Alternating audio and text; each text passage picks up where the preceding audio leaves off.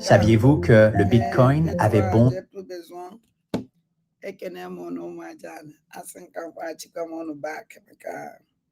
Kene nwoke kene nwaanyị kene ikwu kene ibe kene nze na ọzọ kene ụmụ okoro Igbo jide ebube kene ụmụada na ụmụ ọkpụ kene ndị chi ana Igbo niile ndị mbụ na ndị ekene ana Igbo na ada mmụọ na ekene kene nna m Igbo kene nne mụrụ Igbo kene anya na anụ ụbọchị na anụ Igbo jide ebube kene mmụọ nwe ya nwaanyị iji wee na-ekwu na-asị na ekene m mmụọ nkwọ kene mmụọ eke kene mmụọ oye na mmụọ afọ sa na ada mmụọ na ekene wee kene mmiri niile nọ n'ala Igbo kene mmụọ nwe ya mmiri ana m ekene mmiri niile nọ n'ala Igbo na-ekenekwa mmụọ nwe ya mmiri nọ n'ala Igbo wee kene obi Igbo kene mmụọ nọ n'obi kene ọfọ Igbo kene mmụọ jidewe obi Igbo niile ada mmụọ na ekene wee kene aja ana Igbo nna nke a mụrụ anyị niile na ya ka anyị ji wụrụ ụmụ aja anyị wee kene mmụọ eji wee biri ana Igbo mmụọ niile Igbo ji ide ebube bido n'isi wee ruo na njedebe ana m ekene ụnụ niile ada mmụọ na ekene wee kene eze Chukwu oke abịa ma ezichi m nna m ana m ekene gị ọkwa gị nwawo mbido gụnwa ya akwụkwazị njedebe ngụwawo ikwusigo and ụtọ m n'isi na-ekwu ụtọ nke ya dị mmadụ ya emeche nji nwunye na m ana m ekene gị anọnyela anyị ụmụ aja na ndụ nne ụbọchị taa bụ ụbọchị nne nne bụ ezigbo nne ụbọchị taa bụ ụbọchị nne nne mama arụ ndị rere n'uwe rika mana ezigbo ndị bụ arụ nerere n'uwe ebuka ụbọchị eji ekene ndị bụ nne mana ọmarịcha n'ebe arụ ndị rere n'uwe rika ịmana nne mama bụ arụ ndị rere n'uwe rika mana ezigbo ndị mbụ nne amaka oye oye ndị mbụ nne dị ụsọ ọmarịcha nne bụrụ bụ ekene dịrị gị ezigbo ndị m ji na-eme nọ na-eme ekene mbụ ọmarịcha ndị Igbo unu niile n'ala ekene nne mụ ọmụmụ nne Igbo ekene dịrị unu ada nne ekene ekene me ana m ekene afọ mụrụ ọmụmụ nne bụ nne ana m ekene afọ mụrụ ọmụmụ nne mama ana m ekene afọ mụrụ ọmụmụ ndị bụ nne ezi nne n'ala ekene ezi nne ezigbo nne ezi nne nne Igbo nne niile nọ n'ala Igbo asị n'ala ekene afọ mụrụ ọmụmụ n'ala Igbo ada ekene ezigbo nne nne ụmụ Igbo afọ mụrụ ọmụmụ n'ala Igbo n'ala ekene ana m ekene nne bụ nne n'ala Igbo niile ana m ekene nne mụrụ ọmụmụ n'ala Igbo ana m ekene nne ezigbo nne ana m ekene nne ezigbo nne mụrụ Igbo n'ala ekene nne Igbo kene dịrị nne ndị Igbo n'ala ekene nne Igbo ekene gịnị ụmụ aja na-ekene m ụnụ ka ụnụ dị enwere ibe mma akpọrọ ụnụ geenụ ntị ka ụnụ nụ ife anyị abaghị program achọrọ m ka amazikwa m onye wasendiri m yourself and the boy carry out. Ihe nwetakwa onye sendiri ya ihe ya mba urili uriti ana m ekene ndị niile sendiri m ụka nne ana m ekene unu ndo na ụmụ ajani ebe unu chetara eme a na-ahụ ibira chichi nnukwu ọnụ ndị na ụmụnne m geenụ ntị ka unu nụrụ ihe mmadụ na-eche sendiri ntata 646 mba 1123 ka mmadụ sendiri m ihe a gee ntị. Hello, good morning. Good morning, everybody. Everybody went to come contact again. And the problem is where I wanna, and I have what is up. Obro chalk, okay, budget. Obro pencil, okay, budget. It's one of the people name operate in the higher education level. Everybody was a terrorist on you. Including you. Go and won you against Simon Appa. Now, if I can get a goes out of the road terrorists. Look at a green egg, you give an egg. We will not offer a terrorist to you. Now, Kedonya is woman, said Belosago. Everybody was a terrorist. Look at you. Look at you, your age. Look at you, your age. You still make yourself as a kid. Then another one. Finland do no jero. Finland do jero. Kerodun na ha we weje. HMS Amanap and you suspension 4 weeks. You charge suspension 4 weeks. You know behano. Okay, well notice me kitchen. At the moment your suspension, the leader in your suspension is good. I can go through when you. After everything, you may hate your email. Leave please in Finland. If you kiss it, we will learn about it. Who give you to me this attitude? Can you feel away? That's my question. Who give me here in a minute? Can you feel away? The people media warrior. It is a media asset. Media asset. Media gossip. Huh? People was talking the other day. Kisi Finland, you agree with that? In a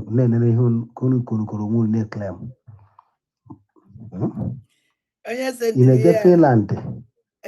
Fine. Ugo bes. Gini kezi ye patayano.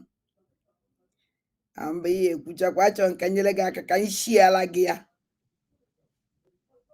Onya any suspension until further notice or Daisy do to yana go do that thing before put anything on them. So which is the year and made that was hard again to destroy and go anywhere else. Look at you. Guys, okay, una the mother made the protest. Ask yourself question. How many you people are? Anna Yogan Kerry. Later, Ruru Finland. Now, go and starting your own with your people and then later. Then I work by Hanakana deny a Kwabukoro. A man your video and everybody was watching you. Government Finland and then people are in how many millions of Biafrans are watching you? The way I disgrace it. You can again a hand and make a difference in this earth. They follow the man, Dana go how Kagemalife. It's how it. Each and everybody with it to you. In a nature, we ganya. Still, the Patawa. Can it only be like Carolina onye suspension. Osmonya ijaka. If we other place. That question Cherejo. I'm very sorry. I'm very sorry. Nihi nemo. Tiago Salona form go your own group. Kuna follow una form go. Ngamaweze na kaina inene ku. You so Nande Carlo. You people follow Nande Carlo. They are guessing Nande Carlo. Now, or drop what you could do as a second year. You people are not tackling why are you me?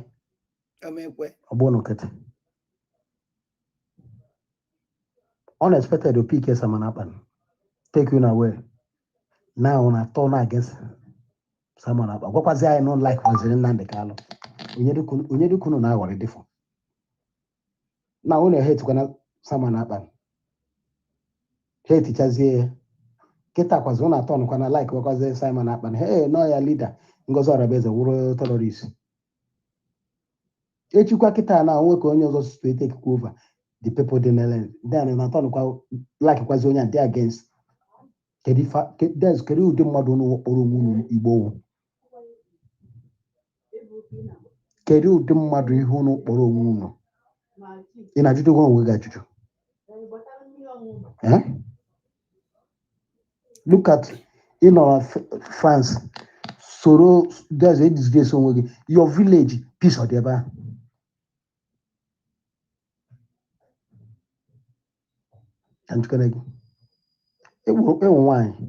Your village meeting.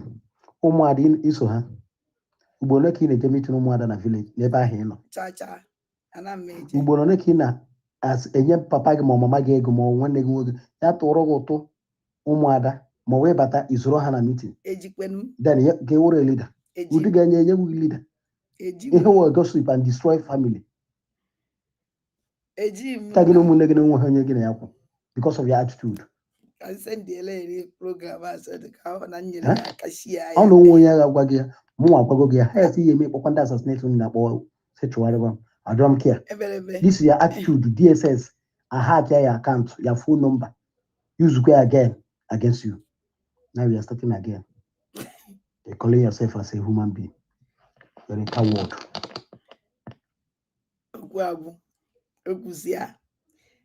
Nwanne m nwoke sị m kọtụ onye no aya mma kọtụ ya no ọ ka mma and mma kịta sendiri ya the program ka ọ watch ya ka ọ fụ na nyere ya aka shiala ya so ọwụ na onye na-echazie ebe ka ya wa anụmanụ nọdụ sị na ugo gịnị ka a na-akpọ ya onye a nọ na my contact first of all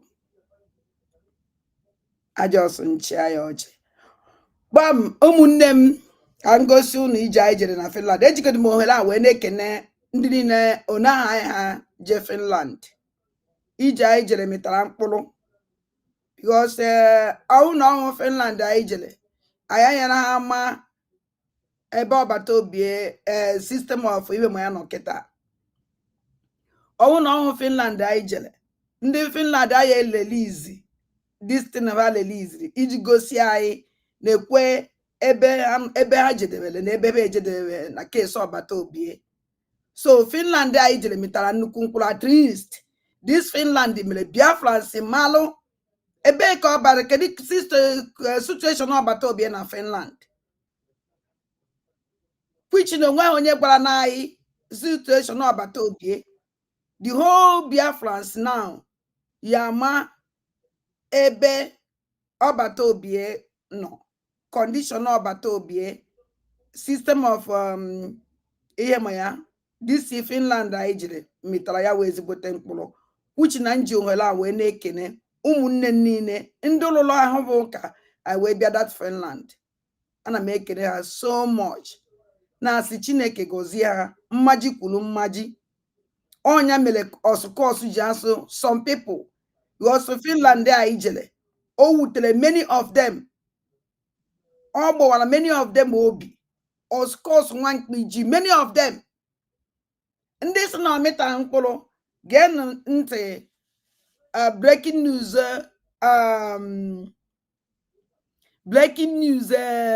ikukuna yesterday.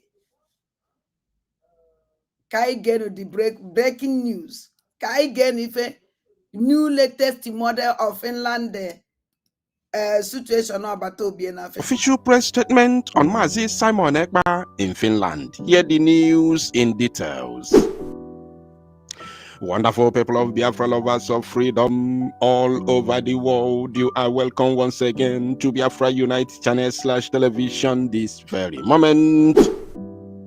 Today's date is 10th of May 2025, and I have a very important information and video clip for every one of you listening to my voice right now from wherever you are all over the world.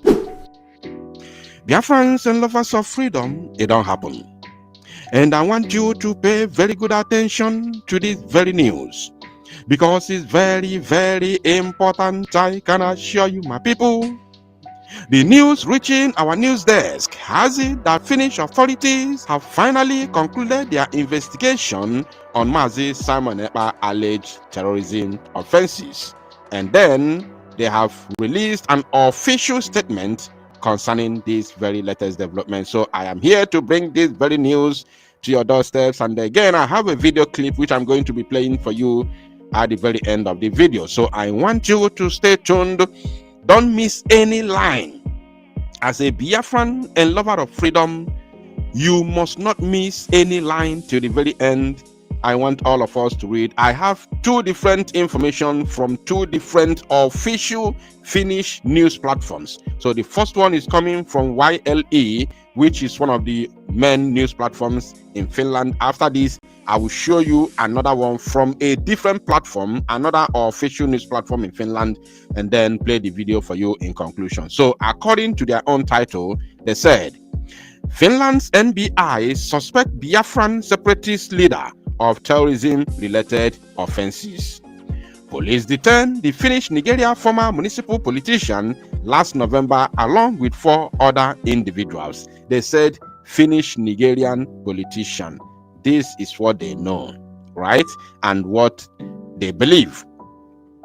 But we all know, we, the people of Biafra and the zoo themselves, everybody is aware that Mazi Simon Ekpa has officially denounced his engagement and citizenship with the Zoological Republic of Animal Kingdom, Nigeria. First of all, he turned his passport on a national television, on a camera.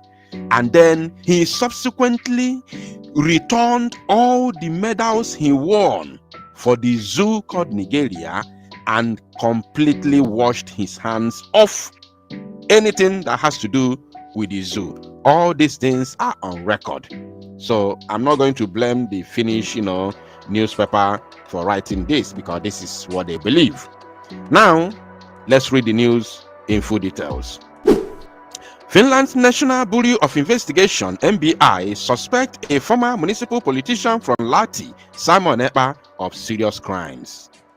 Following a preliminary investigation, the NBI said it suspects Ekpa of public exhortation to an offense committed with a terrorist intent and of contributing to the activities of a terrorist group. The suspicion stemmed from a large-scale terrorism investigation carried out by the law enforcement agency. Police detained the Finnish Nigeria former municipal politician last November along with 4 other individuals. Now, this is the official statement, the press release we are talking about now. As we suspected that the consequences of the public exhortation and the activities of a terrorist group occurred in Nigeria, we cooperated with the Nigeria authorities during the criminal investigation. The lead investigator, Detective Superintendent Otto Hitunen, said in a press release on Tuesday. I know why I'm taking it gradually so you understand it properly. Otto Hitunen, this man is detective and superintendent of Finnish police. he said in a press release on Tuesday. Now, pay attention. Let us speak briefly about this. I want to digress a little. According to his statement, he said, "We cooperated with the Nigerian authorities during the criminal investigation." Now, I want you to note this. We cooperated. Some of you who do not understand what is going on may say, so Finland is cooperating with Nigeria to carry out this kind of act against Biafrans, so that means they do not like us. No, it is not like that. And I want you to differentiate. I want you to separate these two words, or three words, if I may say. Cooperation. Cooperating with the zoo is different with, colluding with the zoo or collaborating with the zoo. These are two different words. Collaborating with the zoo, colluding with the zoo, and cooperating with the zoo are different. You can cooperate to do something that you don't want to do because you just want to do it, at least to show that you have done it. That is cooperation. But it's not your mind. Your heart is not there. But you need to cooperate, at least to show that, yes, I have done it. That is cooperation. But colluding or collaborating is when you are intentionally colluding with a third party to commit a crime or to do something intentionally. That is collaboration or colluding with Nigeria to do this against my Simon Epa and Biafrans at large. So they are different. I can assure you, for them using this word is a relief to me. Many of you may not understand it. They say, we cooperated. They cooperated with the zoo because the zoo and other bodies, especially Britain, have been accusing Finland of shielding Mazi Simon Epa. You also the so-called CDS Musa making videos upon videos accusing Finnish authority, Finland government, of shielding Mazi Simon Epa. You all saw it. So they have to cooperate, yes, to carry out both the arrest, the detention, and the investigation. And anybody thinking that Finland is going to do anything other than what they have done already, you are joking. And the zoo is aware. That's why they are now retracing. That's why they are now retracting their words. You saw yesterday, I gave you the news yesterday, where their so-called Attorney General of the Federation and Minister of Justice, was ranting, denying what he has already said about them, trying to extradite Mazi Simon Epa to the zoo. So they know. They know that they have failed. They also said that they are waiting to see the outcome before they know the next line of action. That's why they are delaying the case of Mazi Nnamdi Kanu. They would have used that accelerated trial to do something bad, but they have seen that what they thought about Simon Epa is not what is going to happen. That's why they have started. Can't you see that they have started again to delay? It's no longer accelerated trial, so to say. They are now delaying it, taking it gradually, postponing it, till further not to even keep as well. How long? I don't know. Because they have seen that what they thought that could have happened to Mazi Simon Epa is not going to happen. So he choked them. Now, let's read. The other 4 individuals were released during the course of the investigation, the MBI said. Epa has been implicated in criminal activities before. In 2023, Finnish police detained him on suspicion of fundraising fraud, but he was released later the same evening. Epa's separatist activism has drawn global attention, particularly his calls to boycott Nigeria elections. He has also publicly justified the use of violence. You see, the zoo is the one who brought the violence to Biafrans. Biafrans have never for one day planned to defend ourselves. And Biafrans are not violent, and Biafrans can never ever be violent. But when you speak, they shut you down with bullet. When you say, I want to be free, they shut you down with bullet. What do you expect? Look at Mazi Nnamdi Kanu. What did he do? He has been held in solitary confinement since 2021 in a DSS dungeon in Abuja. What do you expect others to do? When the Biafran people come out on the street to protest with ordinary placards, they mawu them. The zoo police, the Nigerian police and army maul the Biafran youths in the broad daylight on a regular basis. So what do you expect us to do? Somebody must rise up to defend his people, and that is what my Simon is doing. So it's not about violence. Self-defense is the inalienable right of every human being all around the world, not only in Europe and America. It is all around the world, everywhere in the world. You cannot fold your arms and watch people to come and cut off your head. It is only a tree that hear that they are coming to cut it off, and that tree will still stand there. As a human being, when you hear that somebody is coming to destroy you, it's either you run or you defend yourself. That is the truth. That is the gospel truth. It's like that all over the world. And there is no any law that prohibits self-defense. And that is what the Biafran people are doing. And that is what my Simon is leading. Now, the case is headed to the Deputy Prosecutor General for consideration of charges. Oh, so you are about to charge him. So all the allegations, all this why there have never been charges against my Simon. It was just verbal allegations, terrorism and criminality, blah blah blah, all those nonsense. He has never been charged. Now they have concluded their investigation. Is about to time to charge him to court. You see? But the zoo media will be giving you fake news everywhere. Now, Nigeria, who did this to the zoo? Every day they give you fake news, fake informations. Thank God that you have people like Biafra Unite and other genuine broadcasters. Or let me not even talk about Biafra Unite. Thank God that Mazi Nnamdi Kanu came and opened our eyes and made us to understand the importance of media and publicity. If not, if we were still listening to Radio Biafra alone, and you see the way they are using Radio Biafra to do caricatures since 2021, so let's continue. Now, I want to show you from a different platform. This one is from Daily News Finland. I'm not going to analyze it because the news is a bit similar. So I'm going to read it in full and then play the video for you. So pay attention while I take you through the news. And according to their title, they said, ex-Finnish Nigerian politician suspected of terrorism offense. Wow. The National Bureau of Investigation, NBI, suspected one person of public exhortation to an offense committed with a terrorist intent and of contributing to the activities of a terrorist group, said NBI in a press release on Tuesday. According to local media, the suspect is identified as Simon Epa, a Finnish Nigeria former politician of Lati. The NBI completed the large criminal investigation into terrorist offenses stated in autumn 2024, and the case has been submitted to the Deputy Prosecutor General for consideration of charges. You see? During the criminal investigation, 5 persons were held on remand, 4 of them on suspicion of financing a terrorist offense.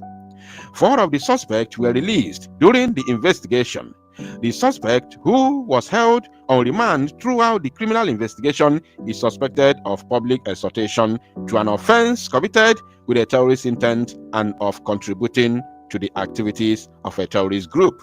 This is a mere allegation by the zoo government, the zoo terrorist government. Let me tell you, the zoo is the real terrorist. Only terrorist people. Not individuals, because they fan terrorism. Are you paying attention? They fan it. They train it. Even the soldiers, the army, the official Nigerian army is a Boko Haram infested military. That's why they go about. They don't just unalive people, but they butcher them. They even play with their legs, their intestine, their hands. The videos are everywhere. Evidences are bound. The videos are everywhere. I'm not just making up. I want Finland to make also investigations on the zoo, army, and police. Yes, because some of the, or should I say, many of these videos contain gory images, and you can play them on the social media. But when you're on WhatsApp groups, you see the videos. They share it everywhere. Yeah. What are we even talking about? Now, in conclusion here, as we suspected that the consequences of the public exhortation and the activities of terrorist group occurred in Nigeria, we cooperated with the Nigerian authorities during the criminal investigation, said head of investigation, Detective Superintendent Otto Hitunen of the NBI. So if you pay attention, you see that it's almost the same thing. It's the same news that I read from the other side, but I wanted to show you from two different platforms, which are official news platforms of Finland, so that you will understand that this is official. And then I'm going to go ahead to play the video for you. So my people, watch the video to Salo Nomozia and make it go viral. Okay, thank you for coming to Finland. I can understand your heart, how much you're wishing to see Simon to be free. And unfortunately, the situation has been so long. And there was an article in like a daily newspaper, afternoon paper, 2 days ago. And I don't know outcome. They say that this investigation is already done, and now they are like thinking if they have a foundation to accuse about this, what they are talking about.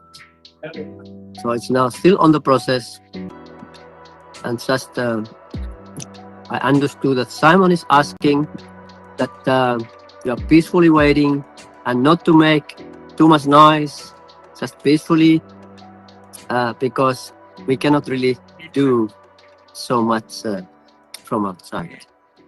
It's like legal process, and they are doing this as they can. So I'm sorry, I cannot say more than that. Yeah, I'm so too. Thank you. But I must just encourage you and hope all the best. And sometimes politics. Now, Kaikuseba, Kandrese Joshua. Onwa. Joshua Onwa nwanne m nwoke. Ama that na dande mbụ na ndị egede na phone ofu n'obi. Yes. Ama that na dande mbụ na ndị egede wo problem there on. Yes. Ama that no amara kwuru esi we stop this woman, because this woman is unstoppable. Ana ekwu nke emere. Nke mere na ajụ oyi eme m ọzọ. Ọdọtụ aka m esi na-eme na-aga. The only thing no capable, the only thing nwere ike imenwu for this njem nwere onwe ịnọ na social media platform by platform na ede ife ị na-ede na ọgwụsịa ife ihe eme. Number one, you don't capable to put your face ka amara onye owo. Inwenwu ihe like this nonsense I send the voice message nyere aka share anya this morning. A man that enwere iru enwere boro na na bi osukoso adande mba na ndegere no na bem nezuru ike na asugbuye. Instead oye je ka nwunye eri ya aka na azu o oje chọ activity oye emewute ụmụ ya, because anọ m ebe ụmụ ya na-ekwu gosi na family man. Mana ife dị ya mkpa ọ na-ala nwụla osukoso ada na asụ ya, ọ na-eri nri osukoso ada na asụ ya, ọ dị nda ka Chineke na-enakete no chọ ofu ibe nye ha awezu ike. I don't know why, of course. Instead, people with a problem. I can engineer Akashianya.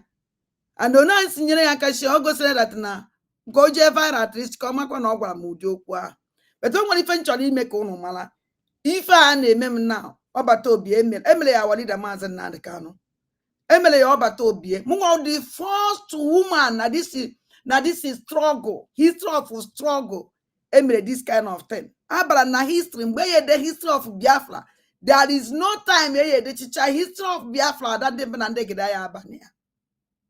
So my brother Joshua, this news before I je Finland, yes, us up on Tuesday. Before I je Finland, enoria. Do you hear it? Ongoronye kologiano, ongoronye gwaragiano, owu na meja ye Finland. Where they protest, can you hear this news? If a news happen, is it the first news happen na Kobatobie? Oneke no, oneka akologo. Do you hear it from so-called surrogate woman? ịnụrụ ya n'ọnụ ya onye na-esogete onye onyere hand over. Do you hear it from him? From her, I mean to say. Auzi an idiot na magbaji pebe pencil, na magbaji select, kenji agbaji book, now we literate. The problem is some people anahanum gwenneku na magbaji select. Agbaji mu pencil, kenji agbaji chalk. Ama mo yuba so. Man, if you want to do that, get agbaji pencil, agbaji chalk, kenji agbaji select, kenji agbaji kunyi, mele. Nyangwa no weji certificate, guru akwụkwọ guru isi nọrọ n'ọkpụ n'obie emenwuye. Who knows him upon all his certificate? Ajụjụ na-ajụ that will be somebody. Obi nonsense. Ajụjụ na-ajụ ya. So, nke ahụ problem. So, my brother, if I don't go to Finland, yeah, I know this news.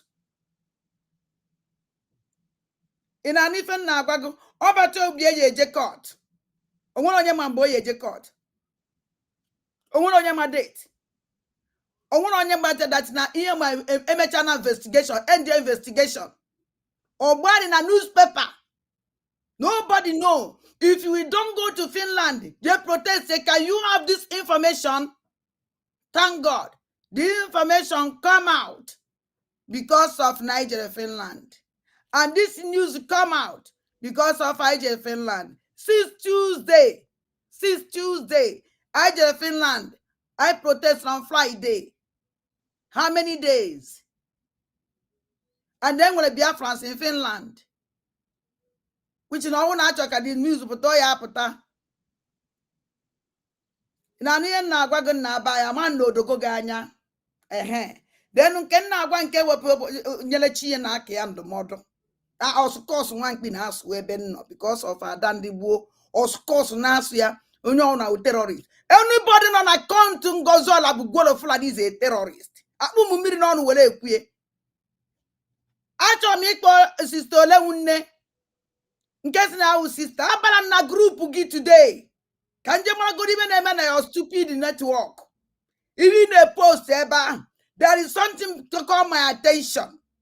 Sister Leune. I never seen such a thing before. I is surprised. No, this thing come for ya. Omo mas ba ye bubu chafa. A load over na hillocks and those guys uniform. Kebe bulu mazia. Keonandu bulu mazia. Oh my question. Which mate ye no to no case in uno. Ka fu that in neku. E bulu about to have the years about 40 something boys. You qualify for white. All of them use the same uniform, white. Goes in at these boys no somewhere name is something. Abeba and Bobusi all of them. Goes in Umazia, sister Leune, sister ne Buocho, sister na support umpo, amona na sister ne malo, ebe no can no we Maria. Email munenyo zindu some nenyo zindu sister enyo. Na sister ma trust kita u sister muna na abo mekoribe. Mana kwe flow to self in this sister because of you. You were disgrace, sister nyawune to all sisters. You were disgrace. That was Richuga as a sister because he never traffic Jaffa. He never traffic cause. He never traffic cause.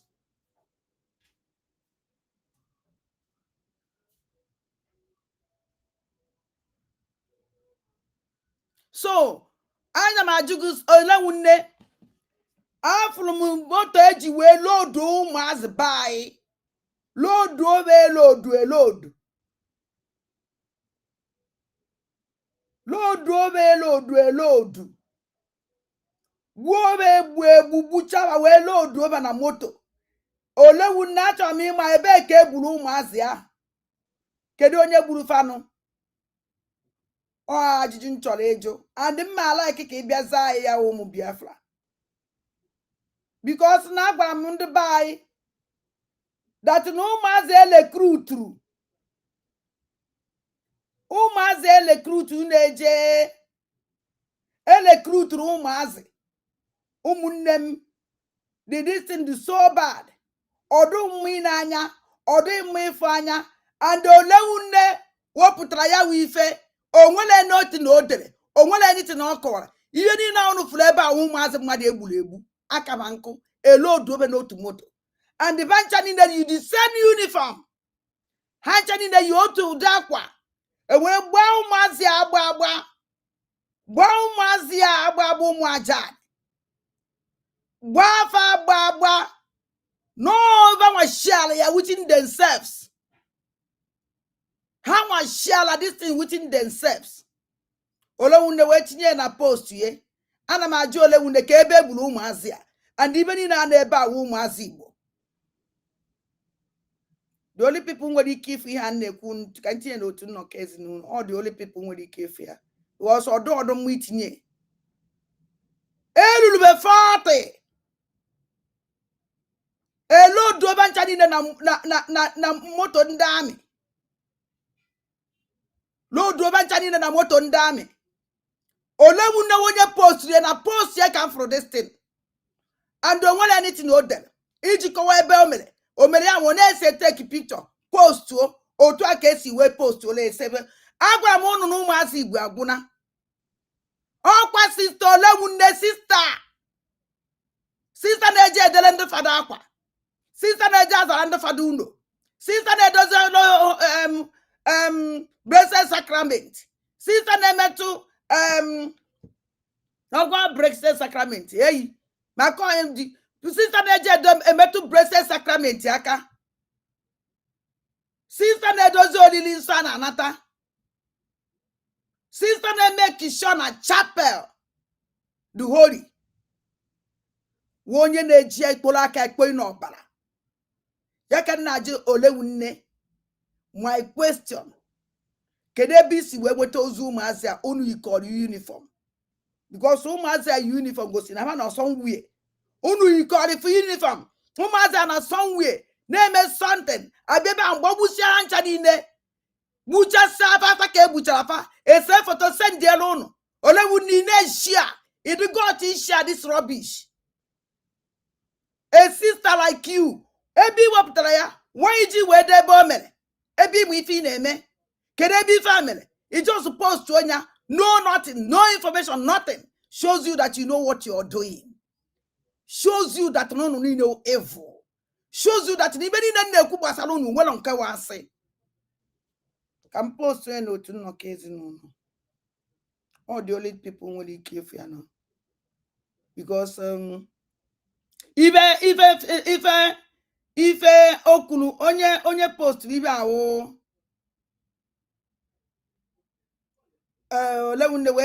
olewunne wee tweet yari anya pachari na the same group ife o dere Finland government obe akwa ọgwụcha so ana m akpọ olewunne ka ọ bịa gwa m ebe kapa nọrọ were gbuo ọchụ a one ndị kapa gburu because I could that na the first badge ụmụazị ekpokonọtala na-egburu all of them egbu ekwuru m ehie olebi jus kwuru ihe onwere onye kwuru okwu jezenu kunu watch ndị nọ n'otu nnọkọ ezinụlọ let them go and watch ihe mụnwa posturu ha onwere ha watch anya famarazie na ụmụazị egburu like this onda just gbagbusie ụmụazị ayi nwere ihe ncha niile yi uniform eyiba dise na enu akwa dise na akwa ka ncha niile yi dise na akwa ka ụmụazị ayi dise na akwa agbagbusie ebe ncha niile load obe ncha niile na moto all of them say picture send ele ha na-enwe aṅụrị every day ndị ọbara dị n'aka ndị na-egbu ụmụ ajana ndị na-egbuchasị ụmụazị be anyị abịaba ebe a na-akọrọ bish anya na-egefe ntị anya na-edefe anya kwari na na-egbuchasị ụmụazị be anyị unu luzie unu enene the same troys akafa ncha niile the same enu efe ka ncha niile the same thing oibe akwala chịkọ ịba mewe ka mara na ha na-aba amị ewekpọrọ ụmụazị aje dị maọbụ gbagbusie ha na-epost within themselves ebe ba na-eche bagwa ya ebe o mee bagwa kedu ndị gburu ndị a ya na kata were se photo shiawa aya na-enene foto ụmụnne anyị egburu egbu aya na-enene foto ụmụnne gị egburu egbu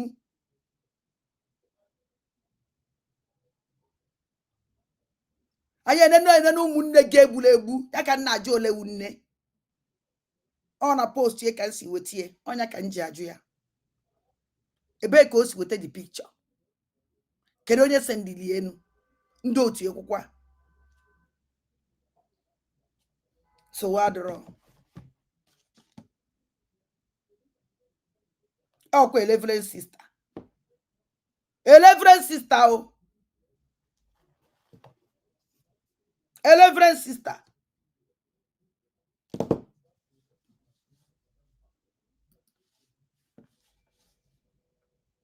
ana m abịa n'ọsacha m iwepụta something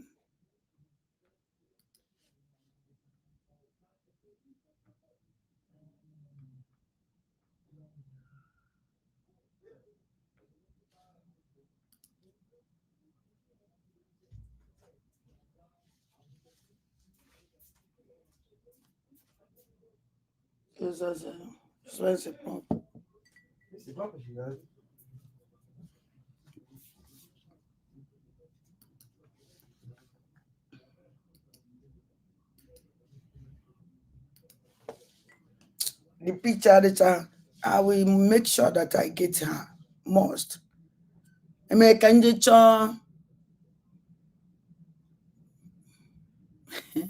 as Ikenna say Ikenna ọnụ a oke adụ ka nwanne nwoke onye nke dele m nke ọzọ dise na ọnụ a amazịrị m nke ọdụ ka nwanne nwoke ka ahụ Ikenna ọnụ a the other one is somebody ọnụ a ọwụ na ofu nne ji mmadụ na-aba atụrụ mụle ebiri gba aka nwa asụsụ Sabo France ọsọ ife woman nke ahụ innocent mba chele ka m bịa ọsọ evil woman nwanne nwoke si na gịnị adụkwa ka ofu nne ji mmadụ na-aba emefuru m nwaanyị ewuchi m ọnụụlọ nwa nke ahụ Joshua ọnụ a onye rere ọnụ nwa mgbe ngwa budu foni nwe nwa nwadenu ha ofu nne ọnụ a ka ị were fu na ọwụ na ofu nne ji ụmụazị a adị sorry for their mother and their father because for a dimkpedo na nke a jiri isi zachie ebe niile ivu ka nkọ nke a na-akpọ Ikenna ọnụ a adị sorry for you people n'ụnụ asọwụ na ofu nne ji ụnụ ọgba aka nwa complete ụnụ dụmụ iti na-agụ aja ọbịa ụmụ anụmanụ erie ụnụ na ndụ ọsọ ịmụta ụmụ nwoke na-abọdo otu apụta na social media achọ ndụba na-akpa iwe disgrace to your family and they disgrace to ụmụnna ụnụ fia ọgwụlụ ọgwụ ule Chineke enyekwana m nwa dịka ụnụ ji eme gịnị na na-eke o nwere ihe m chọrọ igosi ụnụ hie ụmụnne m ụnụ bata ụnụ a na-eshi a o nwere ife m chọrọ igosi ụnụ akara m igosi ụnụ pikchọ ole nne mana enweta m ya ọfụma mana m na-emesịa nweta ya nke ahụ shọ then after ka anyị jechara anyị eje na fundraising yesterday mana m na-egosigodo the most important news dị m mkpa karịsịa ibe onye esinepụta anyị na-egi geenụ ntị ka ụnụ nụrụ ife this man kwuru hie geenụ ntị ụnụ nụ ife this man kwuru ebe a Honorable Gadi, I'm from Plateau State. Mr. Speaker, you will only understand the heaviness of the content of this motion if we are privileged to see the picture of what Boko Haram did to Giwa barracks and other attacks within military formations in Borno State. Mr. Speaker, the pictures I saw, I am scared. I am scared whether the safety of the Nigerian civilians within the Nigerian territorial land can be guaranteed. Mr. Speaker, we budgeted for money, arms and ammunitions, tanks numbering more than 40, including other platforms that belongs to the Nigerian military that is aimed at safeguarding our people have been taken away worth trillions of naira by Boko Haram. How can we guarantee the safety of the Nigerian people in the circumstance that the platform that are meant to protect these people have been taken away by the enemies of the people?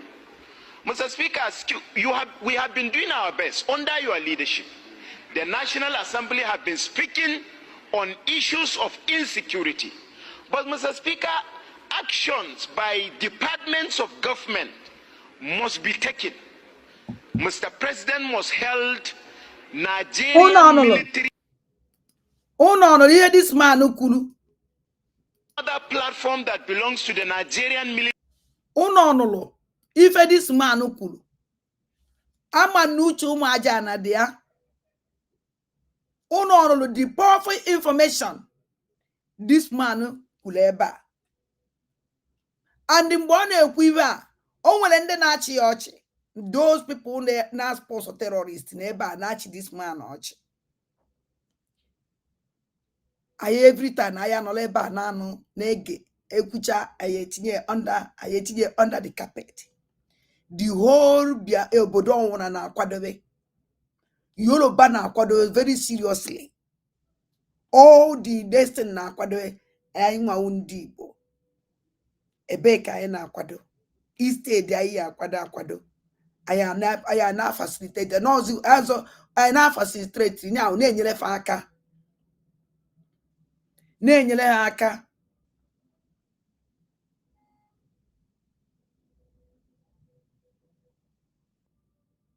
Na-enyere ha aka. Aya na-enyere fa aka. O nwere so ọkwụ nụrụ how many na-ege ntị. Military that is aimed at safeguarding our people have been taken away worth trillions of naira by Boko Haram. Okay. If vagole ammunition vagoro, ayeji we secure onwe fa. What to trillion.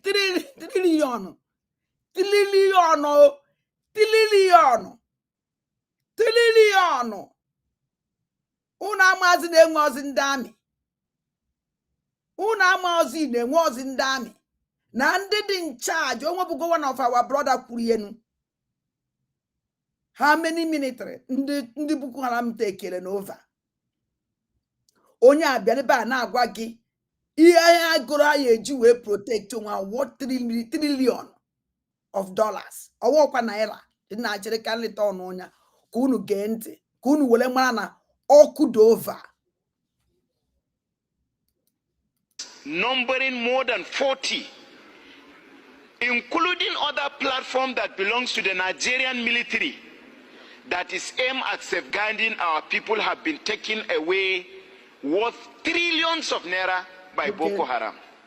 How can we guarantee the safety of the Nigerian people in the circumstance that the platform that are meant to protect these people have been taken away by the enemies of the people? Okay. Mr. Speaker, we have been doing our best under your leadership. The National Assembly have been speaking on issues of insecurity. But Mr. Speaker, actions by departments of government must be taken. Mr. President must hold Nigerian military. Okuna anugie. Ama no dolo n'anya ife unu nụrụ hie na ọkụ dova. Ọkụ dova. The only thing na eme ka ndị be anyị mara because ndị ndị afta ndị Igbo mụrụ nze m ọzọ ọha nwa ndị mkpa m agwabogo m ekwuona m ihe akwụkwọ ya ọzọ. These people agwagogo m agwakwa ha ọzọ. Ọ bụrụ na anyị nọrọ gụkọ aka gụkọ ọkpa na-eche, if you don't get up na ụmụnna, anyị get up na community, anyị get up n'ebe niile, anyị anọrọ na-achụgharị business moso ya elu, o nwere ike ma ga-eji n'ọkpago balụ na begida ide. Mmadụ niile anyị anọ n'ihu agha. Abịa n'obodo, o nwere ndị nwere obi. Ndị agha enweghị obi, anyị ewere ego sọpọtụ obi, ego fa awụrụ obi fa. Dịka onye anyị si ekwu okwu Biafra na enwe Biafra liberation. Ndị ahụ, those our angel ahụ, ndị nwere obi. Anyị enweghị obi nọ n'ebe ahụ. Ibe obi ahụ ego. Make sure na o nwere ife lose. Make sure na o nwere ife alak. Make sure na ihe niile dị everything. Anyị agba nkịtị. An agent of darkness. An agent of darkness. Agent of darkness. Ewe ụlọ anyị ọgbachi uke. Anyị na-ege ya ntị. Eya park ya one side. Meli ka ọ naghị eme exist. Meli ka ọ naghị eme exist. Make sure that na IBA every that angels are now had intact. Because this woman na lolu bumi Solomon olu bumi anka ọ na-alụ. Va wele go nye ndị Igbo ka fight wa IPOB. Una na-eche na ndị Igbo ka ekwuru okwu ye, not ndị Igbo. Na ndị ekwuru okwu ụmụ Fulani amụrụ na Igbo because ha na-akpọzi ha ndị Igbo. Ha na-akpọzi onwe ha ndị Igbo. Because ha nwe ndị nwere obi ime ife a. Ha nwe ndị nwere obi iso ngozi wele fight ndị Igbo. And I kafa na-eme. Kpatara ngozi oseti ha na ngozi recruit all the terrorists ebubago. Recruit all the terrorists ebubago squad. Recruit all the evil people that against us. Nwere obi. And ha na-emekwana ihe. Anyị na-ekwu okwu some ụmụ anụmanụ amụrụ ụmụ nonsense amụrụ tọgbọrọ anyị na be anyị. Abịa na social media na-ede something. Iche na ndị Igbo, iche na ụmụ aja na-ede ya ife. Ema na agent of darkness n'ọfa na-edi. Na na-ege akwụkwọ na anụ gị ife okwunu. And now, ọwụ that na iwu ọchị ya ndị na-abịa atụ that bomb. Ị nwere ike unu na-anya ndị onye nya dati helicopter dati ihe military jet abịa atụ bomb ahụ. Ọwụrụ onye Fulani, ọwụrụ terrorist. Ndị bịara atụ bomb ahụ. Anyị anọrọ ebe a na-ebe akwa, nọrọ ebe a na-ekwuwasị isi all the time. The only thing mmanwụ enye nna agwa ụnụ. O nwere ihe ọzọ m chọrọ igosi. Ma wetachala esi n'ọba ahụ ụnụ. Ngwa n'ezi anya ihe na-eme na Rivers State. Ndị unofa na-agba ọkụ na-achụzili anyị oke. N'anya the same thing mere na Anambra State. Solu udo melu ebidogo na Rivers State. The same thing. Emego na Anambra State. The same thing. Anyị na-ekwu okwu n'obodo anyị na-agba ọkụ. Anyị na-ekwu okwu na ndị Fulani abatago. Anyị na-ekwu okwu na a na-ekidnap ụmụazị be anyị na-egbuchasị ha na-elechasị ha. Ihe achọbe m Solu Udo time ya na-abịa because m eme program about Solu Udo. And that day, oh ya dị egwu. N'ezi anyị ife na-emenu. Ibe Solu Udo mere introduce. O mere n'Imo State. Ọ na-eme na Rivers State. Ọ na-eme na Enugu State. Nke ahụ system of Solu Udo a na-ege ntị. Kedu ebe ọ dị? All the native doctors, all the people we know from Omo, Una from east because they for sure now. 1 room, don't food for champ. 1 room, over 30 people there inside, waiting for you and juju. All the people will put juju inside of up. When I get 7 days to pack everything, including yourself, come out. If we catch you after 7 days, you know what you are not pack and community go do. All the landlords will give houses to these people. Go tell them, say na 7 days they get to stay no more. We don't go stay for community. People go from anywhere, pack juju, they full inside our community. Husband, 7 days only. At the expiration of the 7 days, we shall be moving from house to house. And anywhere we catch such people, the landlord will also be in trouble. Husband, sanity. Now, even when pass all udo, even when pass these people, undo native doctor, actually from east. Now native and the native doctor won't pass. And I'm actually every native doctor. But under Fulani na be a woman on your guaro. Gwola jebwedi, bujuaro, nyara nuku, nyaikwo manebo bavu, Chukwu Di Ya. Then don't look for them. Ndị Fulani terrorist na-abịa egbufa ya ọgwụ nya ọgwụ karịrị ọgwụ. Ifu ukwu ha juru n'ọgwụ, onu ha juru n'ọgwụ, agbajuru ọgwụ aka, anyakwube ma n'isi, ha karị na-arụ, ha nọrọ eno. Even ha na-abịa na-eje ha na-abịa with their native doctor. Why na you look for them?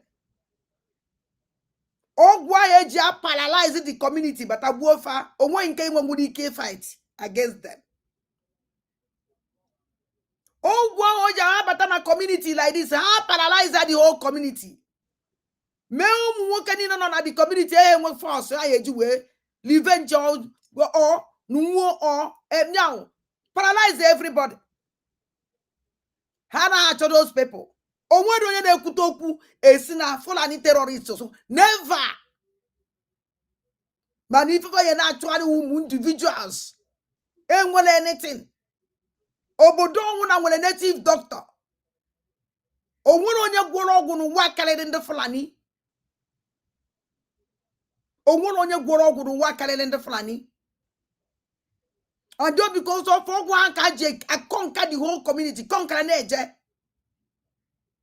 Instead, ndị anyị na-achọ ka ya esi wee je gwụọ nke karịrị nke ha ndị ahụ. Ha na-destroy nke fa nwe. Ha na-destroy ike fa nwe n'obodo.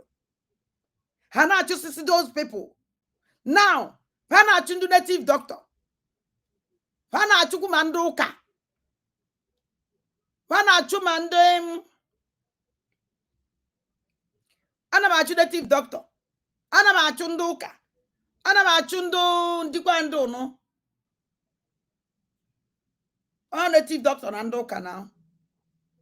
Ọnwụ na-achụsachazie ndị a. Na-egbuchasịkwa ụmụ nwoke be anyị. A na-achụ ndị ụka. Na-achụ ndị ọdịnala. Na-achụ ndị ụmụ nwoke be anyị. A na-egbuchasịkwa ha. Kedizi onye ya defend the land. Gwazie m ife unu nwere eji ya unu eji defend the land unu. Gwazie m ka unu esi wee biro wee defend the land. Ike niile obodo ji biri destroy gị. Destroy nwoke, destroy native doctor, destroy kwa ma ndị ụka wa na-ekpere anyị ekpere. Because ebe ndị fada protest were ne. Ịma na nsogbu udo. Ezigbote nsogbu. Mana ndị fada njeri ije ahụ. I don't sorry for you people. Because kunu pụtara mbụ mma alaika kunu pụtakwa ọzọ. And mma alaika enu ife mere na ata kunu pụtachara njem ahụ. N'anya. Number 4, the rate our young girls they dress today, community say no to it. We no go there. Young girls, the presence of our fathers and mothers, breast they open, they will only pants their waka. From today, such dressing should change. Otherwise, anyone we will catch will not get the authority. We go flog you, naked you totally, so that make that way you don't want hide. Who could help you open up? our boys too, all of them follow for the innocent dressing. You go leave Yash where they cover, you go open and go cover. From today, as we see you, they do that nonsense saga. We will flog hell out of you. Tear down your nigga, make you naked at once. Husband, sanity. The rate too, as we talk of innocent dressing, the way our hair is, you don't fit this community. Community say make every young boy look decent. If you don't do your hair well, you don't be musician, you don't be footballer, even if you be, guess how they put in the day decent. But you see how anything you. This idiot, this useless nonsense in their back. Even in Ande Kukuroleba Undune Bebisi Obodo. On down the criminal. And well, na this community. Na ne kwoku awafaka na eze. Uno no ribe okuru. Umu nwoke ndị na-akpa isi. Ọwụ na akpa isi. Ọwụ na ise ibe na-arụ. Ya o. Genu ntị. Ka nleta ọnụ ya nwajai. The rate too, as we talk of innocent dressing, the way our hair is, you don't fit this community. Community say make every young boy look decent. If you don't do your hair well, you don't be musician, you don't be footballer, even if you be, guess how they put in the day decent. But if you see that of anything you, husband will teach you lesson. Husband. In ano, husband, cause so gini. Only way a musician, it by isigu. Yawo, the musician, on the footballers, on the MFim, on the same category. The women one, the women po, the women alo, it wouldn't want on your musician. It went out of the main road, so bad because he was a musician. Only way footballer, he can do no problem because you have your money. But no one is so that this category. Iwe ikimie. Kedu nobody eti wu. O when they are there we wu. When they are there we wu. Wazem kedi for me. Wazem kedu iwo mi. That in a great patana community. On a one town. And we wu na chobodo. When do one right there we wu. When they went right there we wu. Wazem kedu do obodo dị fa ọwụrụ ndị alụla na na-eti ụdị iwu a ọwụrụ ndụ mpụ na-eti ụdị iwu a ondalụ this kind of people not here in your chichicha because all the worst dangerous people when a community can in your chichi ibe ya agwago na pa ma ndị ọjọọ ndị isi ekwu ọnwụ ndị na-asụsụ ote ka egbuo. The most young one you look at them pull the tire na township born. Abaya on the banana boya. Utawankbi. Live township. Or not as in a village. Terrorize by the community. Terrorize by the community. Always they can the community choose the job in Honda security. When you see security, make a criminal abra over one no bodono. Abala live township, no bodono. Somebody when I call on when he found out, do useless in a life. You will let community go higher and aka. Can you be your coach here? You are the worst individuals.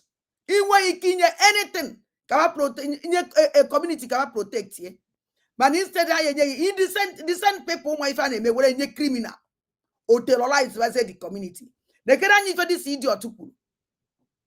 Oh, na this man were decent man. Oh, yes, me who a musician or me because he does obodo. He does obodo. He make obodo. Oh, he would you on you could join enta. Oh, one on yana fuel how do you check? Now, oh, one more galanya. You can do anything, no problem because your father Diego. It will so way. Obadana three you wait on do way ki wando.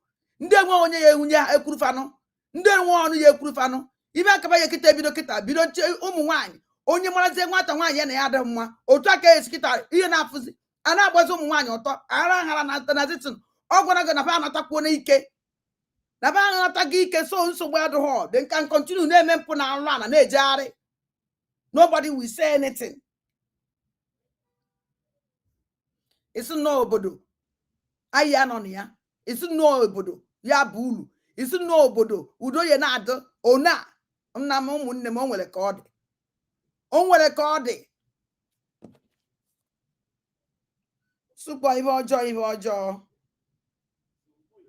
Ịmara ife imere Okeke mee ya Okafọ. Ịmara ife imere Okafọ mee ya Okonkwo. Otu a ka ọ dị. O nwere aka ka ibie.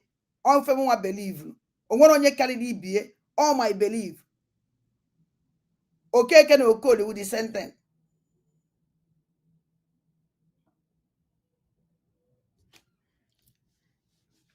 So, onye can say, can wete, konunu. Sanity. Okucha. And they watch at these people and with the same look. All of them. All of them. Ebe to go ike Pentecost. Ike ji egbu ọchụ. Ike ji eme mpụ. Ike ji eme alụ. Onye kafa butel. Ịmarazie na egwu a na-atụ gị. Yirizie trois adọkala adọka. Ịmarazie na egwu a na-atụ gị. Ebe obodo nọ under siege.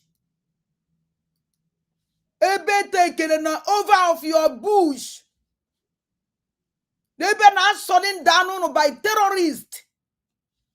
Every time I am international community to come and help us. Help you for what? While you don't help yourself. You help go down work first before you help your international community and not be in Gaka. Yeah, will let terrorists to your own people, to your own family, to your own brothers and sisters. You now present the international community to come and help you to do what? We're not going to terrorize your people. We're not going to destroy your people. We're not going to out the problem of your people. How can they listen to you? How can?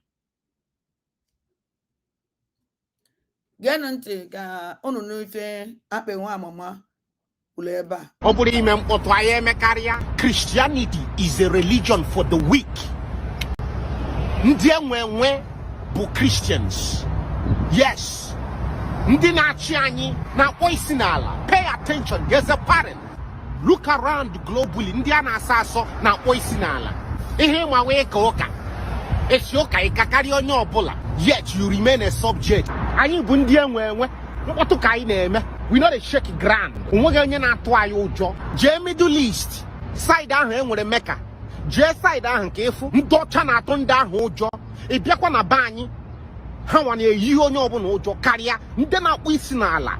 Nobody. Manala Beke. Manala Ndioji. Even now, who wants so day ye gafu. Weakness dinime akukonso. Amagi akaebe. Akukonso again. Togaria can misi magi. Onyana afora left and right. Okuterume. Ngeka akukonso kuru. Togwasa begina Chukwu ga agbatraga senyemaka until Chukwu agbatraga senyemaka nwanne egbuolengo nwanne ebelengi ise were lola nwali enyi nti. I know you laughing right now. Maka so ihe na touch ki nwe the appetite for. And I read you like book. So ihe obula na ekwu di serious. Achom way dumb it down. Ka chi were kwetog ki were kwele ilere na mmadu. Amadi am ihe njiri buru ye n'obi. Because any go more no do. When you go more order, I for just cooperate like ndi when the other BB pop okome. Ejelema alabeke no na now. You feel me? That's the typical Igbo behavior. Amadia mi henje ti gonum. I need dream any nwere ngwaga. I need the roy. Ndachoy mo in the ocha. Achoro mi jo to obodo toraka. Obodo toraka ga-eri ego. Ego obule etoro ga toward imenyi sirike ga gbatra ya ose enyemaka ana achi ayo ochi nda anapụrụ ha oke ha broad daylight onwe ihe ha na-eme nothing is burned down ana achi ayo ochi. Don't you see a pattern? Nke na-achi mbembo onye na-akpụ isi n'ala, nke na-achi we onye na-akpụ isi n'ala, nke jeji bata onye na-akpụ isi n'ala. Agwara ngị sị gị Christianity is religion for the weak. Look around. Now, who they give white the most headache? Allah Akuba. I need reconvert. I can look long enough. Okay, we okay makes us weak. Okay makes us submissive. Onye nsọpụta na-abịa, a ga-agbatara gị ọsọ enyemaka. Oge gị na-abịa, ị na-aka na-eje. Onwego onye na-abịa tụọra m ụtụ ka m were m jee obodo m chọrọ ije jeje mara na onye isi ha oge nye ya ngwa agha. Now, ọkụ nụrụ ife akpị nwa amama kwuru. Dan. Unu nụrụ efe this guy kwuru. Ama m na some people, oye wute some people because na ọkwuru okwu gbasara ndị ụka. Mana okwu a onye akwuru ebe ahụ the most important. The most important. Or if I kwesịrị ime. If you don't, ayo na ya dị wicked. Dam down wicked, yeah, wicked than them. So see how something I would awari the master na ndị kanu kurie. Ọbara na alọ nda na abịa egbu anyị na alọ nugo wa na arụ. Iye gosi fa no nwoke ha nwoke ịwụkwa na ịdụkwa dangerous than them. They will leave you alone. And all I do weak all the time. All ife na-eme na ala Igbo. Anya ọnwụ na-eti mkpu. Everybody na-eti mkpu. Nekwano nwefu nwoke obo ya aka n'isi na-eti. Ebe nwoke ibe gị nwa ịmụrụ amụ nwa ịtọrọ atọ. But azachapụ your community. Zapụ your community whereas azapụ the community. Ayane every time aya nọrọ n'ibe akwa, every time aya nọrọ n'iti mkpu. Every blessed day. And we just say our children.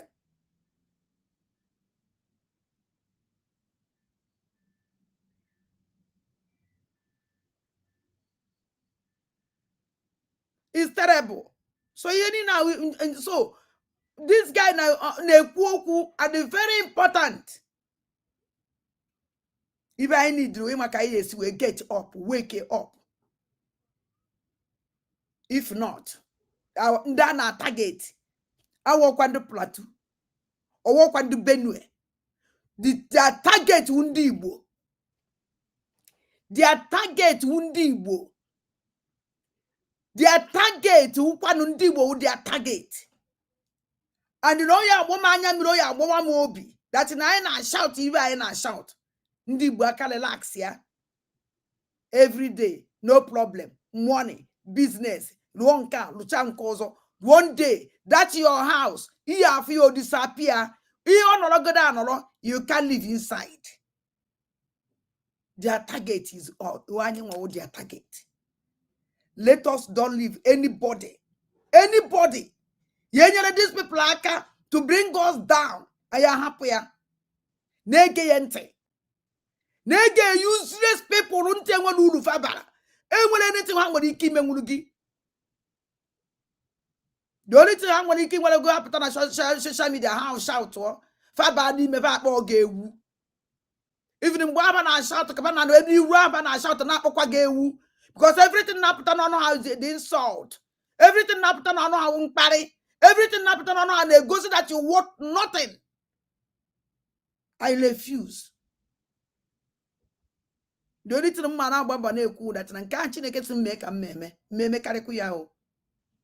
Meme karikari ife neme o emenye mgbe ndị na-agbo uruzie nkịta nwa ibiri achiche ntara nke gwuru na agwụ eje nwa onye m ije ma awure igba nwa ọsọ meje wudu na ije ubunyizi ọsọ gbara mgbe mmere ya agago ibe nwuzi kịta awu ibiri achiche onwezi nke dụnụ tangweji isi atarichana ana m awuyo ayi our men ndị Igbo Igbo mụrụ nze mụọ ọzọ Enugu steeti adago nwere anything o gosiri unu Enugu steeti part of Enugu steeti ya move adago o doesn't show anything Ebonyi steeti o nwere anything o gosiri unu Governor of Enugu steeti lelana ya move lenya were go kendi ya move 110,000 110,000. And what tell them the information here. Which all these useless people call herself surrogate woman. She can't tell you anything about that. She can't even show you anything. They can't even talk about it. Our land is going. We are here shouting every day. Nobody is listening. Some people have to ask now why mad woman. Some people are bound that now we're criminal. Some people are bound now we're confused woman. No problem. Let me continue to be confused woman. Let me continue to be a criminal.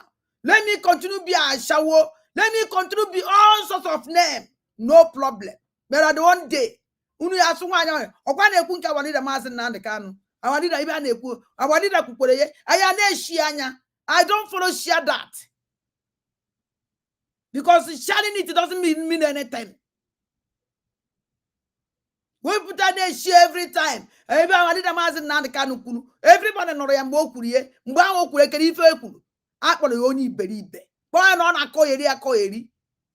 Now, it is a name of the message. I again mba na agwa anyị. Mgba wo tiri no tiri mgba aye again mbo na eti mgba. We don't recognize him. Mbo na eti anwunku. Kita ka inde share zie ka recognize ya. Then kan onu anyị si nu ya mgba akika yesukwa no ya kita. No chakwa gini eme.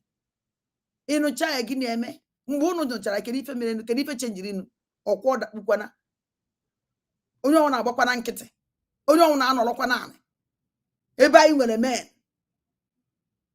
The only people nwere ike no go a ndị na blood. Ekwubugo m ekwukwu ya ọzọ. The only people nwere ike no go a ndị na blood. Ofa nwa ndị ya mbe eji make sure that na family mere ka ndị nọ n'ụlọ kwusi ike naanị kwuru gidigba. Make sure that no one anything for lose. I am on a ban, ego was rubbish, shamrot, one to one. Do not all this rubbish in a buano. Murodocha, no man, anibo, na so ibo, na so ibo. Have you seen a social media? But they see, they deceive woman. In never full and one full animal na Igbo. In nature, no one negumoke. Why can't you differentiate them? One who is who? And I convince you, a surrogate woman, a useless, hopeless idiot. Nane buano noga. I'm noga. I'm born oma noga. The only place he is where born on a gawe patana noga, even the football miri. Ejuaba ebe atwapele tapu ebe ahụ bennia ichozi ime onye nna ya wije na aja na Ọnịcha na fege jebe ebe dere aba nna ya na aja. Are you not ashamed? Inege such a rubbish ntị. Every time a agent of darkness. Mama nke si we wepụta n'ime struggle we hold to feel on I hold Biafra si hostage. Aya boy and kitty. I will have been done but they get on. Unless I'm on because I can never let her. Never. I won't give us some money. I work with this exposed and they made that this is social media. I work with boss and what it goes on G. Every time I put a call rubbish. Get nothing. Okwo kuchago. Only if I was on Charigo soon. Emily on 8. Oh my God.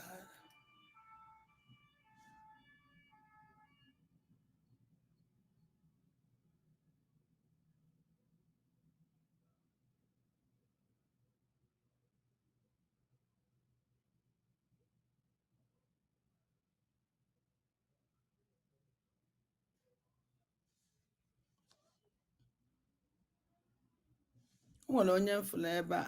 They can shine, baby.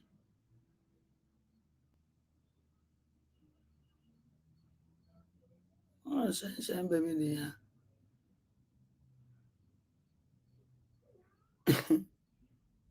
Oh, shine, baby, can play.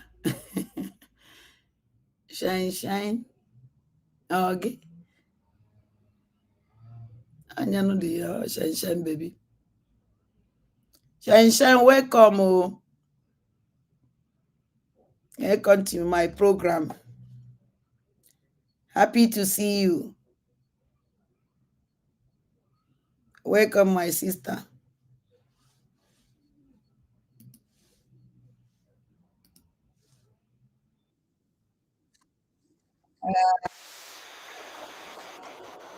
Oh, yeah.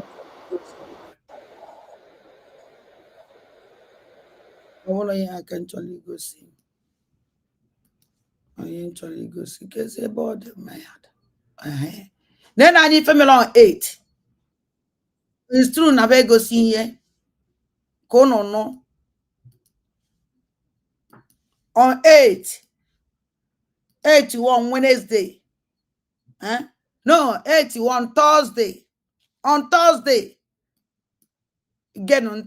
A violent armed clash erupted in Okigwe, Imo State, A between the Biafra violent armed crash in Okigwe. On 8th of this month. On 8th of this month. Get on. About Liberation Army and troops from the Nigerian Army and fighters allegedly loyal to Asari Dokubo and General Musa. The incident took place on May 8, 2025, with heavy gunfire and intense fighting reported from the morning through the day. A commander of the Biafra Liberation Army, identified as Gentle, captured an opponent, accusing him of betrayal. August na May 8 on Thursday. Heavy now clash no. Ena saga sari dokubo. That is nothing like a sari dokubo. No. Epa sari dokubo. Encore.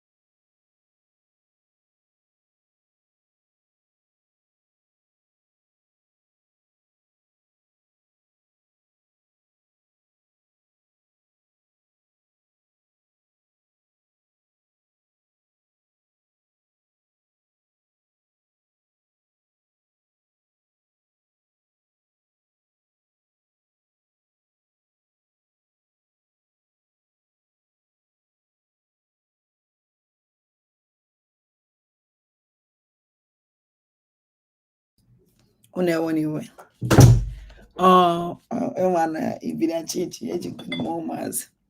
So, get nti umunnem kono ife kuleba.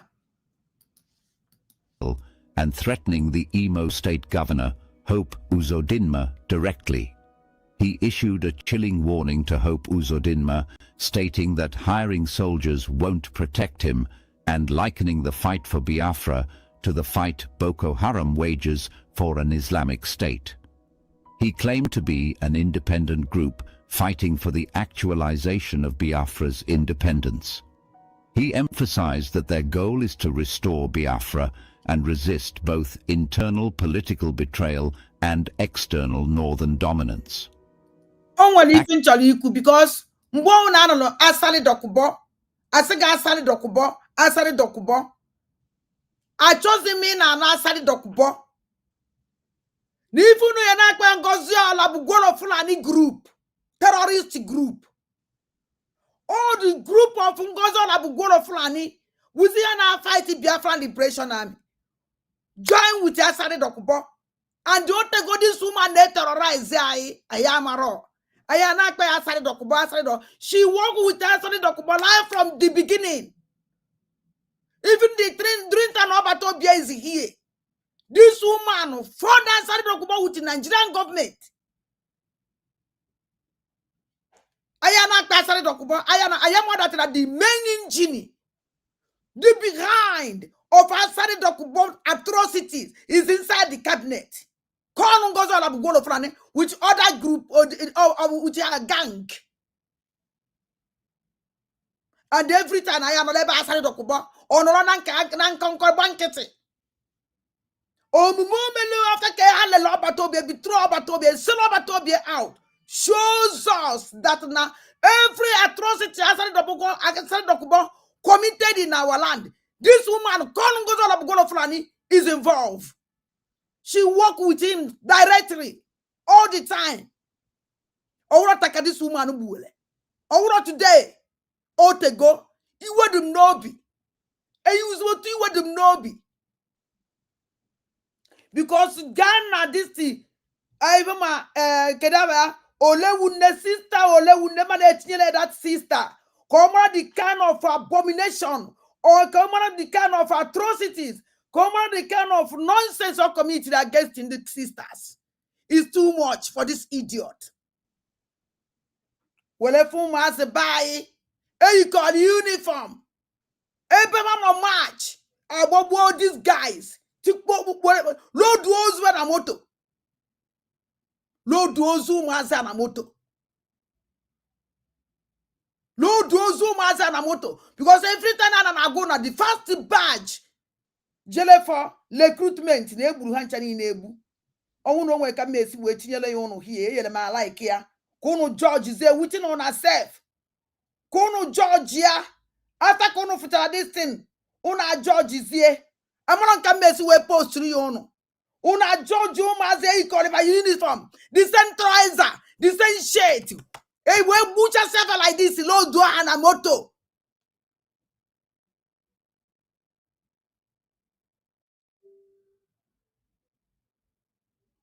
Oh no here. I'm tired. Ikagugomo. Some people are not chief names. Some people are not lay course on them. Some people are not talk rubbish. In nature on deep, we want not talk rubbish because I don't am that now able chilling for something. And they might continue able to fire. Our people need to know the truth. One on you the problem I in well.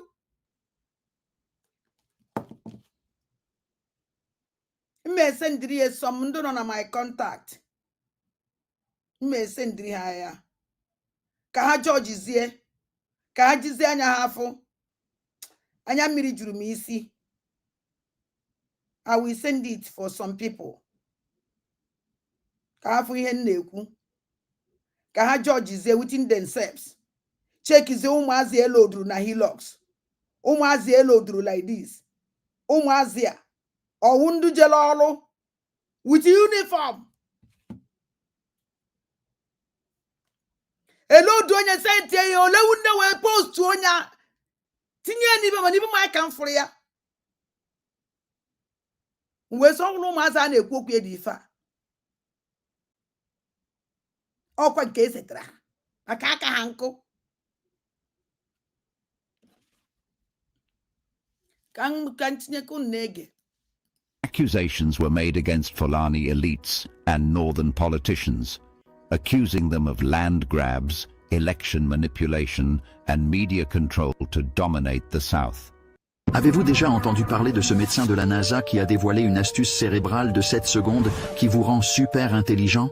Des milliers de personnes l'utilisent maintenant et obtiennent des résultats incroyables.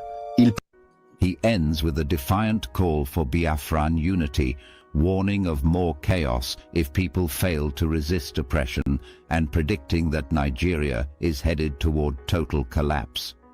It was the morning of May the 8th, 2025, in the usually quiet but tense region of Okigwe, located in Imo State, southeastern Nigeria. The sun had barely risen when the stillness of the town was shattered by the deafening echoes of gunfire. What began as a normal day for residents quickly descended into chaos and terror. Okay. For hours, a fierce gun battle raged between fighters of the Biafran Liberation Army and soldiers of the Nigerian army, reportedly reinforced by irregular forces loyal to Alhaji Mujahid Asari Dokubo and a commander named General Musa. These weren't just rumors spread in hushed tones. This was live, on-the-ground conflict. People ran for their lives. hiding in their homes or fleeing into the bushes as the thunder of bullets echoed across the land. Videos. And you can never hear this kind of information. Bragging the people in our land. Even with this kind of heavy battle. No Kiwe on 8 being Thursday this week. Thursday this week. I want even amen. Nobody. Onye ma right follows through here no Kiwe. Onye wa mmadụ eburu here. Ndị be anyị na-atụrụ ngozi ọla bụ gworo Fulani ego ji egbucha sefa. Agwara m onye ọnwụna nwa aja 100% nwa aja. Nwa aja nwa Igbo mụrụ nze mụọ ọzọ. Ụmụaka ebu isi. Iwe were ego gị wee na-enye ngozi ọla bụ gworo Fulani. No eat that ị na-egbu ụmụnne gị aka gị dị n'ọbara. Iwe elu Saturday isi na ị na-eje donate money mara na that na isoro n'aka na-egbu ọchụ n'ala Igbo. Anwụkwa na nwa asị na ọbara ụmụnne gị ọbara ụmụ aja na aja n'Igbo adọghị n'aka. Ọdụgụ n'aka. Ngozi ọla bụ gworo Fulani were akwụkwọ ọbata iwetele Biafran gọọmenti wetele. Eji wee mee recruitment. During time of that recruitment, ekwuru m here. Were nya asali dokubo. Ngozi ọla bụ eze si n'oge nkele. N'ọnụ ya ka o si. N'oge nkele. Na ya mara ka o si wee sneak out. O ife ọgwalụ m. O n'ikpeazụzi with her attitude ka nnọma n'ọnyanwa. Na ọwụrụ oge nkele. Nyanwa onye si wepụtara akwụkwọ ahụ. So si ya nwa onye wepụtara data akwụkwọ. Wee sị na o ya bịa na house ya. Ebe na ọma nọ ya sa na ya bịa na house this thing. Because onye nọ that place onye sneak clear out. Wee nye m. Sị m na-ekwu ife na-emenụ. Ngozi ọla bụ gworo Fulani onye gwara ndati na oge nkele na success mere meeting with Asari Dokubo. Not knowing non do to because on ya ka o si apụta ya na akọ naanụ mpụtazi ana m eti. Not knowing no nya nwa na onwe na mgbe m ji wele call myself during time of eze amụrụ n'obi. Omume mere during time of eze amụrụ n'obi. Omume mere during time of caterpillar na okwu ọgwara during time of caterpillar. Na okwu ọgwara m during time of mgbe m na-discuss about our angels. Can now we connect with the dot one after the other. We jụazie myself questions. We sukadebe okwu asigasi. Why like this? Why like this? Well, man, that's no onye na just all chọrọ this thing where group ụmụasị and all those boys egburu venture na-egbu. All of them. Because all chọrọ eliminate ụmụasị Igbo. Any bịara na bịara by Iba army iji wee protect Biafra land. Ha nche niile nwere nke fọrọ ọnụ. No one remain. All of them ebu by the criminal group Ikengulu Agu Caterpillar Sapren and do to any ne Utokesi we kill our masia Caterpillar Ikengulu Agu Jidu we got if it on social media sign Ozu and Janina on imo and I go see Zozu.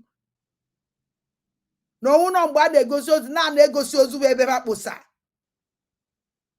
And they no chaya bankitonyo na babi ola hola. Iman that your land have taken. Oye onye futu onye azu. The only thing that na ya do go quick agwa ku onem. Because here we man abia na shout every day here na insult. Ebe na eme ka odiri Igbo na mma.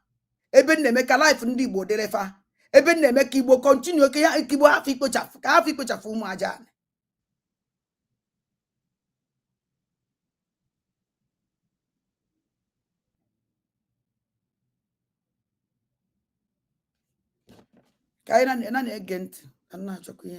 Quickly surfaced online.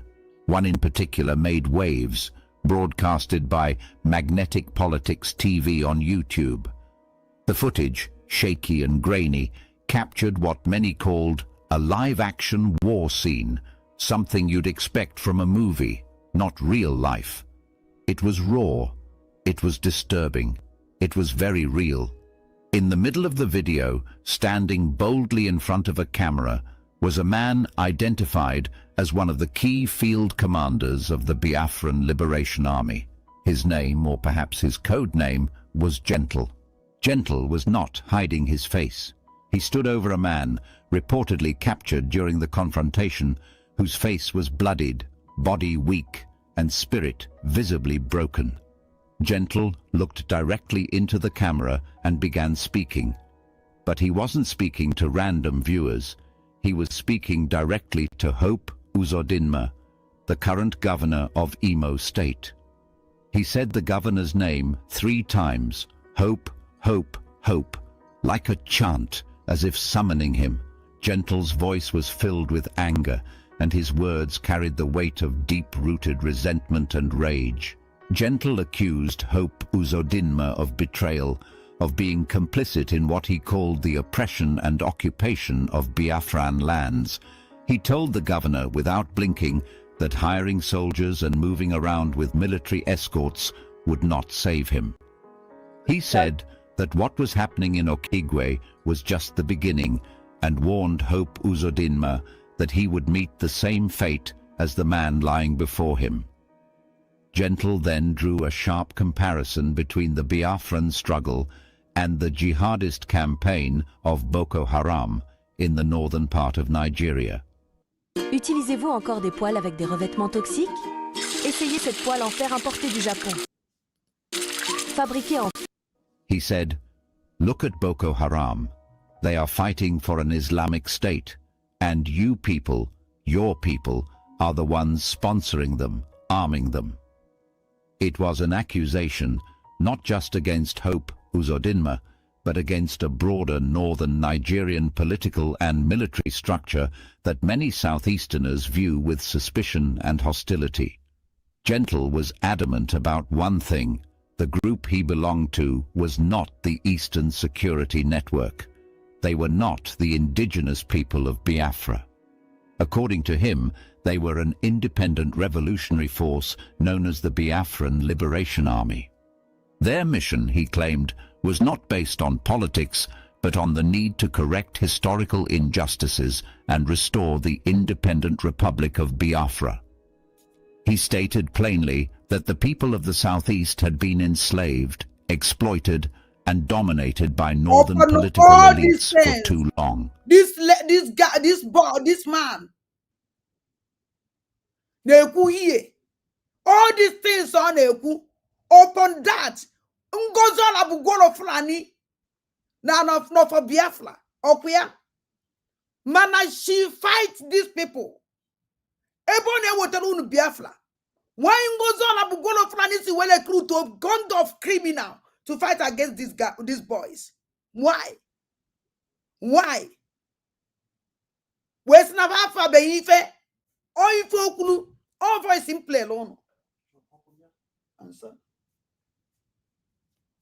Or if you or even go and play alone here. Eben when no maza have suffered a lot. Or some na half of Beife. Na maybe the bedo tawafo. Na kena bani ruka. Na hamere gini. Because Nangozola Bugolo Fula need the anger for these guys against their agenda, Islamized Biafra land. Onya koja fight Umazia.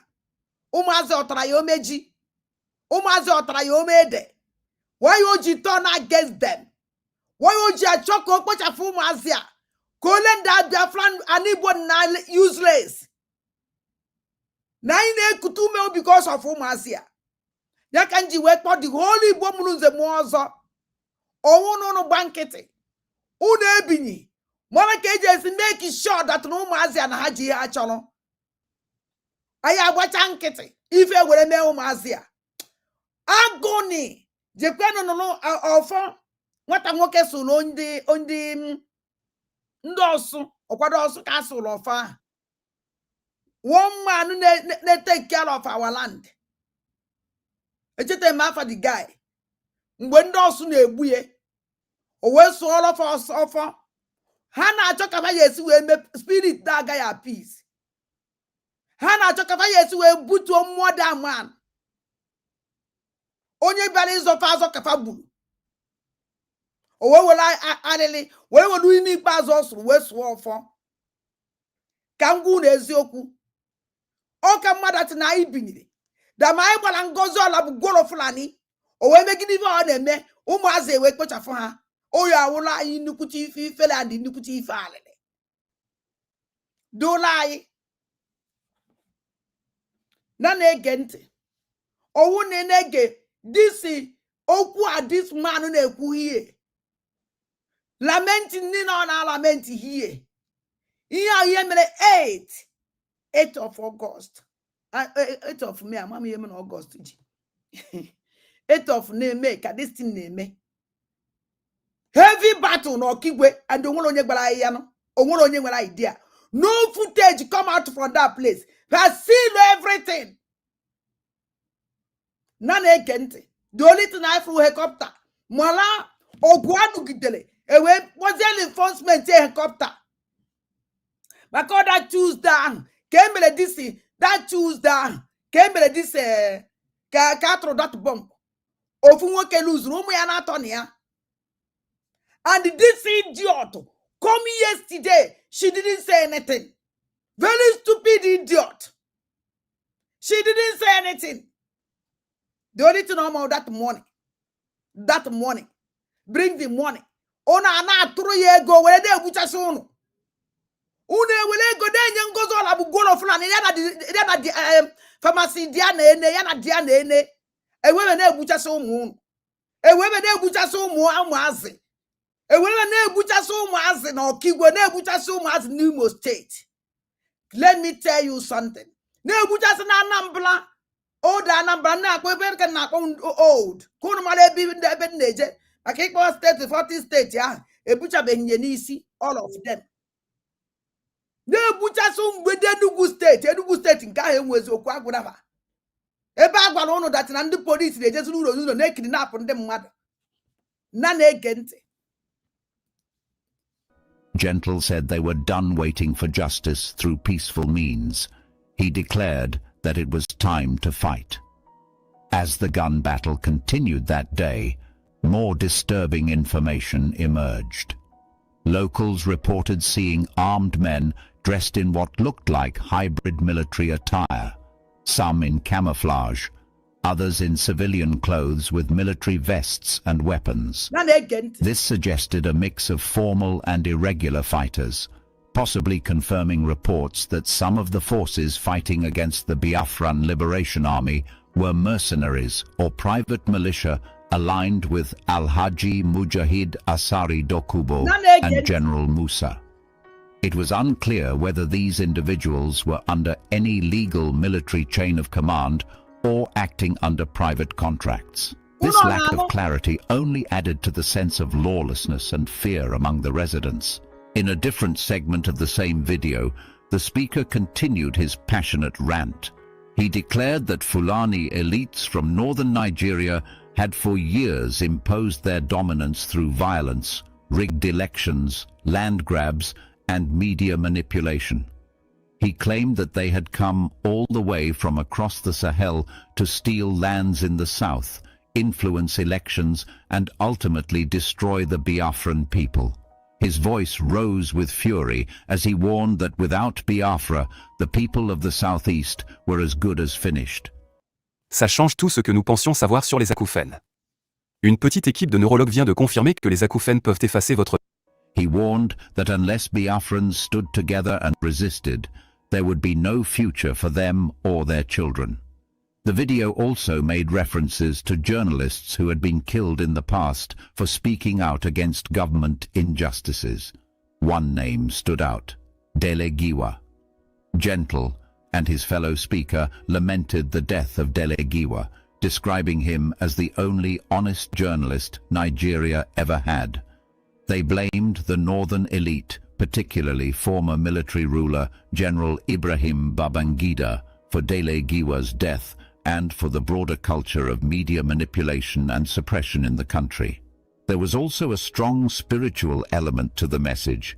The speaker repeatedly warned that divine punishment awaited those who stayed silent in the face of oppression.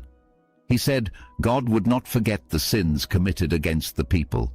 He pointed out the irony that as the number of churches and mosques increased across Nigeria, so too did the level of suffering, corruption, and violence. According to him, these religious institutions had become tools of deceit, preaching miracles while ignoring the fundamental issues plaguing the nation.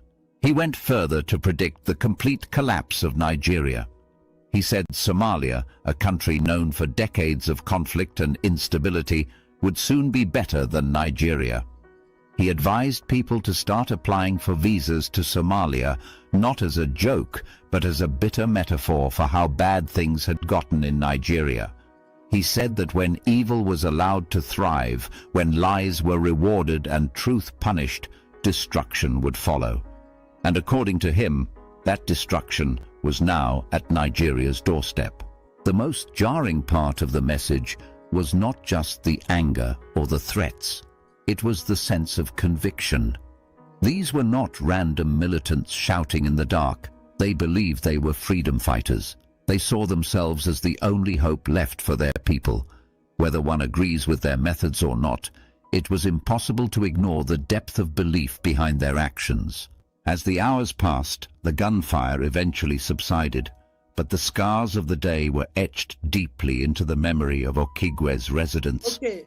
Many civilians were injured, though exact figures were unclear. And nobody let anybody know what is going on in Okigwe. Do you hear that, please? Nobody.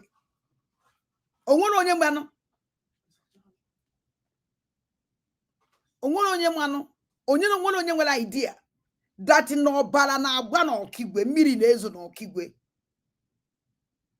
At least, this kind of the information ekwesịrị na-ewepụta ka ụwa na-amụ ibe na-eme na be anyị. Ihe a ka ekwesịrị na-ewepụta ka ndị be anyị mara the danger anyị nọ n'ime ihe, ka anyị mara mpụ na arụrụ ala na-eme na be anyị. Nobody is only to negotiate how helicopter to bomb to mmadụ ịtọ. That's all. Kwarinanda na heavy battle, mala battle agwanu katale send this helicopter.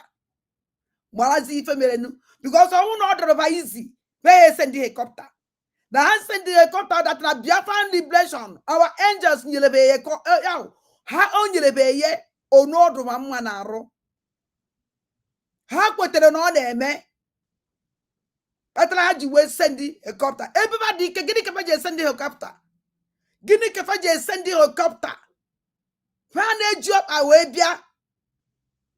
Go see that not easy. How do you work for enforcement? Work for a fighter jet. We be not to the bomb. Not to no bomb do no one day which I send them mad. Ndibana no go kwada na kafano.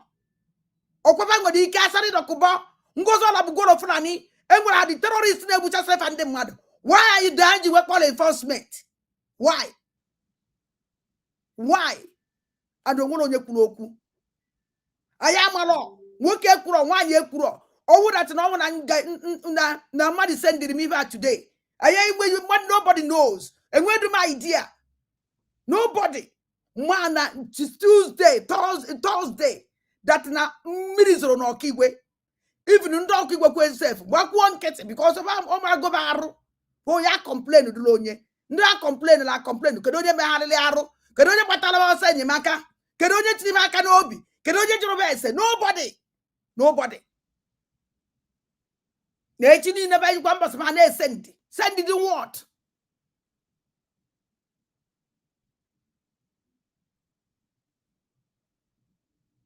It's terrible. Clear. Local sources said both sides suffered losses, but it was impossible to get independent verification because reporters and humanitarian workers were too afraid to enter the area. Reactions started pouring in. Some in the southeast hailed the Biafran Liberation Army as heroes standing up for their people in a way that no politician had dared to do. Others condemned the violence and warned that such clashes would only bring more suffering to already traumatized communities. Human rights groups called for an investigation into the use of irregular fighters by the Nigerian army, especially those allegedly tied to Alhaji Mujahid Asari Dokubo and General Musa. But the Nigerian government remained mostly silent in the immediate aftermath. No official statement was released by the military or the presidency within the first 24 hours. This silence only fueled speculation that the government was struggling to control the situation or was possibly complicit in escalating it. Hope Uzodinma, the governor of Imo State, also did not issue a direct response. Whether out of fear or strategic caution, his office remained quiet despite the fact that his name had been directly invoked in a chilling threat. The people of Imo State waited anxiously, wondering if retaliation or more violence would follow. The events in Okigwe were not just about one battle. They were symbolic of a much deeper crisis in Nigeria, a nation still haunted by the wounds of its civil war over 50 years ago. The Biafran movement never truly died. It went underground, it evolved, and now it appears to be resurfacing in a far more dangerous and militarized form. The Biafran Liberation Army is not a recognized group under Nigerian law. In fact, the government considers all armed Biafran movements to be terrorist organizations. But the fighters do not see themselves that way. They see themselves as revolutionaries, as liberators. And they are becoming more vocal, more organized, and more willing to use force. It is too early to say whether the battle in Okigwe will spark a wider conflict. But it has already shifted the conversation. It has forced the nation to once again confront the ghost of Biafra, a ghost that has never been buried, only ignored. And as long as the issues of injustice, marginalization and violence remain unresolved, that ghost will keep returning, louder and more dangerous each time. This confrontation marks a critical turning point. It is a reminder that silence from leaders can sometimes be more dangerous than the violence of rebels. It is a warning that if dialogue, justice and reconciliation are not urgently pursued, Nigeria risks sliding further into a fragmented state where armed groups become the primary voice of the people. As for the people of Okigwe, they now live with the fear that more days like May 8th, 2025 are coming. Yeah, Days filled with gunshots instead of mornings. How can HCJ live in fear? How can Onyeduko Yawolo Oye live in fear? Kedonyo Wodo Kediku Jumazia and this woman pharmacy Diane, shame on you. Shame on you, Diane. Shame on you. Ifele me wogi. Mwena sekwa onyami asunchide kekpa ogoku. Shame on you. The same thing can nakwa onye nka hunu terrorist no nwe obara uri ikwu okwu onye nka. Obara uri ikwu okwu that idiot. Because she planned everything life from the beginning. All fought your life from the beginning. Oh, to go that in Kwacha na fighting Biafra. Oh, to go that in Kwacha na asari do kupon and gozo ala bugolo fradi de boom ajane. Oh, to go. So iko and Kwacha we waste time.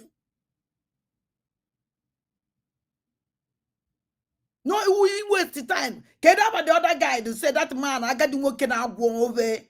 So that Biafran the best must bow from God. Get it out of that idiot. You need I buy an aya. Yeah, one woman jada yenaya. None again to come to fear them or kigwe. Ye men or kigwe on 8. So only picture I go sing one eye and the listener go say picture. No do de atro bomb nuno fan de buromo found do boptereno. Ndozo wolo nye my favorite that place. Onaka ye sino. Aya amana di onaka ye sino. Okwe free fire na akola maka kiwe. Oto aka ye sino. Na no kwa na news. Na fly na conquer na this state. Conquer this state. Aya na news like this. Just like this. Nobody will know woman. One ya ama bo hapro. Otua. Na ne gente. Songs, days when children's cries are drowned out by bullets, days when the fight for a homeland takes place not in courtrooms or parliaments, but in blood-soaked streets. And through it all, the question remains: how many more people must fall before those in power finally listen? The gun battle that erupted between the Biafran Liberation Army and a joint force of the Nigerian army and fighters believed to be loyal to Mujahid Asari Dokubo and General Musa was not just another flashpoint in the region. It marked a dangerous escalation in the growing tensions between pro-Biafran movements and the Nigerian government's forces, and it offered the world a chilling glimpse into a country teetering on the brink of full-blown internal collapse. From the very early hours of that day, residents of Okigwe woke up to the sound of gunfire echoing through the hills and valleys. The quiet of the dawn was shattered by the relentless blast of automatic rifles and the occasional roar of what many residents believe. Sam Obi. I like the Majuju Ejromo. And the cancer angia. Mama Gotaribi dre, Mama Gotaribi dre, Kangwazengun Kengotala. It's Ada, what is your government? What is your government doing about it? Tell us what your government is doing about it. Let me answer you. Sam Obi. Can you not fight against him? Against who? Against who? Let me ask you the question. Can you not fight against who? Against who? Oh, did you not joke? And they be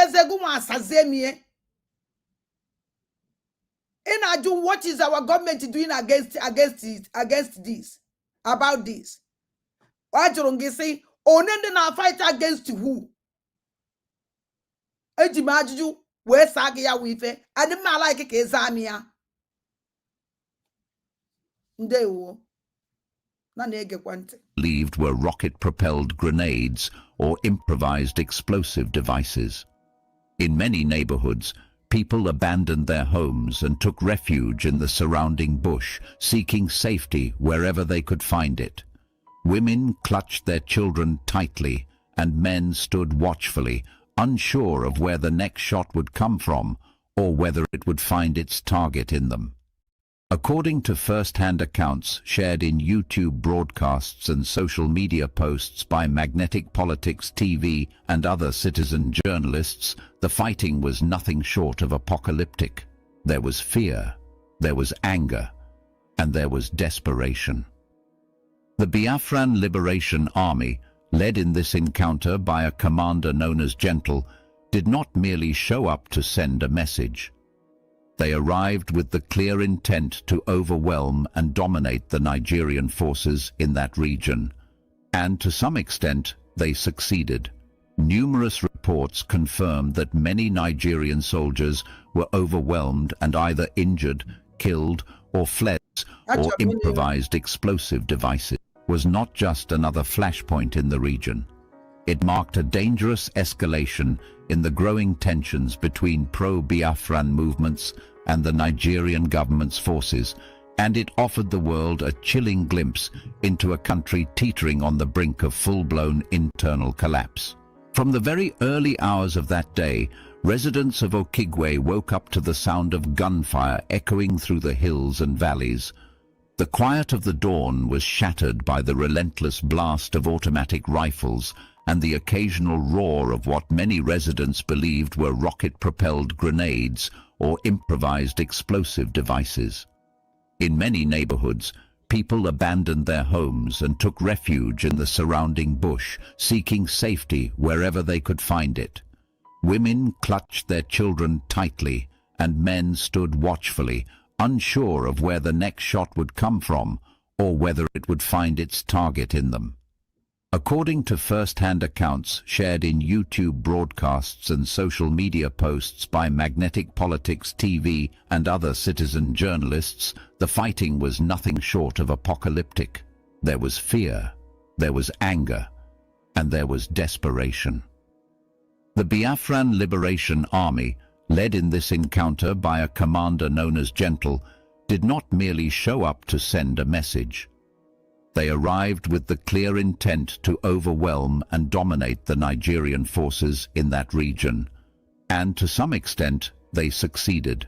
Numerous reports confirmed that many Nigerian soldiers were overwhelmed and either injured, killed, or fled the battlefield altogether. Commander Gentle himself appeared in a video released during the heat of the gunfight. In it, he was seen standing next to a man who had allegedly been captured from the opposing force.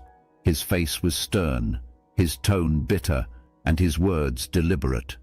He accused the man of betrayal and proceeded to send a direct venom-laced warning to the Imo State Governor, Hope Uzodinma. Gentle did not mince words.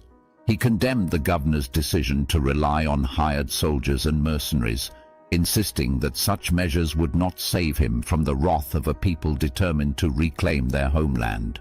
In what many described as one of the most provocative statements of the year, Gentle compared their Biafran struggle to the insurgency waged by Boko Haram in Nigeria's northeast.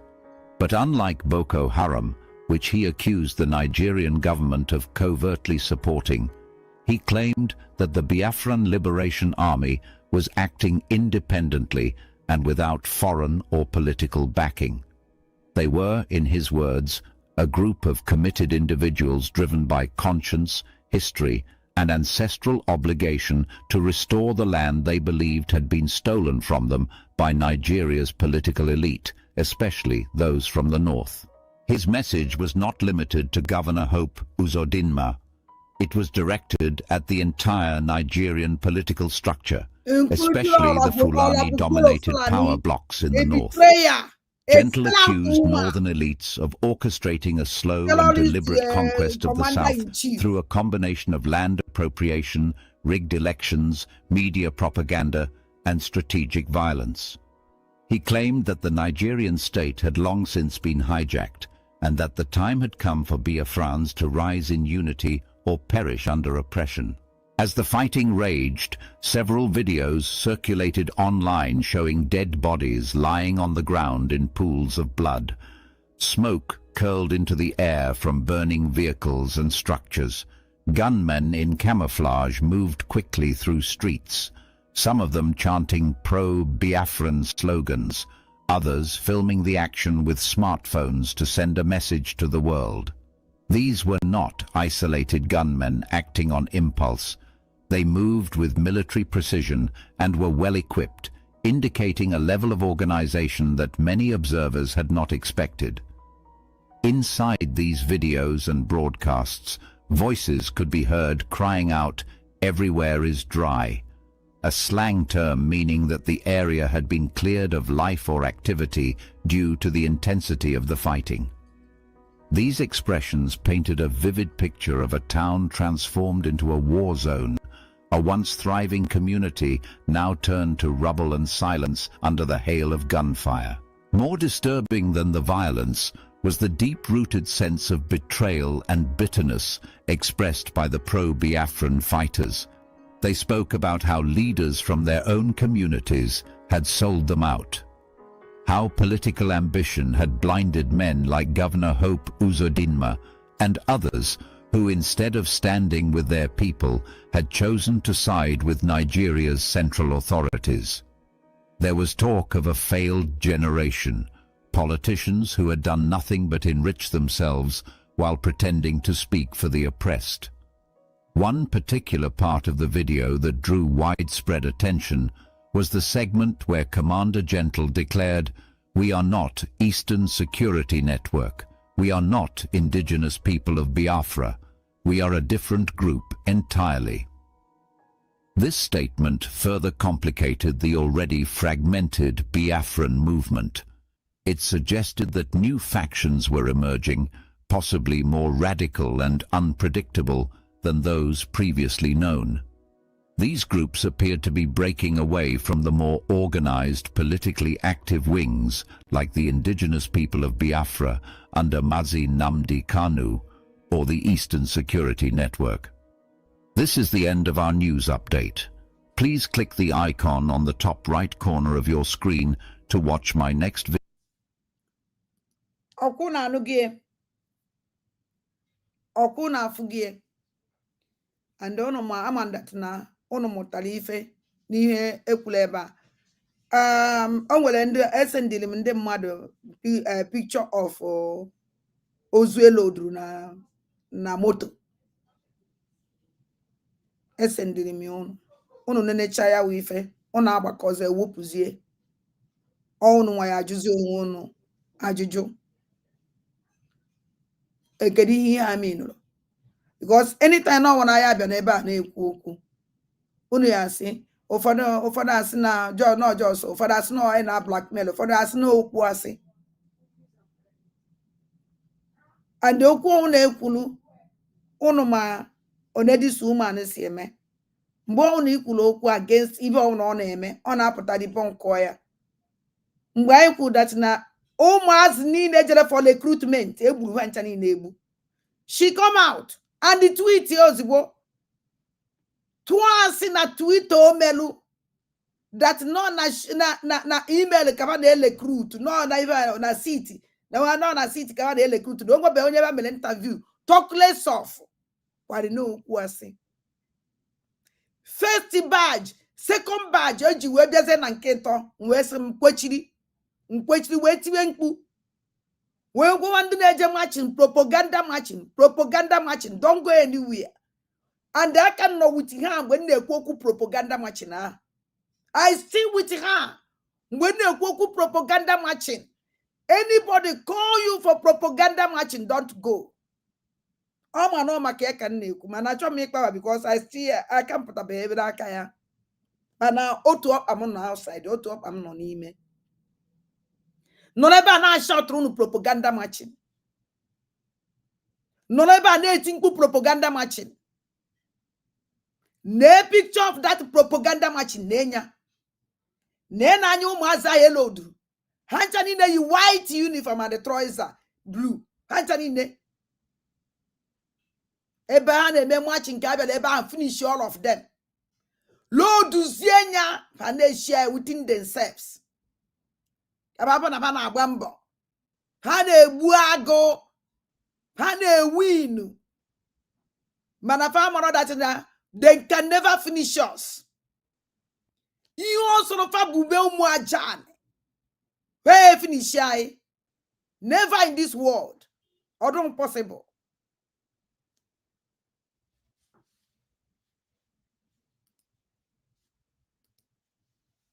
Then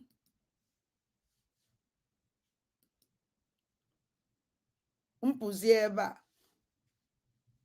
o nwere another thing m achọ igosi unu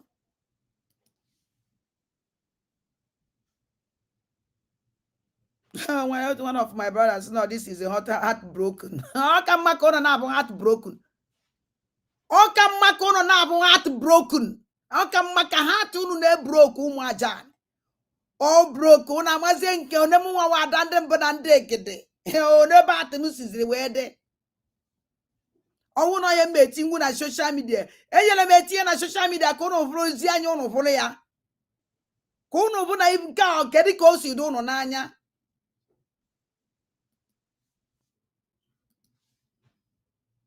ụmụ amoosu ndu jiri ndi ibe no kai genu this our brother.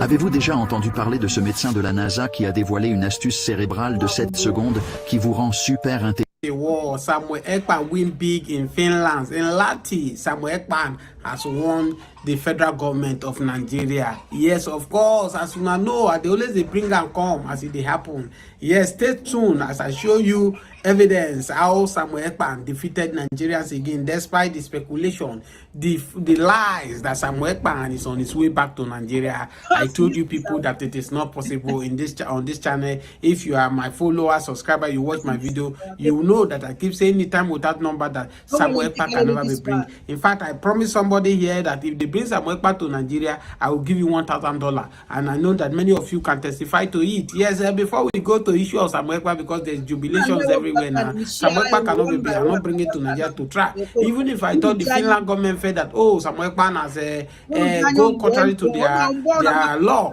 Samuel Ekpan will be tried in Finland, not in Nigeria. Yes, of course. Before that, let's talk about the Tinubu going to Anambra to go and commit project in Anambra State. People have been asking what is my take and all that, and I've said, okay, there's no way about it that you could see. This is the reason why Mazi Nnamdi Kanu are not allowed to come out to Biafra land. Because these shenanigans they are doing, if Mazi Nnamdi Kanu is around, you to know how to, as I speak to you now, the same way the Fulani use this Hausa, the Hausa, the where I come from the north middle belt, they have useless, they are raised. The only thing that is more useful to them now is their language. Is the same way now the Igbo politician want to use the culture of Igbo. Yes.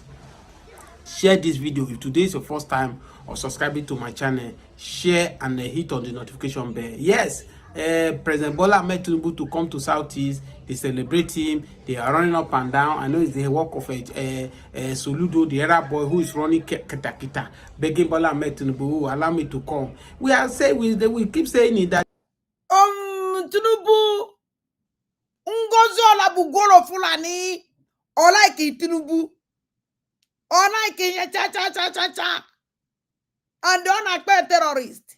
Obiakwala Anambra upon 100 and the men. Each 40 state of Biafran Ngozi Olabugolo Fulani, nowhere to find them. Nowhere to find them to stop Tinubu to not come. The only place you fight, you stop and Ngozi Olabugolo Fulani will end damage. Jeku Fananu Sefoko. Has done a defense all the time. 100 and the thousands of people also now each state with 100 of men.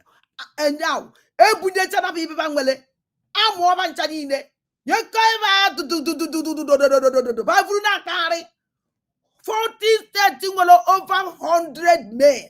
Okwivoku, ono jirintono no, Muaku. Each is 100 men, 100 men. And eventually, that 100 men who goes all about Golo Fulani will fight Biafra repression. That 100 men here, stop Tunubu. Oh, Jimu stop Tunubu. Cha. If you that no set is here and that side document, na criminal. Example na say na criminal caterpillar na criminal ikwe guato na newi otu akapancha ni nesi we blog je geju mazi ya stop this idiot not to come our land. 100 and the men who goes on abu Golo Fulani each 40 state of Biafra. Oh, nowhere to find them. Then don't capable to stop this man to not come. And don't have one all over for Wagandani for one diva for Manomele, this man allowed to come. Onya ole le kabwala.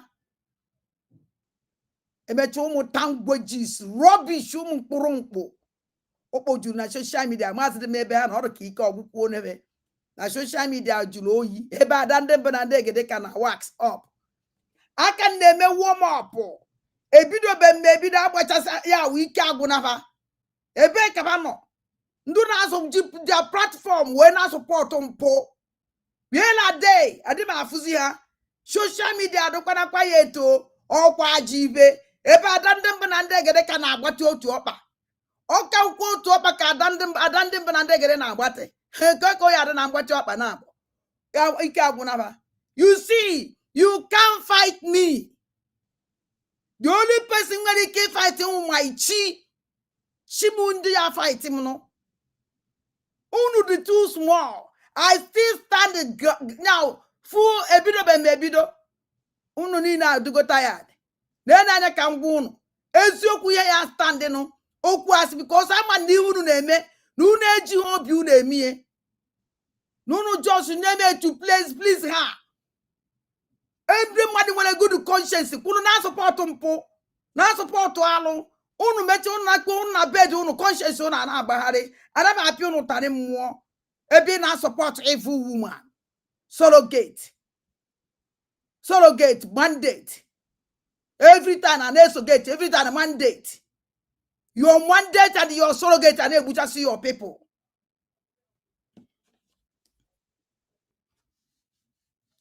Can you get on this, brother? Bola Ahmed Tinubu might be the last president of Nigeria because the way everything is going now, everything is in disarray in this country as it stands. Yes, and that's why Peter will be looking to the eyes of Gowon and told Gowon that you see, you people should stop saying that the labor of the heroes will not be. It's already in vain. There's nothing you are telling me. Everything has been destroyed in Nigeria. Yes, of course. Igbo culture is one of the greatest culture that be respected in Nigeria. The reason why you see that the British could not strive in the Southeast is that the Southeast did not allow the British to molest their culture. If you look at it, these British, the first place they landed was in Calabar when they came to Nigeria. And when they came to Nigeria, from Calabar, they start spreading around the eastern part. And they begin to molest the women of the Southeast, which is against their culture. And they say, call them, say, look, what are you doing? Just because of your color is fair, you're coming here to come and desecrate our land. We won't allow that. And they fought the British. They fought them until they pursued them out of the Southeast. That is the reason today these British, they don't allow these Igbos to take over Nigeria. They are the one backing the Fulanis and the Yorubas up against Igbos. Yes, of course. And that's why you can see in the case of Mazi Nnamdi Kanu, I keep saying it, that any Igbo man who is not respecting what Mazi Nnamdi Kanu is doing for Southeast, the Igbo man need to go and examine his brain. They need to take him to the psychiatric hospital and run tests for his brain. He truly is an Igbo man or something is wrong in his substance. Don't forget that the battle Mazi Nnamdi Kanu is fighting is not a mere battle. It's fighting the British. Oh, you say, oh, Mazi Nnamdi Kanu, this and that. Why did the British did not come for his rescue? Why will British come? Because the man is trying to stop where British is eating from. Yes. British is sucking Nigeria on a daily basis. And man, that's so part of what Mazi Nnamdi Kanu is trying to do. Stopping them by taking Biafra out of their food. Don't you see the way they are fighting Abraham Traore now? America now is fighting hard to stop Abraham Traore. The France are fighting Abraham Traore. They are fighting seriously the work they did to Gaddafi.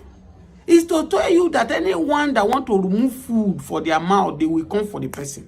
And that's why you look at it, the British are dumb. The British, they are useless. They don't want to put mouth in this issue. Because they are even happy because Nigeria government are dealing with Mazi Nnamdi Kanu. So that Nigeria will keep the one. They start making Nigeria. The suffering is too much. I don't know. How you not see the way people are falling by like this in Nigeria? The hunger is too much. The thinking is too much. People can no longer pay their bills. And that's why you can see the noise of death everywhere. It's rancor. It's everywhere. It's everywhere. What am I saying in essence? The Igbo have forsaken our culture. That title they give to President Bola Ahmed Tinubu yesterday is a misuse of priority. Yes, if my English no correct, go dictionary correct me. I don't care. In as much as you have understand what I'm saying, that is the most important thing. DK1 mean warrior in Igbo. I'm not an Igbo, but at the largest extent I hear part of Igbo. DK1 mean a warrior. Do you know what it means, a warrior? Which warrior has Bola Ahmed Tinubu do? A warrior that he won Peter Obi. Is that the Oludo chiri nna ya papa ya agụ na-eche mba wa ịnọ amana ndị emerụọ n'ala emenebe mpụ karịrị mpụ mana onye nchọrọ igwe okwu awọdụ Soludo not that person chiri this nonsense this onye chiri this rubbish echichi adachi igwe ahụ ka nchọrọ igwe okwu not Soludo ka ọ mara amara na o merụrụ ana. Is that the chief tattoo they give to Bola Ahmed Tinubu in Anambra? I don't know. DK1, because what belongs to the Igbo, he take it from there. Is it the DK1? Okay. I am so ashamed of Charles Soludo. I'm so ashamed of the Igbo politician leaders who have turned their traditional ruler to be a toothpick for them to use. Because of money. Yes, I keep telling you people, the AGF of Nigeria now have come on air, and you can see the picture there, have come and told Nigerian that Samuel Ekpan cannot be bring to Nigeria. No, it cannot be bring to Nigeria because Finland government is trying him. He said until Finland government finish with Samuel Ekpan, that is when we now know whether Finland will bring Samuel Ekpan to Nigeria. And the question is that Finland cannot bring Nigeria to Finland. Innocent. That part is a bank and see. You know, or that part I'm maggie, a bank and see. A bukunegi, a bank and see. So when a chum beside there, he say for me, chum ni kunegi. If from ni kunegi, chum ni kunage. Or when a from ni kunage innocent, chum ni kuchigi. Or when a cham by for me, man don't will a bensi. Though a quasi nangia.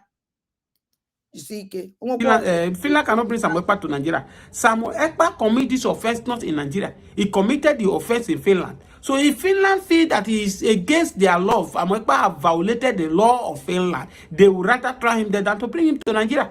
Nigeria does not have any bilateral relationship with Finland. So how will Finland government now hand over their citizens to Nigeria? Samuel Ekpa is a citizen of Finland.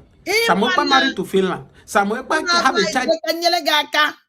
Ịma ndị Fulani belivru n'ọgwụ ba ana m agwọ nchaba number 1 na atịkpa eyi onye ka ba ji wee chede they can manipulate every country with their juju onye ka this idiot ọla bụ gwolo Fulani che na o nwere ike iji ọgwụ were manipulate ụmụ Igbo niile ọ mara that na agwọta ya n'ọgwụ atọ never ani Igbo na Igbo mụrụ nze mụọ ọzọ aja n'Igbo with ụmụ aja awụrụ ndị a na-manipulate with juju she can manipulate her chi and ndị otu niile with juju not ụmụ aja maka na ọgwụ na-alụ alụ kwuche ọ na ha alụ because I watched it yesterday night I smile. You see, yes, I smile. The only thing we nwere ike ime ụdị si mpụ ahụ na committee na our land na-egbuchasị ụmụazị by this strong and they come out so that we can build our Biafra. A mother to the one year when Mary. But if you do you few people stand up or to see where stand, she's nobody. Never. Ogri at hove, at hove, not over. Now they can't. In Finland. Samuel Ekpa is a politician in Finland. How will they now bring Samuel Ekpa to Nigeria for Nigeria to try? Sometimes if they do something, make with a reason. Somebody go just sit down for a house, see the Musa have forsake the problem of Boko Haram, the Al-Qaeda, the rest of them in the north that have disarrayed this country, destroyed this country. He says Samuel Ekpa is the issue. Now my question is that if the Southeast governors are doing the needful, will the Southeast people respect Samuel Ekpa that is far away from Finland? It's to tell you they are not doing the needful. Just like what Charles Soludo is doing. You are not doing the needful. You are begging Bola Ahmed Tinubu to allow you to come to second tenure. It's to tell you that it is Bola Ahmed Tinubu that is now choosing who to become governor. That is the situation of this country. Right now, as we speak.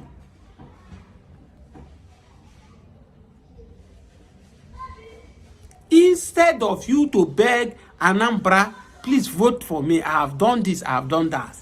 But are you not surprised that Charles Soludo the traditional ruler that do coronation for Bola Ahmed Tinubu, shameless. I tell you, oh, President Bola Ahmed Tinubu, please allow Charles Oludo to come for second term. Is there no disgrace? Is that a shameful thing to the people of the Southeast? This is shame. And that's why we keep saying that most of the governors in the Southeast are being imposter. Breaking news. Mazi Nnamdi Kanu has been free. Free. Watch this video and share it too.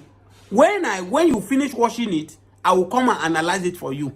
The criminality, what they think about Mazi Nnamdi Kanu, the reason why they fear for Mazi Nnamdi Kanu to come out. Don't forget that Mazi Nnamdi Kanu say go and serve the zoo and come with shame. With shame. Okay? As we speak to you now, oh, Mazi Nnamdi Kanu will deny Biafra. He will get his freedom. Over Mazi Nnamdi Kanu death to deny Biafra. He has been saying it severally that he will use his last energy, his last strength to fight Biafra until he got his freedom. Many of you did not know that Mazi Nnamdi Kanu lost his father and his mother in the course of this struggle.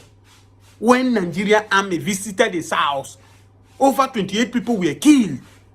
He ran for his dear life. That shock alone was what made the father and the mother not to be alive today. Many of you don't know the sacrifice this man has paid. That is what any Igbo man, any people where blood of Igbo they run in his vein because of what he's gaining.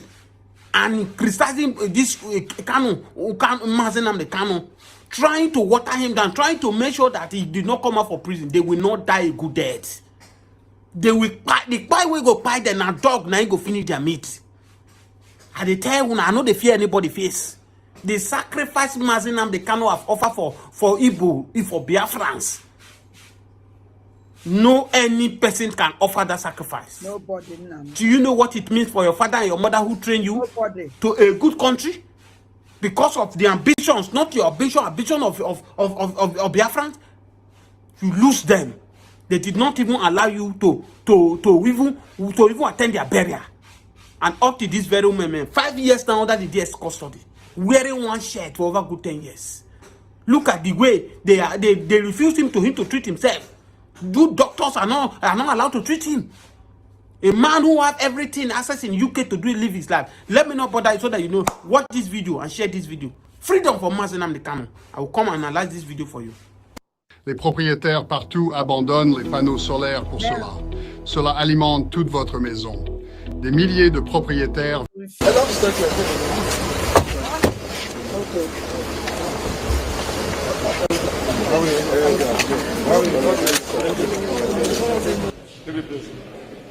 We begin tonight with the release of the self-styled leader of the indigenous people of Biafra, Mr. Nnamdi Kanu, from the custody of the Kuje prisons following the bail granted to him by Justice Binta Nyako. Kanu, who was brought to the Federal High Court in Abuja, regained his freedom after reflecting and perfecting his bail condition. Accompanied by family members, lawyers and sureties, Kanu signed his own portion of the bail paper around 6:35 p.m. to pave way for his release from Kuje prisons. Justice Nyako had on Tuesday granted Mr. Kanu bail in the sum of 300 million naira bail bond, 3 sureties, and on the condition that he will not be at a public rally or host one himself. The court, however, noted that the sureties to be provided by Mr. Kanu should include a highly respected Jewish leader, a highly placed individual of Igbo extraction and in the ranking of a senator, and a respected individual resident in Abuja with proof of ownership of landed property. Justice Binta Nyako also asked Mr. Kanu to deposit his Nigerian and British passport with the registrar of the court. According to Justice Nyako, the bail was granted to enable Mr. Kanu to attend to his ailing health condition. You have watched the video. This is the video of 2017 when Mazi Nnamdi Kanu was released on bail by Justice Nyako. Okay? They gave him the procedure. You must not travel outside Abia State. You must not attend public gathering. You must not do these things. Everything they have given to Mazi Nnamdi Kanu, he has not deviate from any of those things. See, when Nigerian military under Buhari government invaded his home and murdered a lot of people that he ran for his dear life. Oh, Mazi Nnamdi Kanu jump bail. Mazinam cannot do this. Mazinam can. What make him to join the bay? Are you people not talking about it? Nabai. Even the picture of those people ebu na be awadi da Mazi Nnamdi Kanu ekwesịrị iwepụta their picture ka Biafra mala onye na onye ka ebulu ibe ahụ. Anu na ebu 20-something people. Yes, 20-something people with no identity. Nobody know them. Just like that.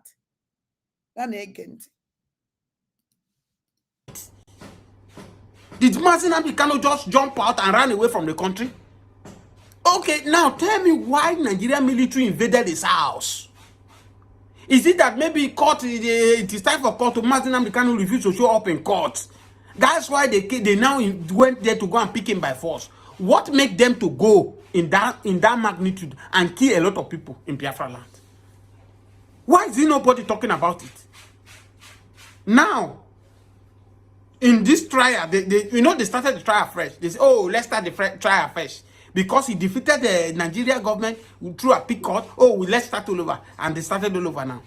Most of the evidence that the DSS are bringing now, the concept of Mazi Nnamdi Kanu has been winning them. And they keep pumping more evidence. As I speak to you now, today's supposed to be the final day judgment now. They are bringing more evidence now. Oh, Mazi Nnamdi Kanu, you are using a radio Biafra to scatter Nigeria, to destroy Nigeria. Radio Biafra, even if the court accept that Mazi Nnamdi Kanu used Radio Biafra to trigger a war in Nigeria, where is it done? Is it in Nigeria or in UK? If it's in UK, it's not under Nigeria jurisdiction to try him in Nigeria.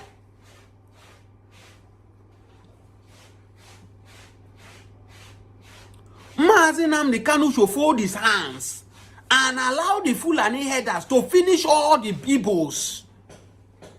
Since the elected governor of the Southeast, the imposters that the fraudulent INEC people have used to put for the people, whereby if you, what do you mean by fraudulent election? Election that produce the fourth person make him #1 of the state. What will you call that one? Up to today, the Supreme Court have not explained to the world what make Hope Uzodinma to become the governor of the Imo State. The world is... Jejuam Baka.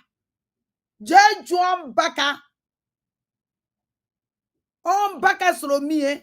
Let you go and ask him Baka. Baka will tell I say that no, Ndiabaya no the best president ever. No, God send. Kedida this president here. Kedaba president here.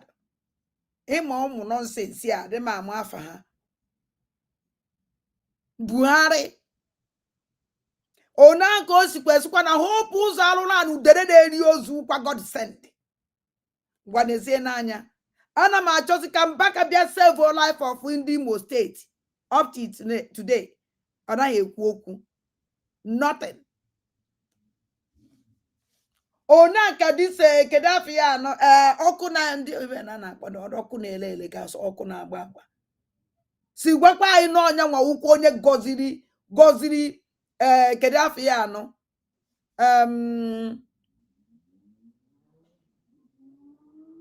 Soludo watching is waiting to the Supreme Court, the highest court of the land of Nigeria, to explain to Nigeria how Hope Uzodinma, the fourth position, become #1 for good 8 years.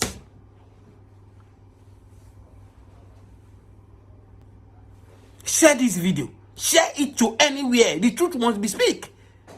I say Biafra is an ideology. Biafra is not something you can kill. The more you are trying to buy people, silent people, the more it's coming. In as much this hatred on Igbo continue, Biafra spirit will keep rising. Nigeria does not belong to the Igbos. Nigeria does not belong to the Biafra. They allow them to go. So that we the rest, we the middle bed, the Yoruba, the Hausa Fulani, we can now form one Nigeria and manage ourselves. Okay. Why are you forcing them to be in Nigeria when you don't allow them to bring their part? I have kept saying it that Nigeria, we are where we are today because the Igbos have been neglected. The Igbos have been neglected. The peoples are not allowed to play a major role in Nigeria economy, and that's why you see that Nigeria economy is sinking on a daily basis. Go and check Obasanjo government. Go and check the people that were and the affair of Obasanjo government that make our economy one of the best in Africa. That make the Africa countries, many of them are running to Nigeria for greener pasture. The way we are running to Ghana, running to Cotonou, running to everywhere now.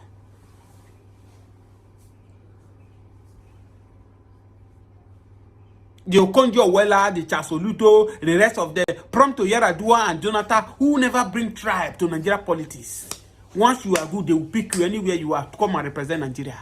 Additional that is doing well now, the Yoruba man, under Jonathan, Yaradua and Jonathan, was what our agriculture was one of the best in Africa. He's a Yoruba man. They will go there and pick. Not this APC government, which I have told you people that their broom represent demonic. They have used their broom to sweep the vacuum of this country out of this country, sweep it away.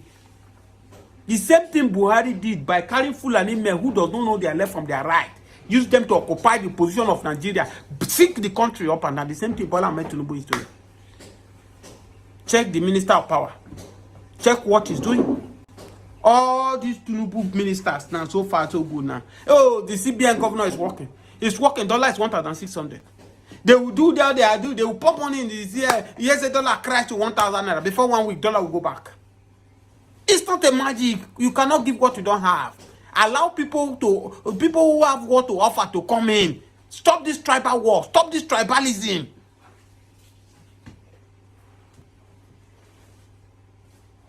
Is the suffering now? Is it for only the Igbos? Are the Yorubas are not suffering? The Hausas are not suffering. We, the middle belt, are we not suffering? We are suffering. We are suffering. We are suffering. So forget about it. What you don't have, you cannot give. See the way Tinubu government now have taken it upon himself to make everybody look stupid in Nigeria by going after activists and celebrities to silence their voice. Don't forget that many people who talk against Bola Ahmed Tinubu before that 2023 election, he has succeeded winning most of them to his camp by using money to cover their mouth. The only person that is still talking that he cannot use money to cover is Peter Obi. Huh? This Romeo Mokiri, whether Mokiri, this what is it called? Daniel Bowala, stomach infrastructure. That they all spoke. Because number one, all that na okugini na maka. Maniti li hozo. Nekwi hozo. Was actually me gave boku maka Simon. And I worried the master na the cam. They call Bola Ahmed Tinubu all different type of name before that 2023 election. Today now, they are the one defending Bola Ahmed Tinubu. That is the power of money. Stolen money. They have stole. The money Nigeria is supposed to be using. Some few people, greedy people have pocketed the money, using it for their selfish interest. Oh, be patient, Nigeria will be okay. Be patient, Nigeria will be good. When will Nigeria be good? The same language my father was telling me when I was young. Nigeria will be better. Nigeria will be this. Today, I have grown. I have given birth to children. My children are also growing. I should be repeating the same word for my children. Oh, don't worry, Nigeria will be okay. Let's keep enduring. Nigeria will be all. If you are still using this language, you'll be a fool. You'll be all there. Yesterday, I am very happy that Peter Obi finally wake up from his sleep by looking into Gowon. Gowon destroyed this country. Gowon will have allowed the Biafra to go. Then will have been the best thing Gowon will have. Heroes. Imaginez une boutique prête à vendre, remplie de produits à succès, soigneusement sélectionnés pour vous. Will not be in vain. Is it not already in vain? Are we now in democracy? A situation where you talk now, they will come and pick you. One party system? Is that what the labor of our heroes? Is that what they fight for? Let us smile. The labor is already in vain. Let us smile. For people who talk our leader mas and the truck in the challenge akamba Ke deport Obata Obie. Let us smile on them. And if they want shame this on country, them. I cannot be part of a country. Ndu na cho ke deport Obata Obie. Today I did. Go bie. Chiana aka ha. Na-echezi mgbe flight ya move. Ke deport o chifa.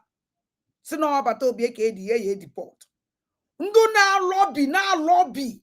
Na-achọ ụzọ kwụ n'ụsọ ebe ji ego wee suchi ọnụ. Ụmụ amoosu ndị ọgba na-eke agba na nkwọ. Ụmụ udere na-eri ozu. Ha na-Obata Obie mgbe o denounce nonsense country, a useless country, terrorist country. Ha na-enya mgbe o denounce their tissue paper eji ebi chọọchị. Their tissue paper eji ebi chọọchị. Oyibo passport o ya wepụta na iwepụta n'eni airport ọwụna. Ọkwa Niger airport a park ya go one side. Nyocha gba were touch wokọcha agụ n'ike nsị ebe a na-achọchi ha because of na iji tissue paper ilobishi passport. Denounce Nigeria, and everything I am going to be doing, and like I have done in the past, we continue to do, will be for the best interest of the restoration of Biafra and for the Biafra people. I have no contact. I cut every ties with Nigeria. I cannot be part of a terrorist country. I cannot be part of a country that sponsor the killing of their own people. I cannot be part and proud. Ọkwa ihe niile aka enye na-ekpe na court. Enye na-ekpe mancha niile na court. A useless country nwere uru ọba. A na-ekpe ya ikpe na court. Ọ na-agba ha chaba ncha. Ndị witness adị njikere. Ama na unu ya agbacha flight. Ụmụ amoosu jegba witness na Finland. Ara ya ekpu na akwa that place nke eji ekpu mmọnwụ. Court of Finland adị eti mmọnwụ na ya adị eti achụkwụ. Adị eti ọganigwe. Abịa na eti mgbadike. Cha adị etie. Maka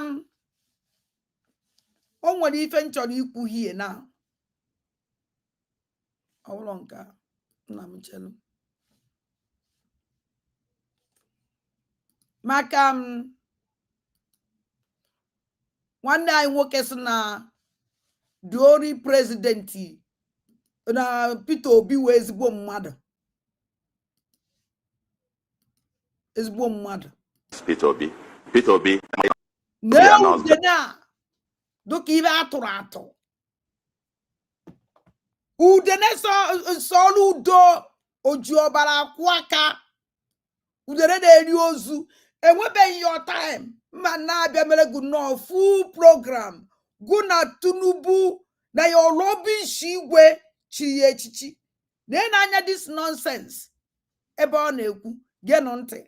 Government. Peter Obi, by the way, implemented the APGA manifesto and did well because he referenced Peter Obi.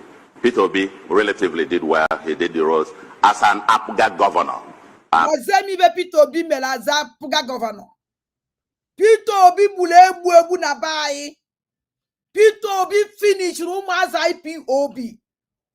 Na trafiki ọ na-ewekọ particular mmadụ. Peter Obi started it with ụmụazị Mozop. Peter Obi buru Mozop gbucha agbu ofe egbu makwa ozu egbuketara wiwa na mmiri. Ọkwa during time of Peter Obi. Kachi ụtụtụ wuoro na Ezuliva ma amabeghị ibe mmụọ nwe mmiri a ji gbaratọ nkịtị. O mebe Peter Obi nwa. N'ibe niile gburu ụmụazị atụkọ ịba na mmiri maka na ha merụrụ anyị. Gbuo ụmụ mmadụ egbuchi ụtụtụ wuo mmiri ezu fulu owuti ọbara. Anụrụ m mgbe nwatakịrị na-asị na ya na-achọ ozu papa ya ka ozu nwanne ya nwoke banye n'ime mmiri ozu Ezuliva je na-atọ ọnụ gasị ozu ka ama nọ nwanne ya ka papa ya ọrọ n'elu mmiri ime mmiri. A na-atụgharị ozu ebe a na-achọ nwanne ya ka this idiot kọọnụ Soludo bịara agwa anyị na Peter Obi mere ọma. Peter Obi weta isi bịa were isi ife ọwụ. Peter Obi ji na ego ndị Anambra wee lichie onwe ya na family ye. Kedu ibe o ji dị money mee? Kedu ibe o melụ? Pụọ gwa anyị datịrị ego dị na akaụntụ. After ka o ji emecha business. After ka o ji wee lichiche onwe ya. O nwere uru ọ bara ndị Anambra. O nwere return o wepụtara na Anambra. Dori tụrụ o menwuru ndị Anambra na ọtụrụ ọkwafuru ọbara ya. O jidere ụmụ m ọzọ pụta Anambra gboo egbu. This idiot call Soludo nọ n'ebe ebe ka aṅụ. Gụnwa na onwe gị mepụta gịnị? Ọ bụrụ Peter Obi tụrụ unu ka unu na-eso. O dịso ogbugbu ọchụ in mass. Wu Peter Obi onye parliamentary yenu. Kedu ibe Peter Obi ji ndị Igbo eme? Kedu ibe Peter Obi mepụtara n'ala Igbo? Kedu ibe Peter Obi jiri ndị Igbo kpọrọ? Ebe Peter Obi nwere ike ije kụọ ngwọrọ n'ugwu Awụsa ya na ụmụazị ndị babi ya nla na-erikọ nri n'otu ebere na-agụkọ ọnụ mmiri n'otu ebere. Ọ batara onye Anambra steeti atụọrọ ya ute, tụọrọ ya kapeti. Tụọrọ ya kapeti, ọ na-eje n'elu kapeti. Olu n'ugwu Awụsa kụọ ngwọrọ. Olu n'ugwu Awụsa ọ na-agụgharị ọnụ mmiri. Mana ọ nọtazo ya na ụmụnne ya ịgụgharị ọnụ mmiri ọ na-asọba oyi. Ọnụ mmiri ụmụ Igbo na-asọ Peter Obi oyi. Ụmụ amoosu dịsụ ude naanị ebe anyị nwa obodo osi na-eji ka aṅa ahị fụta ebe asaa na Peter Obi n'ọnwa ka Peter Obi gbawala igwe.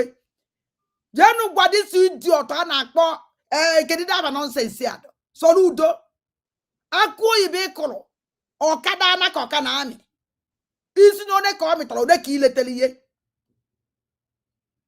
Soludo nwa mgba ahụọ ada ndị mbụ na ndị egede na-ajụ gị akụ oyibo ịkụrụ as agriculture one ka ọ mịara na one ka iletara ihe isi na one ka ọ mịtara onye ụchụ. Ị bịara akọrọ anyị ihe gbasara Peter Obi anyị onye idiri gị ka ịgwa anyị onye Peter Obi wu anyị nwa ya ekwu onye Peter Obi wu. Hence na Peter Obi wu Anambra. Peter Obi wu the worst president enwere na Anambra. Peter Obi wu the beginning of falling of Anambra. Peter Obi wu the beginning of will for ọbara na Anambra state. Ọ mkpụrụ ọkụrụ ụnụ ka unu na-eso. After Peter Obi ka onye tekili ọnọdụ. Gwa kedụ m onye tekili ọnọdụ kedu daba that idiot tekili ọnọdụ after Peter Obi. Ụmụnne chetagodo unu ya na comment section. Kedu daba that rubbish na akparịsị nkụta na America ozugbo hand over o take a flight. You see Peter Obi abụrụ ngụmbasa asụmụ Soludo kamera capture gị ebe ị na-eje na train na flight ritu obula akpa gị. No security, nobody. Ibe ọma na-adọgụ mma. Mana inweghị ike inye ya ụmụnne gị. The only thing ị na-enye ụmụnne gị ọbara arịrị every day. Adewekọ ọgadafa kedu security weftabere na Anambra. Iweftara AVG. AVG gbuo ọdụgụ kaba ọdụgụ tayad. Ile nuo ya fa ndị aka odo. Ndị aka odo gbuo ọdụgụ kaba imekwa security on iwepụtara. Now, finally, he finishes there with Operation Udogachi.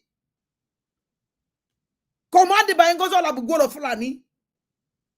Unuwe bidokwe bunu kusri.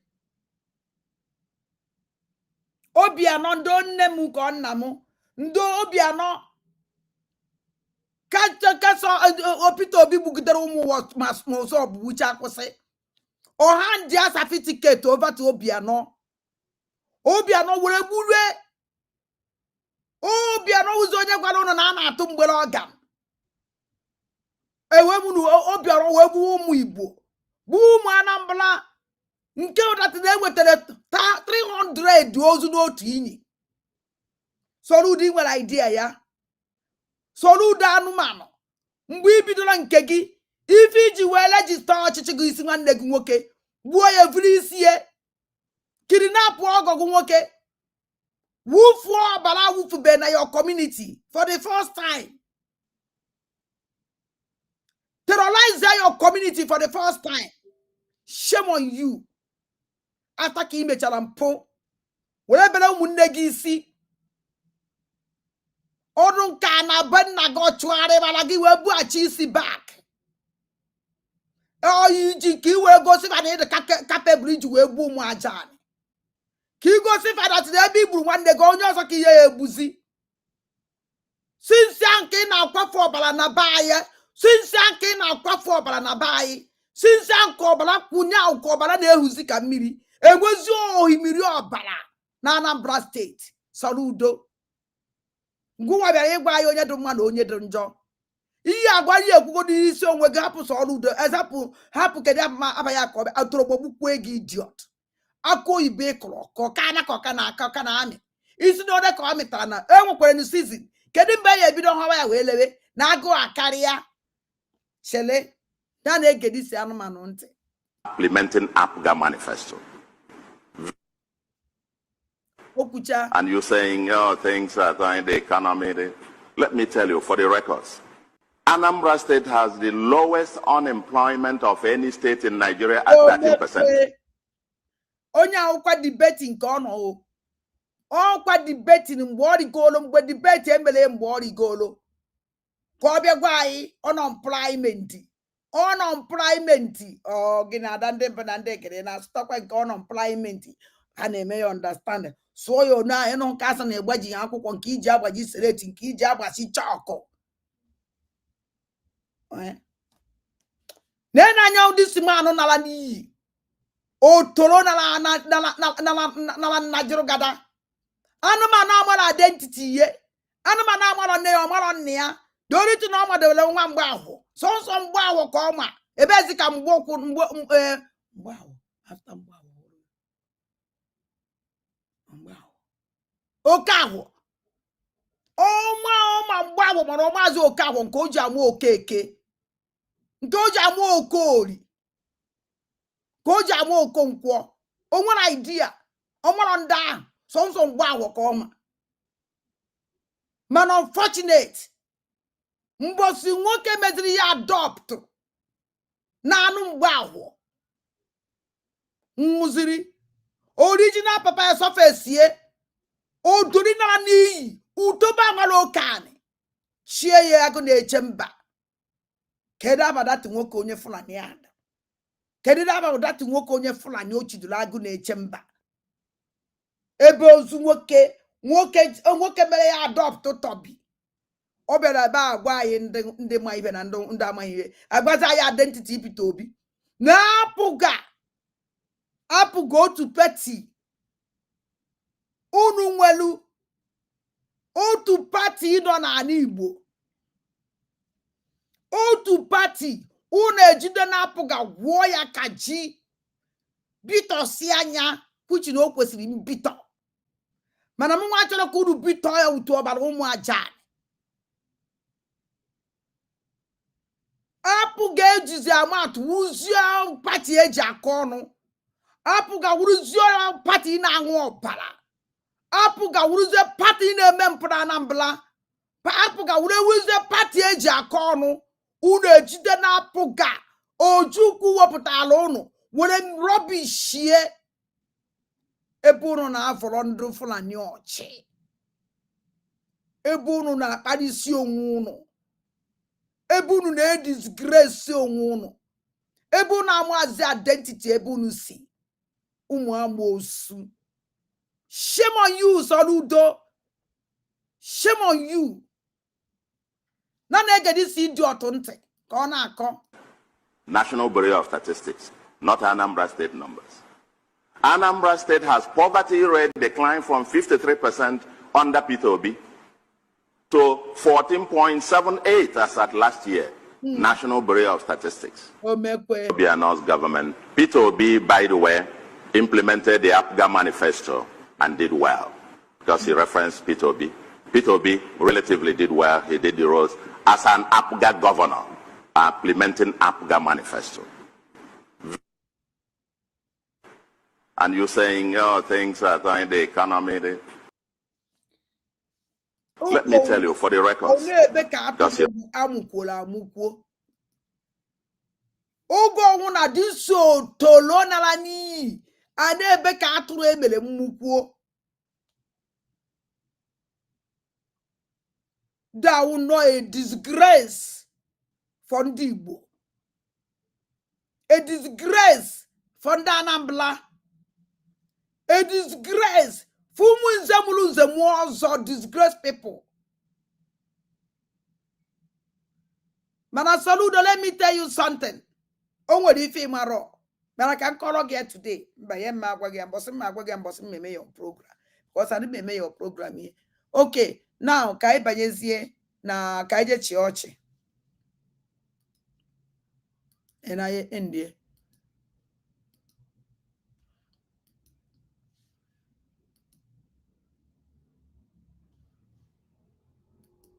Gemma, Canadian Gemma, and another member also called me say for Owerri State, 50 Gemma. That is the first one is Benson Adese. The second person is to Owerri State, 50 Canadian Gemma. And Armstrong Onka also. Joy will be so the only time them through.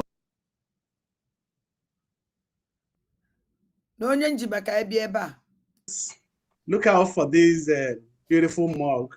It was specifically made with our logos.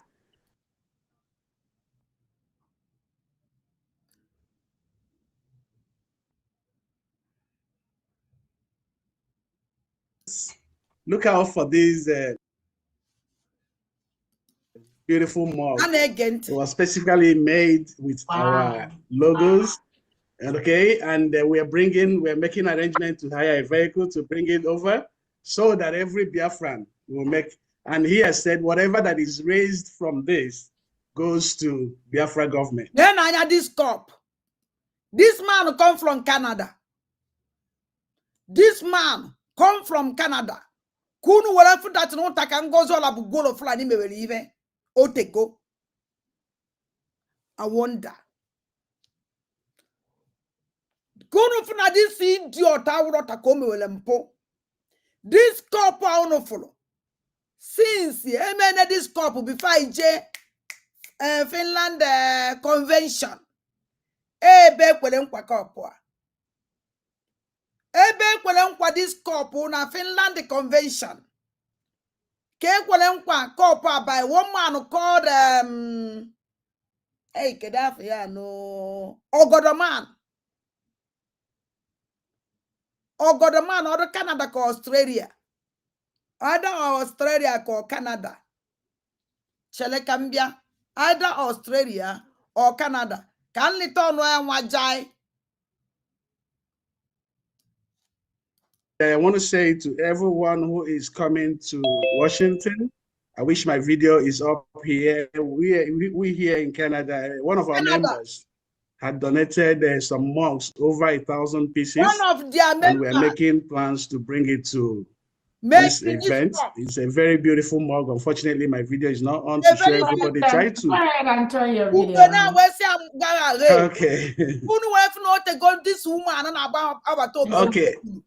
I just want to tell our Biafrans, look out for this beautiful mug. It was specifically made with our logos. Okay, and we're making arrangements to hire a vehicle to bring it over so that every Biafran. Oh, God, man.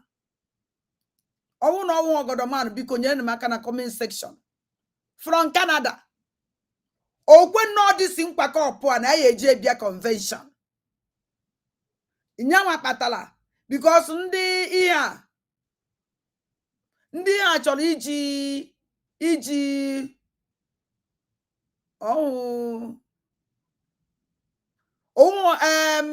ndị actually make up asa emene cup either Germany or Britain chọrọ iji cup wee bịa asa emene cup na ogodoman si na ya eji cup wee bịa kwara ogodoman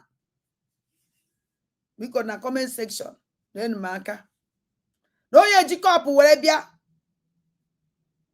eche elo Finland cup wụrụ n'ọka abụghị cup abịa ha olumgbe anyị abịakwa convention ebidokwa okwu cup again the eje declaration ebidokwa okwu cup again otu cup a ọbịa ha Now this couple ye jezi America.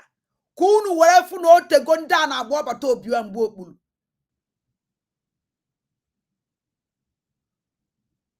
Kunu werefu no te go na agbo bata obi amgbo okpuru. Oh, this idiot ebe di wow. Kwari no my business, my poor all my business ya no godoman. There is no time this man or call on godoman no the genuine. Oh, the go this or godoman na fight our obatobie ataga fofo. This is the useless or godoman not to go me welempo. Couple, this rubbish shall not for here. I call rubbish camporia. Not to flag in no maka flag in about Biafran flag. Man a cop no we me only go see the cop. Boy they go the cop rubbish people all of them. Very criminal. This idiot to call on Godomane promise this cop the Finland Convention 2023. He didn't bring it. Because Ramadanya said no. Because the idiot call goes all about Gorofla, the commander-in-chief of terrorists. Say I know. I coaching with there. On a convention. This idiot bring this cop again. There you go. Back I say oh God man. Cop to go any promise really. They don't quite because Finland again. They have the cop. Osnanka that in next stamp that is coming Finland. Still. Oh God man edging this cop will be Finland. Now this is declaration. Kunu have not to go these people for plano. Plano this in plan made today. Kunu whatever that Nobatobia have suffered a lot. Now call these criminals. Kunu whatever that na a conspiracy. Or the conspiracy. Or the conspiracy. I done them but and they get asked again imagine pencil or gija but this select me with the body bar. Na susu onyo ozo. Hey. Na susu onyo ozo. Can witi. How come na witi na susu onyo ozo da me witi na susu ndi buo. Na susu nke Chineke nyelu mu. Awu mi iti ni ya. Onye ama aso asusu igbo ya witi. Iti mpata ka iti enwe do yiri. This idiot to call on Godoman. Kunu wef no tene abato obi ebuweli ibu. O te gonda fight wa muko no abato obi enu gido ogwa we lu how many years that man wo. Ya wo we si na ebu ogidi a nkporo e ko wo. Isi na ebu ogidi ukoro mmụọ. O ife abato obi ewu. Ya we ibu gido ogidi a the thing kalele. O could over. When we go to the now last point. O te go plan wala ya. Now go the money you busy the cop just say na their stupid occultic chamber office. Hada chi mepe na nonsense ebe o actually mepie. House Valentine onwefa. Maybe now this woman did the idea use up Biafra money. Well let tell her that man you know. Maka that man you don't call that man you come to COS ye. Adia man you come to COS ye but this idiot. Call all abu golo fulani. Hi there your child can dem mala. Johnny on your COS, so you come to COS. So you may see oh she's not longer COS. Adia man you come to COS. Now maybe don't let tell the house. Now Washington DC. Or try the idea. Where you go see you if you go see you on that day. Wait here na 38 me makana unu otinye ordinary days ndị mmadụ eje. Ko were manipulate ndị mmadụ. Sa na na-eme kwa maka ibo ya agba na America. Ndị onye eme invite onye eme invite na ya na-emepe na-eme independent day bịa Washington. Anabe eje. Ya mepe ya ordinary day. Ya bụkwa ndị ọ na-ezi eziokwu. Ụmụ amoosu onye ahụ ọdịdị ka agbara olu mbọsị ahụ ndị mmadụ eju ya asị na ndị mmadụ ejeka. Ndị mmadụ ejeka na America niile nọ ya mana ndị America nọ ya na the agitation. They don't come for agitation. They don't show face. Oluzie mbọsị ahụ America niile eju. Ụmụ amoosu. So this man a na-akpọ Ogodoman iwu a coward. Ogodoman ada ndị bụ na ndị ga-egede sukwu na iwu ewu. Ogodoman amụrụ ndat na iwu onye ụchọ. Amụrụ na iwu sabo. I'm on a new group of terrorists. What am I dear? Oh, because you people terrorize us too much. Terrorize Obatobie, terrorize Biafra in the highest way. Onya Kojizi, where you go see the cop. I fuzzy the cop. Nka umbi de go see cop. This cop, nka umba de go see. We have seen it before. This idiot, Mother Solo Gate, the commander-in-chief of terrorists. Wow. Wow, que just not born affair, because just not born I know the cop. And the further way on it, wow. Which is on I neighbor, I'm about the cop. Cop a convention, if you hear. Cop a declaration of Biafra, if you hear. A just a visit Canada. Una America, una mother to don't believe Guayano. Onya the camera. Only get every cop, a madam onyo, only can one new person 80 because man, I gotta call their group of terrorists, they color. Here's the with a capable, the capable, Mobi, he destroy Biafra. Your work on narcotic chamber goes all up good for Fulani. Now again, among I chose dig if I this nonsense I could hear. But I don't come wafa. Now this cop. No, I won't take Kuloku cop since 2023. Can they go say this cop? Since 2023, can they go say this cop? Couldn't we have no tenant that plan about this nonsense? Couldn't we have no tenant that criminal, don't be a Francis? No tenant that they destroy if I name. I'm very sorry for God, man. You were a coward. You will be fele. Shame out again. Now let me tell you something. Unu feel that unu put no okay. Unu be late. Oh God, man. Adandem na second and do chibegi. All the criminals. Good have an tormented Biafrans. Ne criminalize the Biafrans. Ne boom ajan. Agwa mun no be late. Unu be no okay. And don't look if you feel like oh they no no like this. Go by this time. Shame on you. But let me tell you people something. Okay, for Biafra land. Whether you people like it or not, it will take you time. Time, and the way it takes is too much. Because time you lose. Manda ina ye kwoku Biafra ye bido kwezi enya. Manda diligently Biafra, and the way it all of them ye na cho kede ba na kwoku Biafra, kede du guru, kede be ye bido. Haya anya yozibiko. Oye eteziaka. Una afu that unu need to useless. Una afu unu need to undebel abandon. Una afu unu need to criminals. When that time reach, unu afu ya wa ya golo unu egu. I can say can be dress egi. Because I'm going with a cup. You are useless, madam. Yeah, wow. Ke just now book on afu cup. Ko just now book on about cup. Couldn't wait for how useless these people are. Couldn't wait for how useless and dangerous in that. I'm very sorry. Sorry for you. Why can't you know we try dress particularly? Dress this idiot. It's like I will after this rubbish.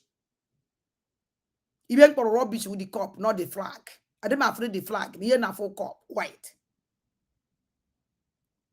So, I can just soon need shame. Shame. And don't come on at this cup as of face in anything I name. I will be a Francis name. I told Adam, I thank God that this betrayal cup. I call betrayal cup call. Adam happy. Now this is betrayal cup as surface. Ni any name. Obian Finland. Adam very happy. Now this abomination cup. Abian Finland. Adam very happy. Now this is terrorist group cup. Abian Finland. So, onu wa undu terrorist still the cup. Ona ankono ha wele di cup. Ona ankono ha we use the cup. Ona ankono ha we je kwe we ngomiri. Akansi unu ya bunu bakwala unu. Unu dibe nkuru kanti ochiri unu. Ogodoman, asking I can see give Balagonu. Ogodoman, ask him thank God. Now this rubbish couple, Abian Finland. You didn't think Gumelo Chogodoman go the criminal ibegi. Ogodoman, you didn't think Gumelo Chogoda betray ibegi. Ogodoman, you didn't think Melo Maka go the terrorist ibegi. Ogodoman, you didn't think Gumelo Chogoda do bala ibegi. Ogodoman, you didn't think Gumelo Chogoda the saboteurs ibegi. As and thank God. Na couple na. This is tourist couple. Abia Finland. Adima fukwa the flag. Even the kwe cup. I thank God. Now this abomination couple na Abia Finland. No bata nibo bato biene me. Adima happy. No umu ndi umu ibomu nze mwozo. Umu Biafra nine. Didn't use this cup. The only people here use the terrorist group on the cup on the edge of miri. Ogodoman, in the different crew, na can see no bacalo no. I can see no. Onuno well what this cup. Onuno well no na copa. Unu ni or I can see no balloon no. I can see no balloon ni no. Can walk again. This cup will Biafran flag. Owunu nanya ni munu ni na the terrorist group ono. Biafran flag they exist. Una what if Biafran flag? Unu what denounce Biafran flag? By email propaganda matching. The three terrorists, the chief doctor, where he go there near otuku shu, otuku shu, otuku. Ofukushu, ofu akubele, ofukushu, ofu akubele. Mmadụ to where you go any Biafran flag. So anything now unu Biafran flag game we cause called the on because any no kuru when we wear our flag when men punu je we me unu ni na cancel ya bonu no unu jiri cup agum mmiri this flag de ya that flag will torment all of you. You back to you people and the family on. Muwa wa adande mbona ndege na daja. Adibo mulu mbuze muoso na agwa yonu. Kunura. Ogodoman. Ngozo la bugoro fulani. Famasi diana ene. Na all the criminals. Unu ni no ha. Akansi unu balon no na kopwa. Onyo wuna jikopwa etinyele Biafran flag we nwo mmiri aya agbobuye. Anybody also kwa nya wolo. Even the Biafran flag men, we fight against you people. Or less no before I get on me. Make sure that we will for this flag. Clean way out. If not, you will let this cup now alone and beg your problem maybe to go mark at this date. If you go back with this cup with the Biafran flag, your problem have started. Because the cause, we turn against you. All the blood, aqua from Biafra, yeji through this cup, we me ununine from A to Z. Ono doubt try ya.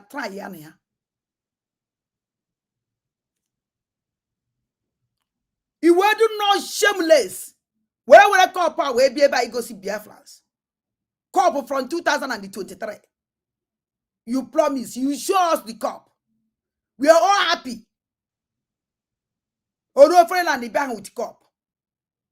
They promise to year put in a convention, na declaration of Biafra. You didn't come. Now you will say you go see that in here JJ America. Kora no ndo chini na ko mu amosu ndo bu angopa kora no faka ndị enwere isi na ọdụ ka ije na ga ibe dị amadan kwuru anyị gecha na ya emechie because dị amadan kwuru okwu ebe dị ka ọnụ n'ibe okwuru maka agbara m ụnụ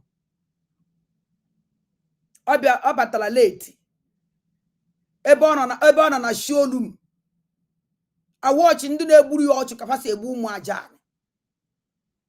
The criminal Madame de la Late. Ebon on a sholum. I watch about the buru wajan. Ancha go soon. Ono nibo kulu.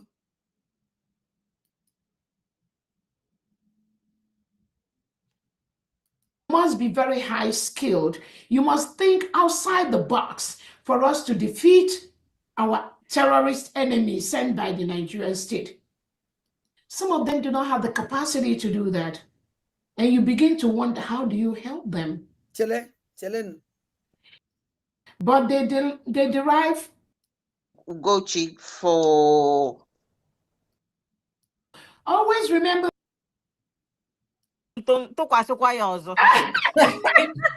You are still holding me to sing, oh. Yes, sir. The terrorist sister. Terrorist sister Ugochi De Ya. The terrorist sister. On London. Sister nyere the whole sister's bad name. Sister turned to the Catholic Church. Eba de watch. Sister menem di bana wana fuzi the holy sisters as a bad people. Lady sister here. Every sister will honor. When I see them everywhere, I love them so much and I respect them. I'm all on that na sister. I have never in my life whoever they quote about to reverend sister. Me I will quote Joe.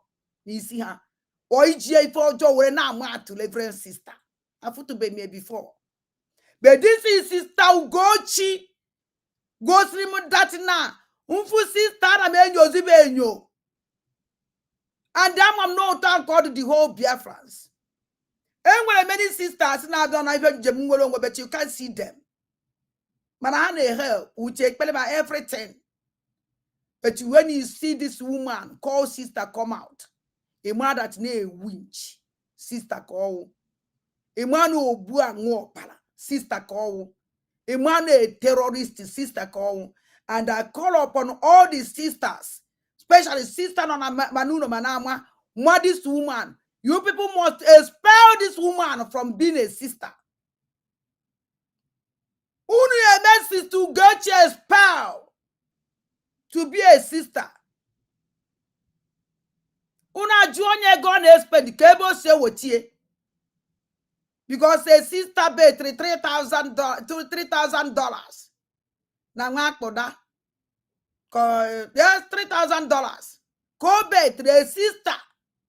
Came on emoji what they go. I will shower within the politicians. Can you bet any sister go? Get it on alo. Oje what they go. I know many sisters. None of this is struggle. Why engage you with preaching?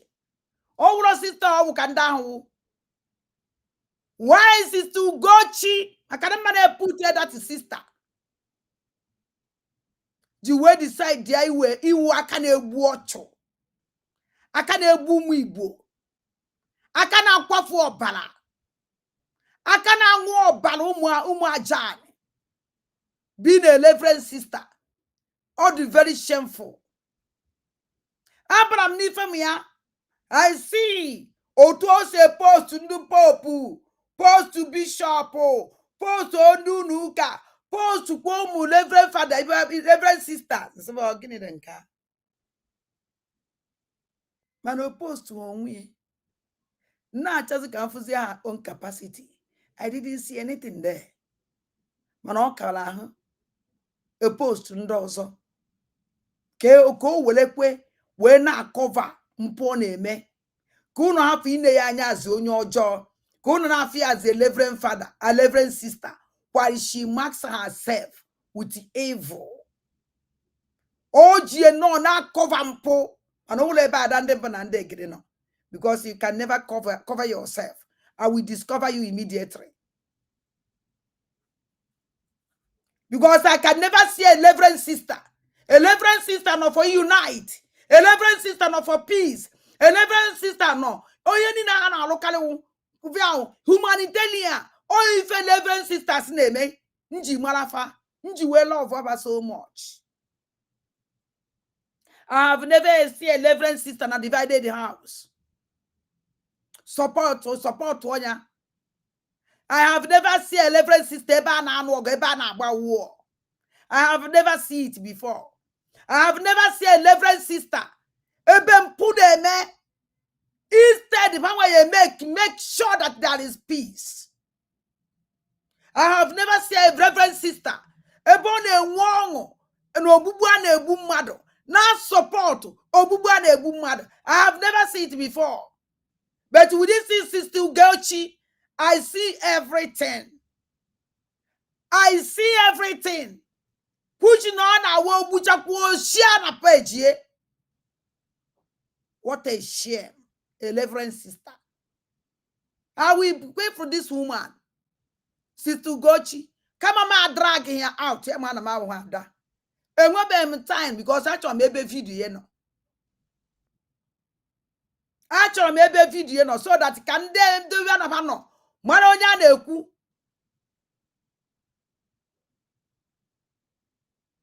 Okay, for this lady cause is to Ugochi. Enu ya boy and killy and ya boy and killy.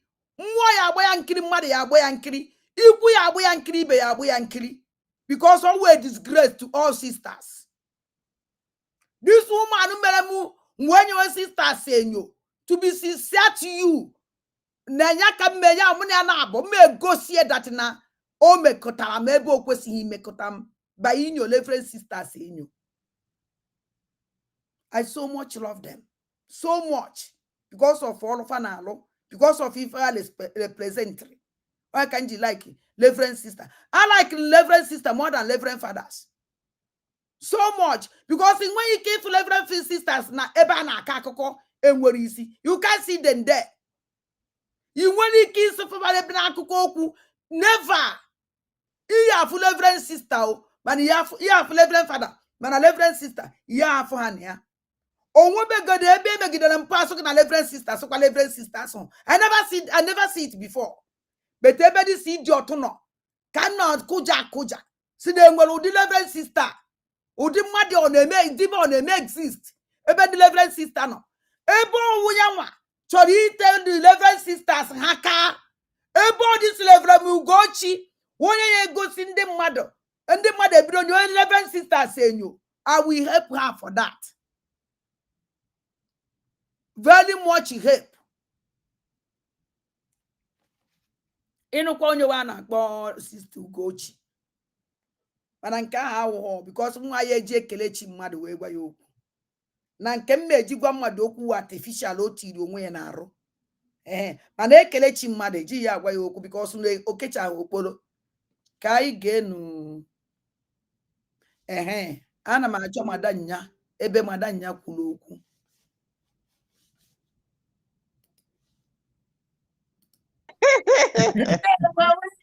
Thank you so much. When the Prime Minister says they always insult people that are better than them. Always remember that. They always go after those that are better than them. The Prime Minister said that. Ugo terrorist to madam onye called better than. Better than who? Come out with your education. Let us see you. Let us see what you do with your education. Because if it's supposed to, it's better than people. Because you are speaking another person's language. Are you not ashamed of yourself? You are better than me because of another person's language. Are you not ashamed of yourself? As I am, I want to be a French citizen. I want to know about that. But I'm also French. Ofuma. GNA Lord, GNA everything in Chari GMA. Can I insult people that are so French? The answer is no. It's because French is another person's language. And you can never see 100% French or only French illiterate. Because all French speak French.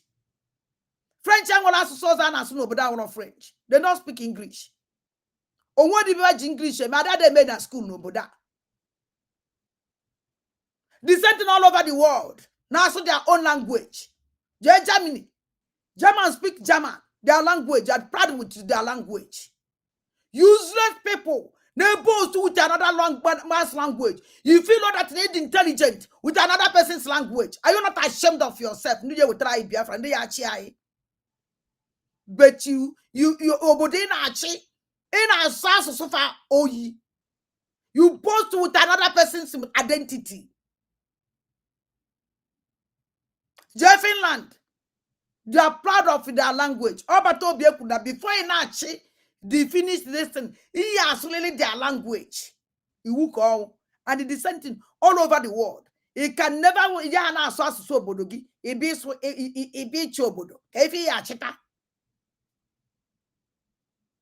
Even he would try Fulani culture in our land. Otrobobukwegi. And I'm made now. People never boast with another person's language, another country language. They boast to say intelligent. If you have your children are the asogi, and have asogi, you are an idiot. You are not a good father and mother. It deserves it at all. French, you don't have no fan asubefa. Yoruba, don't have no fan asu Yoruba. I will say born of an I will say. Sons on the by, ne boast to us so nyozo. Welen kegutiena. Tiena does be. Onya suzu so nyozo will give it illiterate. Obaji big. Obaji pencil. Because you don't know how to speak your own language. Keve ya posigi. Somebody ama asu near. Asu samunia. Ema yasu. Na kozo onye na asu so nyozo. Onya ama asu so obodozo. Asekwa illiterate. Nke nwa ama asụsụ bega asụ kedu ife ya akpọ gị kedu ibe ya kedu afọ ya enye gị ị mara asụsụ ga-asụ asụsụ amụrụ gị na ya asụsụ nke eji wee gọzie gị your own identity ị mara ya mana ị na-asụsụ asụsụ onye ọzọ na-akpọ onye amazi asụsụ obodo ọzọ asụ illiterate kedu ife ya akpọzi gị nwa. Because this woman is boasting. All this illiterate, or my English, all this woman, when you were Italiano. I have never seen our leader Mazen Nandikano or Padonyama Soyibo. I have never seen Obatobie or Nakpadonyama Soyibo. All this terrorist woman, Colongos or Abeze, when you were Italiano.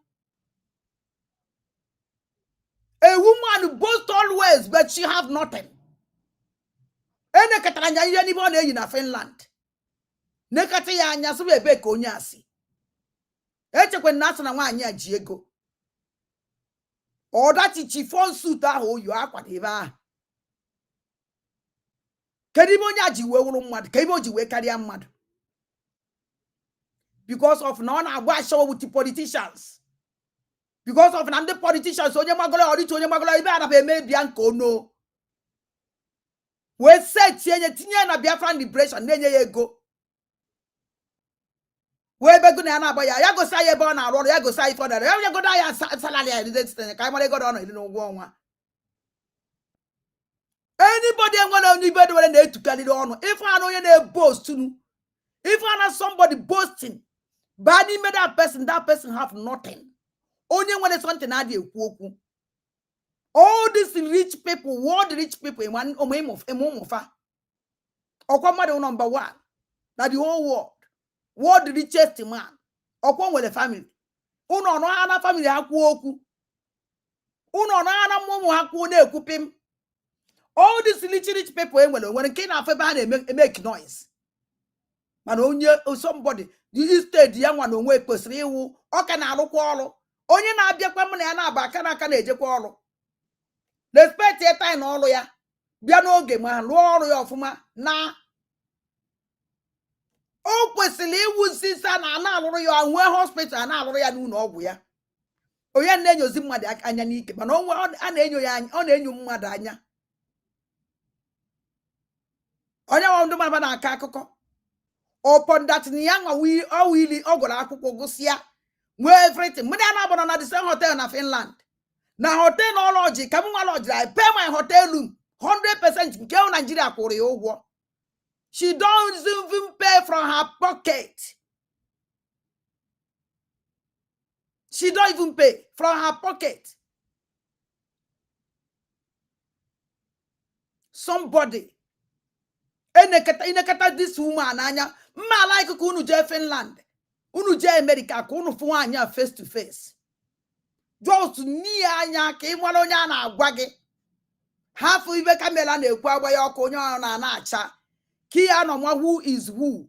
Hụ ya n'iru. Na ya anya from n'elu ruo n'anị. Ki ya no onye a na-agwa gị.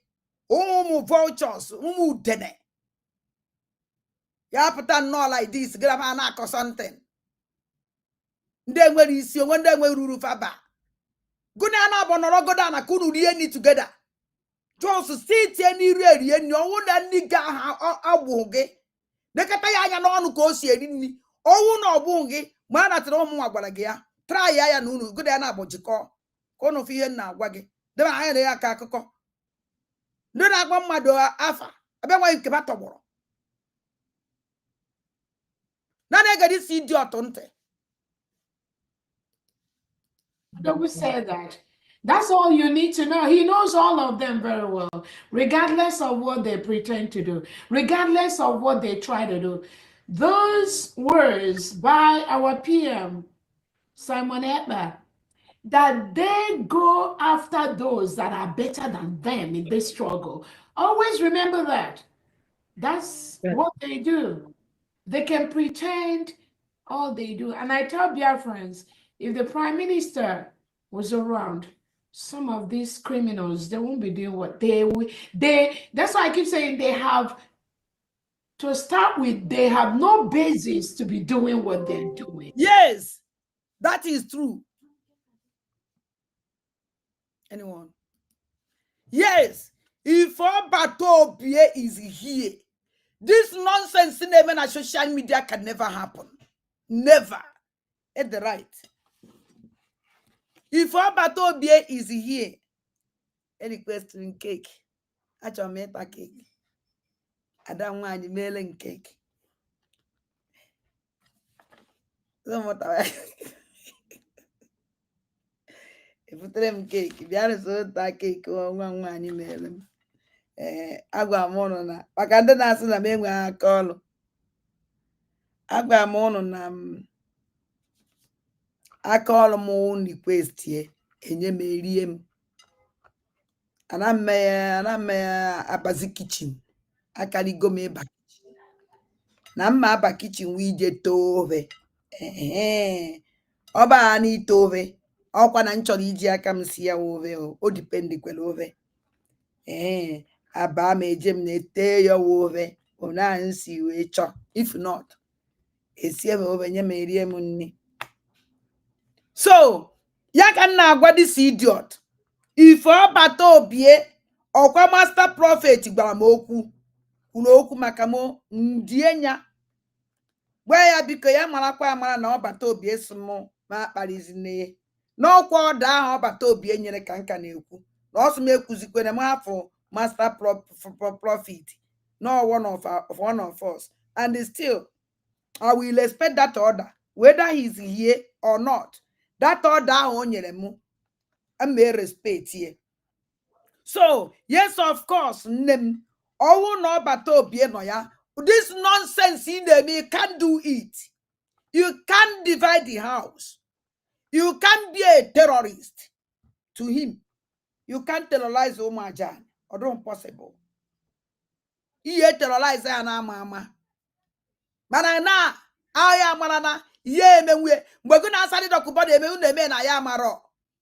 So yes, of course, if Batobie is here, that is a wonderful leader. That is a great leader. He is the leader of all leaders, apart from our leader Mazen Nandkano. This kind of nonsense, this kind of abomination, in our commit both home and our blood, you can't do that. All this nonsense, rubbish now happening in social media can never happen. Because Obatobia is a man of love. Obatobia is a man and I spoke like this. Obatobia is not a divide and rule like idiot you are. No. So yes, of course, it can never happen. All this rubbish can never happen. And with time, all this your madness will stop very soon.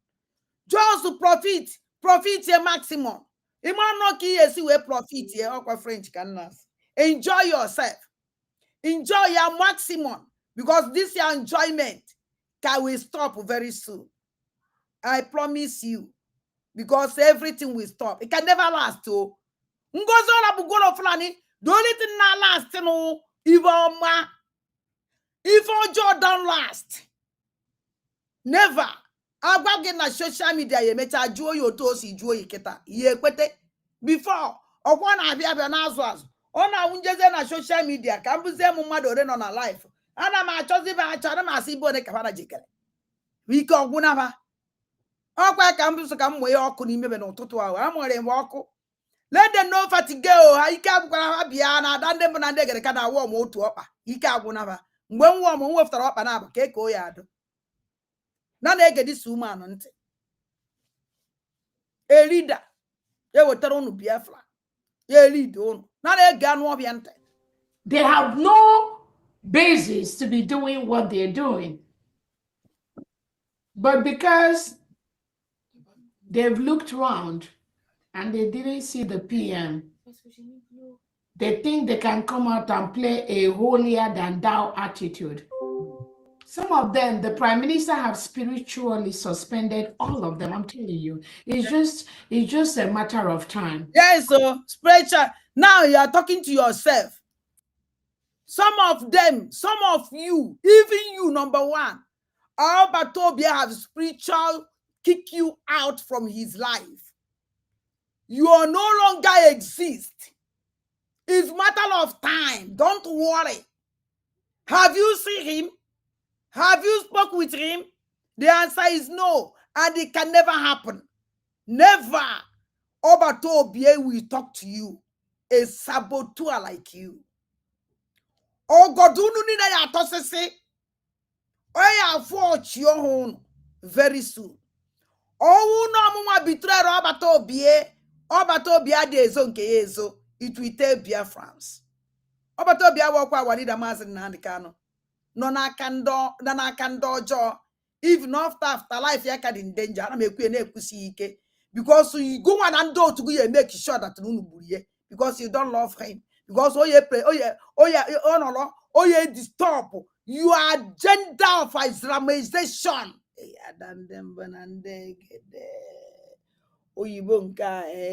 All the la boy nana.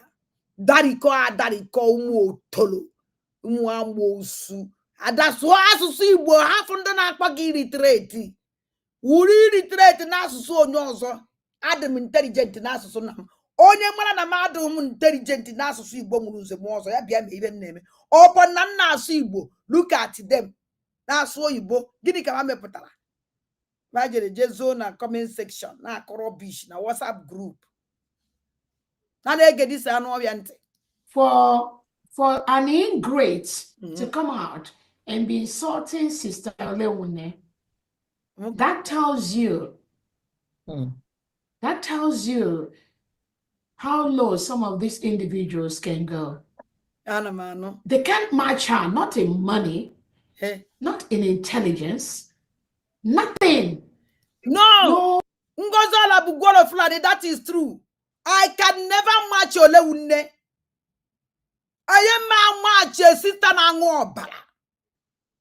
I am my match with the sister na watcho. I am my match with the sister na terrorize in the bay. I can never match with her over my dead body. I better remain low than match with a terrorist sister. Never in this world. Ngozola Bugolo Fulani, I support you 100%. Because I can never match with a criminal. I can never match with a hookup sister. na-agba ndị politik anaghị enyebe ego. Gịnị ka ele nwunne na-alụ? Ndị sista na-alụ ọlụ. Kedu ibe ndị sista ji ego eme? Ọnwa kaba mụta ka ọnwụ gịnị kaba ji ego eme? We know sisters. They are good for charity. They are good for, we know them with good kind, very kind people. They sacrifice their life for others. I can ask us, and I made joker. They may not like me, don't like it so much with sisters. I so much love these people because of the sacrifice I made, because of the help in a community, because of how these people they take care of. They give a lot. I never in this world. Now, Odom supplies. The Reverend sister, Yahweh terrorist. Odom surprise. The Reverend sister, Yene Bumado. Odom surprise. The Reverend sister, you not support abomination. Odom surprise. This woman up put her bold in a social media. When as Nameya march with the Reverend sister with the money. Odo be won anyi be na eku jezie de ka ebo se nweta gie. Reverend sister nke of richer nke ndị ọzọ. Reverend sister, ndị Reverend sister na-eweta go a na-asị m ada na pa kwa Reverend sister. Mụ nwa na onwe ibe ba na-alụ. Adu obodo oyibo aba no ka ndị Reverend sister se anọ. O nwekwa ndị nọ na London na support kwa. Mana ha na support with their capacity because when if na alụ be na alụ humanitarian, yes, humanitarian. And then bonande ke ya tabupu ile. Oyiba na alụ no Reverend sister na apụtanụ na-etu ọnụ ego. So sisi to lewunne na-etu ọnụ ego. Because on the Nigerian government to kutuma bro bank shege. Now on the website way destroy this idiot causes to level number to be have give her suspension. Oh, they go suspension because I need suspension or the causes I don't suspension. All the criminals work with Ngozo of Golo Fulani, do have to be suspended, all of them. All of them each other suspension. Ona for that no if about to be flow. When you Reverend sister suspension. When you Reverend sister suspension. Obatobia is a Catholic. For you, we Reverend sister suspension. If that is sister melody suspension. Which the mama reform melu. Kaya mo no suspension. Akama mumbenye suspension. When I got to finish suspension ya. Nke 1 month to can shop low. Power shop rule 3 months suspension. All of them 3 months suspension. Also 1 month to Kanjelu. All these useless people. Jono sister, they were good person, a good sister, innocent. Give them an engineer suspension. On batch of her criminality. On batch of her betrayer. On batch of her who is she is exactly. Kenya that suspension with hope no ye change. Still, she didn't change. Still until completed that mission ya. This your batobie. Yaka this idiot said that now he can't compete with money. Are you better than me? Ngozola bugolo fulani. Are you better than me? Can you your job, your salary is how much? Are you better than me? Afro mubogani kunanya. Nsagara ma like yanya. Thank God ni go tere hinye. You go say be Finland because go tere mo fu da meje kwa ego. Ama not languages ke kunanya. Ama na nonsense ibi kunanya o nonsense ki ibu. But say for na Finland can say kere diri Chineke dey go tere this rubbish. Ime na camera na afọ mmadụ with ibo ichere ezigbo ibe. You lose the person and say my boy na ho ezigbo ibe ko nonsense. Amanda to onye mena na challenge ego na bia challenge ni ibo kpunanya rubbish, rubber, plastic. Ko kpunanya. I don't capable. Go to war to Boganya Mwa Dande Bonande Gede Kunanya.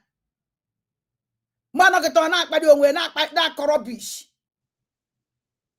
Nango me say from my and I can see a dress. And I got one year and I feel like this. Eh, if I come me, I worry.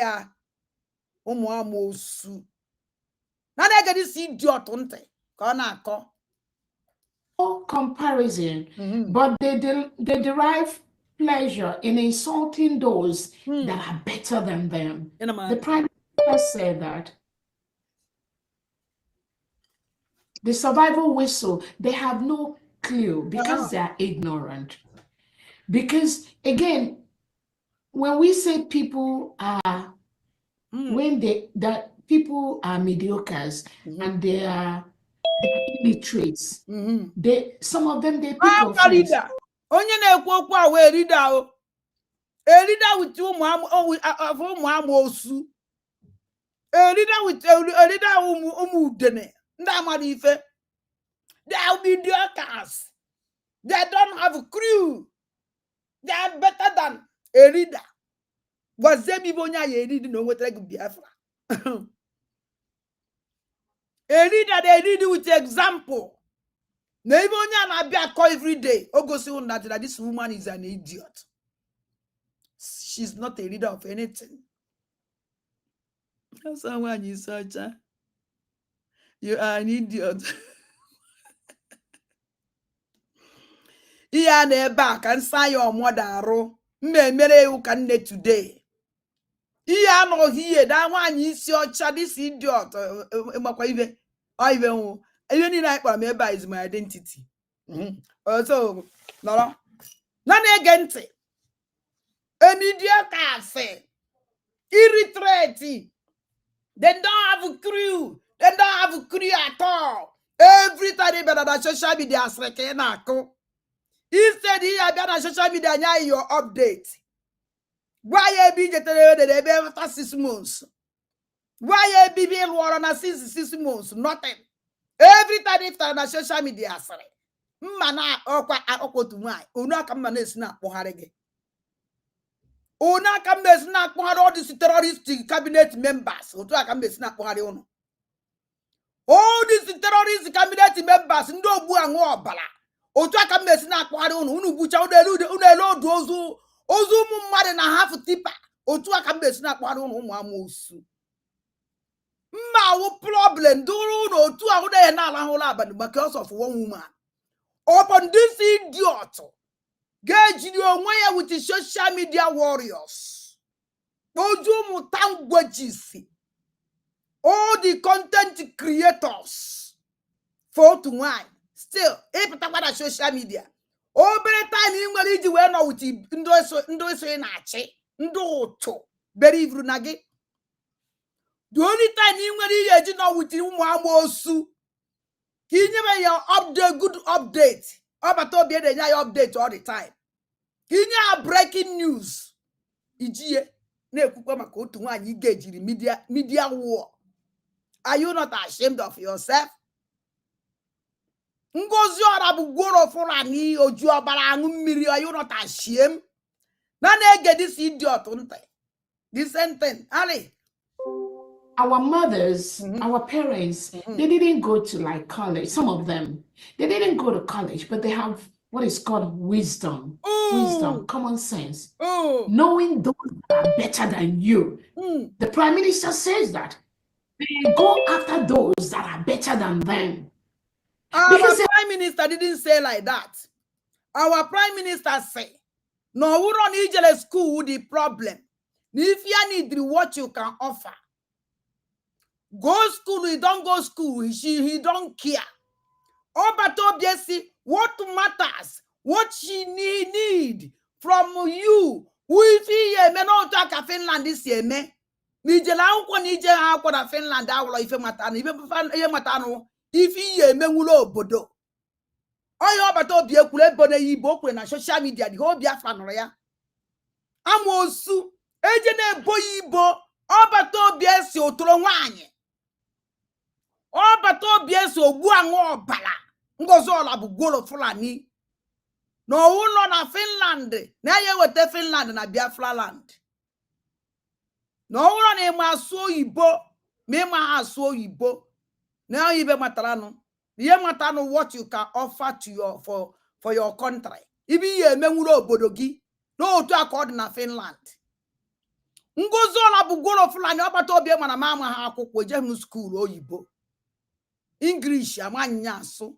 Mana osusu rap maka ka nwere Igbo na-ekwu ibe na-ekwu onye disturb them again.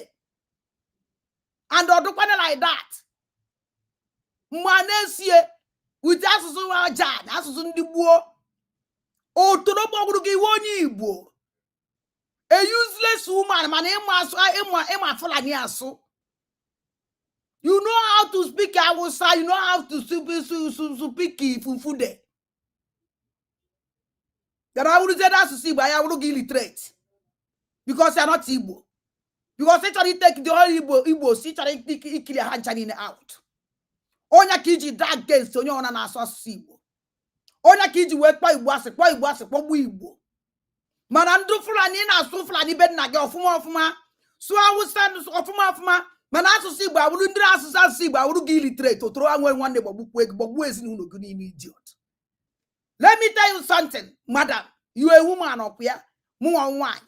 If you want for any woman, more wine jack, Adibo Kalaka Balambo. Munaganapo. Ever anagaketa. Onyene Mary, Ojo Foga Nanija. Ngozola Bugola Flan in a criminal grand for his cabinet. Ojo Faya Nanija.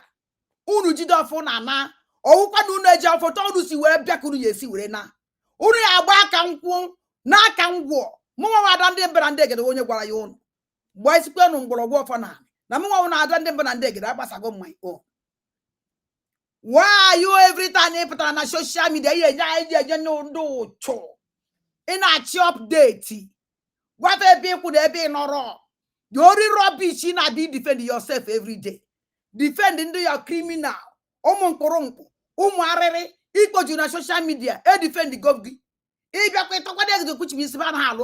You have to sack all of them. Within them, my van ako. Within the year, make them one year. Or konos no force the movia. Uno, quite a neketa no one to Sisana bomb. And unebe. Or even one. Even one unebe. Don't nine. Anu ebe ka nwu agwara una agwarapụ this woman aka don't go to that God don't go there happy adande mbenande egede aka don't touch her happy okugude kucha ike gwu ya mechi ọnụ onye reply kpana ya aga sigi na ofu osisi ade eme ọhịa now epetakwa ebe a the only time you nwere ihe eji no with your stupid criminal people believe na gị ị nọrọkwa ebe a time ihe use ihe eji wee gwafa okwu never good news, never update. Or than them and they you were that time they defend yourself, you will tire. Not again. They have nothing to offer. We give them content. Some of them, if they don't call me in their program, they will never get viewership. I give many of them content until they call my name. People are not for so. On na social media na even na ekuru am ngade nya content or copy I na me now ya dey content because I'm busy with the content. You don't have content, but I give you content. Onwe no ku ikuru copy we ku you ku and I copy my own shows you that you don't have something to say. How many months now? You do be go ku ananti. All your criminals, I give them content and I feed them. Without my name, Facebook and YouTube, a copy. I don't know social media how many years. You know, be content when you watch. Not like idiot one. Watch their programs. They do not understand the power of whistle. And I keep telling people, just like when you go to Israel, an average house in Israel, they have a bunker, what we call a bunker, where they will always slide in. Because of the history, we must do things that are peculiar to our people, peculiar to our history. When you go to Israel, you see this idiot. Even if I deceive, all the useless nonsense, they say. Israel nwere bunker. Oya wo me hana alarm otu alarm. No kwa whistle. Onwe ana ka esi nwe attack the whole country nwere ye. Na the whole country nwe bunker. Listen, Israel ji we a bunker because Israel surrendered with ndị ilo. Ndị anọ n'etiti ndị ilo. Onye ka ha ji we nwe bunker to save life. Ome ana ka o si me alarm ofu alarm egbuo the whole Israel ana anu ya na enwere attack onye ọ na inside that bunker. This idiot, her own bunker will whistle. Ngozola bugolo fulani. Her own whistle will bunker, her own bunker whistle. Ina wuzi whistle when they jeba and attack with your whistle. Surrender with the AK-47 machine gun with the whistle. Madam Israel, ana eji whistle. No, ana ho. Amapuse be inside the bunker, pochie bunker. Zona bunker. Any attack can never get them because we are inside the bunker. I have to go to bomb, no sink go do with that bunker. Oh, ye protect here. Eh, whoop to Hanando. When ye mehano. Uno fugan dindinyo. Eh, one thinking for quality. Look at the boku lokua. Asana neku. Which means seven Israel will a bunker. The person amazi. Okay, Israel na. Okay, bunker. Hello? I'm on live program now. I am emerging peak. Thank you. I'm on live. Okay, if you go.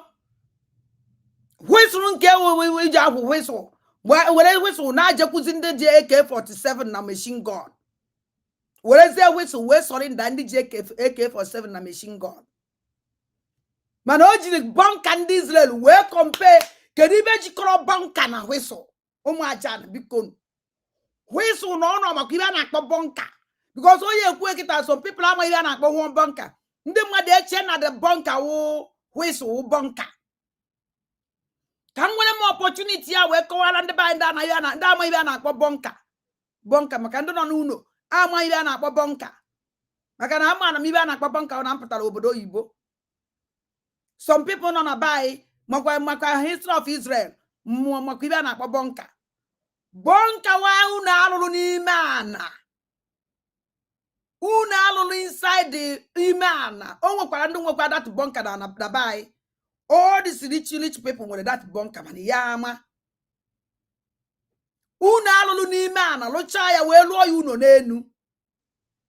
Where do we don't know Kaluma? Does your could name everything inside that house? Everything, my fridge, everything.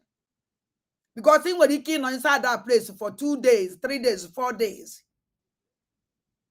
Before I won't hear the school, I'll call you school, I won't know the joy you know on Apatapa. Everything inside bunker. Oh, when I kiss let's see where I attack. Alarm a buo. Panjanina by inside that bunker. Inside the una and no pulani. I am bunker. Una and no pulani. No, na bani me, no. Or they send the bomb to Israel. Abba Pahana the bomb. Remember my Budalama, Budabana, only na by inside that place. Ebani me, all go na the bomb that bomb touch that house. Una is that bunker will protect everybody inside that bunker. Until I made the house evacuate. I made a what to say the house, I what to say the house. Then I be open up from that bunker. Isi ya wagi, okaya kago, ajaye metogo naro. All that bunker kadisi idiot. Kadisi terrorist woman ja compare whistle. And all this shameless sort of intelligent. Go akwụkwọ wee certificate. Hey, oh gini. Oh you boy na ada nobody. Oh don aba no mi ọkpụkpụ. Oh karịrị awari da maazị na karo na akwụkwọ. Oh gini ka na-ekwu. Hey! Ma ya na-eme dị ka eje ekpo nsị. Ma ya na-eme dị ka eje ebicha ndị ala ọnụ. Ma ya na-eme dị ka eje do useless na America. upon akwụkwọ niile ọgụrụ o ji awụ otu ibe bara onwe ya uru ọ na n'iyi nakarị ụmụ anụmanụ n'iyi useless ụmụ anụ gụchichara akwụkwọ nwee the whole certificate na anya ibe ọ na-alụ leke na anya ọrụ ọ na-alụ nọọsụ ka ọnwụ ọbịanwụ dọkịta nọọsụ na-edere ndị mmadụ ọgwụ na-enye ndị mmadụ ọgwụ ibe ọ na-alụ obecha odebe ma nye edobeziere dọkịta mana o nwere ndị dọkịta shiaroji na-eme ọpụreshọn n'isi ọ bụ nke ahụ eji agụ ndị anaghị eme mkpatụ ọ dọkịta na-eme heart ọpụreshọn bupụ heart mmadụ rụzie ya dọkwara onye ahụ na-eku ume dọkịta ndị ahụ anaghị eme ekinoizi dọkịta na-ejide ọkpụkpụ gbarikọrọ rụzie nyekwukọ chichicha onye ahụ na-eje ije ọ na-abụ nke ahụ dọkịta na-agwọ ndị nwere ndị kansa gwọchichicha ya onye ahụ adịkwa mma ọ bụghị ya eje agụ ibe o ji eje gụ jee nọ na America do useless na America with forging certificate ọ gụrụ na Nigeria baruo America an intelligent woman wee wụrụ nsị mụnwa agụghọcha na-alụ ọrụ ka ezigbo ọrụ karịa ya mụnwa agwaji pensụl nke m ji agbaji biki nwee my own class nwee everything of my own nwere onye na na-ekiye ọ bịawu dọkịta nshi na ahụ rubbish na-ege ya ntị o secha ibe ọ na-ese ọpụtebe ọ na-akụ inyo ọgwụ nwaanyị a mma ayọ ya ka akamụ ọ ntịrịrị ọ hapụ igbuchasị ụmụ aja na-ege ntị 1 week to 1 week this idiot apụtabeghị n'okwu gwa ndị ọ na-achị ndị na-efolo nonsense ye solo ndị na-eso gate ye na ndị ọ na-enye BP all the time ọ pụtabeghị every time this rubbish apụtara unu ndị ụmụ amoosu na-esogharị ya na apụta nọrọ ana ka unu gee okwu ọma ya esie na ntị apụta ọwụrụ ịkụ asịrị ọwụrụ saga ka ọ na-abịa agba na social media a leader for that matter onye United Nations ji erecha anya were ka Biafra chee n'aka ọwụrụ gị United Nations inecha attitude of this idiot anyị chi ya ki your country inecha nnọọ dịtụ otoro nara n'iyi were country ki nye ya n'aka ya ji echeba country o ya enye gị onye a ya wetara ego ya the worst country in this world so mana ngomala ya ke ya mma which is not our Biafran dream. We have suffered a lot. Nane gente. So once they hear that sound, most of them, they go into those bunkers. An average home in Israel has a bunker because of their history, how people attack them. That is why they decided that most of the homes in Israel, they have bunkers. So that when the enemies come to attack them, and once they hear that sound, all of them, they will go into those. One get into couldn't even yakuleba, Cherekan town when wajai.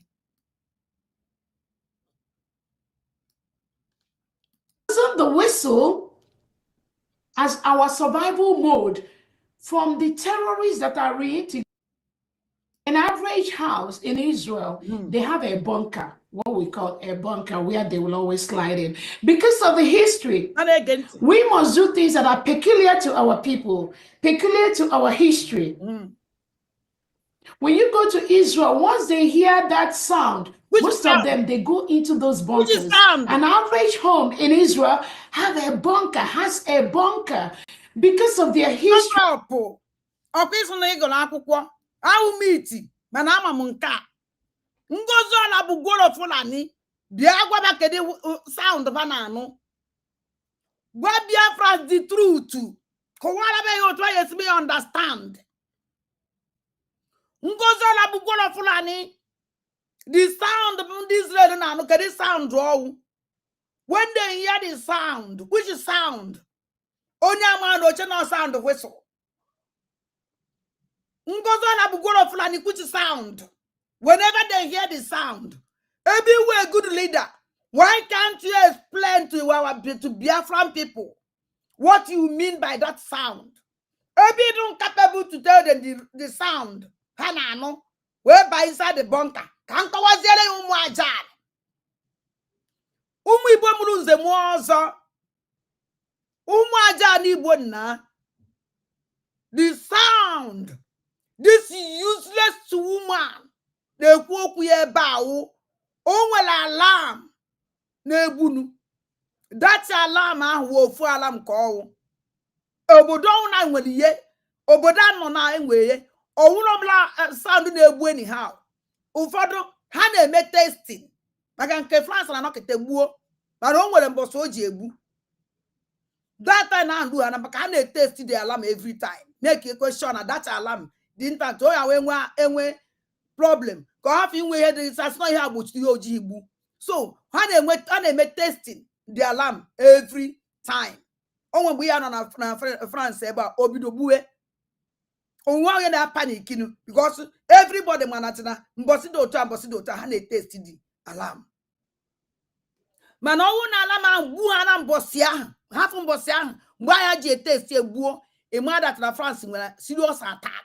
Another country may attack. Ọwụkwa the alarm anaghị egbu enwe terrorist attack o. No. Mana ọnwụ na nwere obodo ọzọ ya na anụ nwere nsogbu. Obodo agha never attacked by bomb or anything and they send missile. But because I know can say that I am with the attack. On will alarm nebun that alarm with the whole Israel ya no ya. Obu hana o that the alarm nebusi ke. Oh mad na hu ya. O alarm valula do ebe no. Wopu yo the nenu. Obu ahana ino hana ye chowo bia zoro gunu. Adoye mecha ozugbo enyo na bibi anu boom bomb ebido dawa. Onya kpatara Israel ka ji stand the road today because of that system of alarm ha tinyere. The whole civilized country will ye civilized or civilized amam adande mba na ndege futawa. Oki were gwa na ina agoda akwụkwọ na imo oyibo aso emo ha so. So Igbo azumunu nze mmụọ ọzọ na-atọ asụsụ Igbo nna eyi identity m gwanu nwanyị a na mụsụ ya na ọwụ idiot na ọwụ deceive and I will never allow her to deceive Biafra. So gwara nke a mma agwa ngozi ala bụ gworo fulani akwụkwọ ahụ ọgụrụ akwụkwọ ashawo nke mụ nke international go ashawo nke local ka ọgụrụ doro ahụ whistle mana mụnwa nke nwu international ọ ya ka nji mara ibe ala ma ahụ presentere. So, this woman, when you hear the sound, that sound. So that's alarm buhana or the whole people on Israel. Mawata even no bodano, Mawata Cleo, Manwe Kunawa, and one another sound. Unyona buy na that una alonane, and a bonka.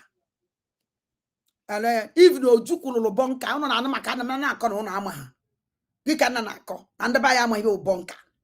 And I know bonko Ojukwu no bonka. If you journey mo Ojukwu ya for bonka ya ebe ọlụrụ ya.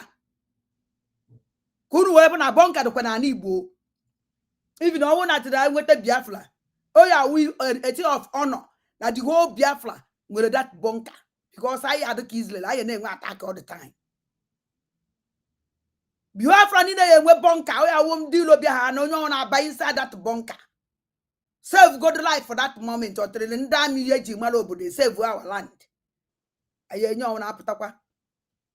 Yaka this idiot talent chalo na tete uche ukwa na dande banande gede ya moyo bonka. Aka ni retreat nwanya akpalo menwe kwo yi. Irritate nwanya time good afternoon am time eji ekene. Oyibo wodie. Aka owu na o mana mo bonko ya aputaka this rubbish because also someone nwere ike e stand there up where ka o si we de gba eziokwu du n'eziokwu. I don't hide my own. Gwanu this otoro nara ni na abia gwa wele bonka a compare whistle. International world, international community, United Nations community. Na anu ibe nwanya de chi na ekwu hiye. A woman uji bonka where na compare whistle. A woman uji bonka, a reader of ndo cho. Ji whistle where na compare bonka. Emana wanya na ni. Mogona mpare.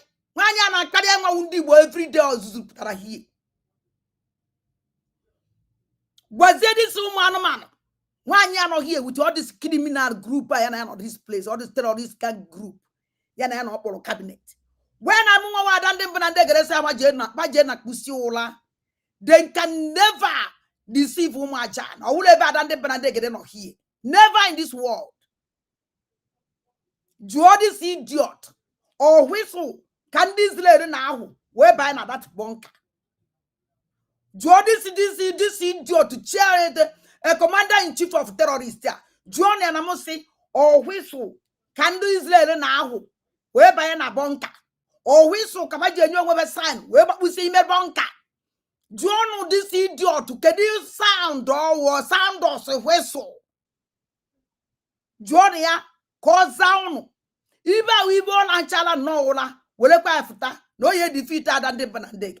John, what this woman, I don't go school English, yo. Mana kwebulu igbo muruze mu ozo ejinye were bi intelligent ni na ya no oso kwuru so na ya no ebu ha Chinese okoro isi onu huru hie onwe nke foro no onwe nke misiri nu jenu gwa ya opo na magu akwukwo amamugbe nke nje amakpo mana ana ma no oyibo ni no na asu na edi bonku di English opo no highest English o na aso kporo English da sie na ono na adasase adande mbu na ndegede agbaji select agbaji nchoko nke nje agbachi unyi na edi bonku ya na tukesiri ye otu oje esibe you understand. Joanu this woman that whistle onya ka Israel na ahwo ebe de ko no onya ka Israel na ahwo ba ahwo we makusi e bonka Joanu ya ka oza ya uno ka na egekwa ya nte. How people attack them. That is why they decided that most of the homes in Israel, they have bunkers. So that when the enemies come to attack them, and once they hear that sound, all of them, they'll go into those underground bunkers to protect them, to live. Why in this lady when we bunker ben with a whistle? Call that your intelligent whistle. Israel, happen here go and Israel. Oh, yeah, we want the attack. How whistle, get to attack. Oh, Dorina, I don't think na joke sigi. Why that you were bunker? Why did you war where whistle when they protect you with her? Why? You was a umwe the more so. I can if you need bonus of way. You may belong about West Nine Undibo, that Biafrans. Would the most hopeless and useless in this world, in the whole world. Say no, I did a mazen and the cano sologo. So nago mamba, I did a mazen and the cano kuye. Nandibo, Biafra, no, non dibo, no, the whole Biafra would the most useless and the hopeless people anywhere in the whole world. And don't that keep no be Egypt nonsense. But can if you know no way be crying no man so that na oh na God. None get this idiot on take on ako. Onye pụrụ ụnụ n'anya a na-ege ntị. So when we've chosen the whistle as our survival mode, from the terrorists that are reintegrated by the Nigerian state, pushed into our land, some of these illiterates, they can never comprehend, they can never understand that. Because their intelligence can never go to that level. But now, you know, and I tell people, let us know with your intelligence. Because up to today, up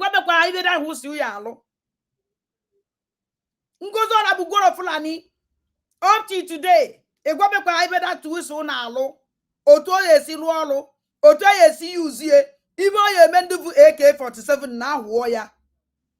Up till now, with your stupid intelligence, you never tell us the meaning of that whistle. Even whistle yalo, intelligence of that whistle. Otu ya si warrior, ndubu AK-47, ndubu machine gun adacha. Oh, warrior sizie AK-47 trigger ya, okpochie trigger AK-47. Biake gwai. Oh, machine gun esufie, ewu ana whistle, okpochie trigger machine gun. Oya Suzy, Beko Biagwai, up till today can be confused. Upon your stupid intelligence, he used by a koala Biafrans about this whistle. For how many months go ye take it? Okoye Kechane or in 2 weeks, they may activate. Corner time they that nonsense rubbish, yeah.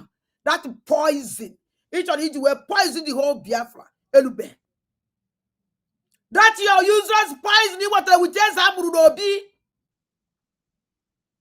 And the Ghana come Kedaviano Labai. That poison the good Labai Nezamru no be. Ye waputa, wake when the buy. Or all the bear, Gabasi may activate 2 weeks, Ogabe. Oh, no, 2 weeks, Ogabe. Now they get this arm will soon take on a column. This United States of Biafra, at this time, it doesn't need any mediocre. You must be very high skilled. You must think outside the box for us to defeat our terrorist enemies sent by the Nigerian state. Some of them do not have the capacity to do that. The only terrorist enemy is Sendri. To our means, Uguma. The only terrorist we have in our land, Uguma. So Uguma the terrorist. Uguma the head of terrorists. Uguma the survivor of terrorists. Uguma the leader of them. So you're a problem for the nation, Biafran nation. If you don't know, let me tell you. If you don't know, let me tell you, idiot. You call your stupid self mediocres. The only mediocre somebody here is you. Because that person ain't not mediocres. Ain't more or nothing. Why am I disturbing you? Why am I your problem? I told you. Ngozi, stop this nonsense. It's no. You know, na braglim neko. Because of you feel that na Biafrans nege gunte. You know, na majo wegi just watch your followers. By that time, just watch your followers now. Are you losing or you're not losing? You're losing every day. Jackie, watch your fundraising. Are you losing or you're not losing? You're losing every day. And the talk is lose, chicha. I promise you. The terrorists you use in our land, they get used, Wilefa. You used them before. All the same people, they terrorize our land. The same people, they boo our people. So now run you. Biafra makavasi handle you people. Hence na handle before Mbwaba to be na higher hand again. That is why I call up Biafrans. Everybody must get up. Let us make sure that Biafran liberation they lack nothing. Let us make sure that from Munkuruku to TC now had a complete loaded. So say even now you don't majan. So say even now you. This idiot is a coward. Ya put on social media. Akwasre. Ndine say no can say a useless woman on a half basis how many for 1 week. Puta instead of ya go no or continue kwebe all the criminals, content creators, a useless, hopeless idiot. They use their platform when they deceive woman job. Or continue kwebe say. Then on social media from Monday to Saturday. Attack only one person. I daddy or amma. I done them banandeg. I do. And didn't did they even about them? One you see na France. Bandit. Ada bandit. Ada mkpụrụ mmiri.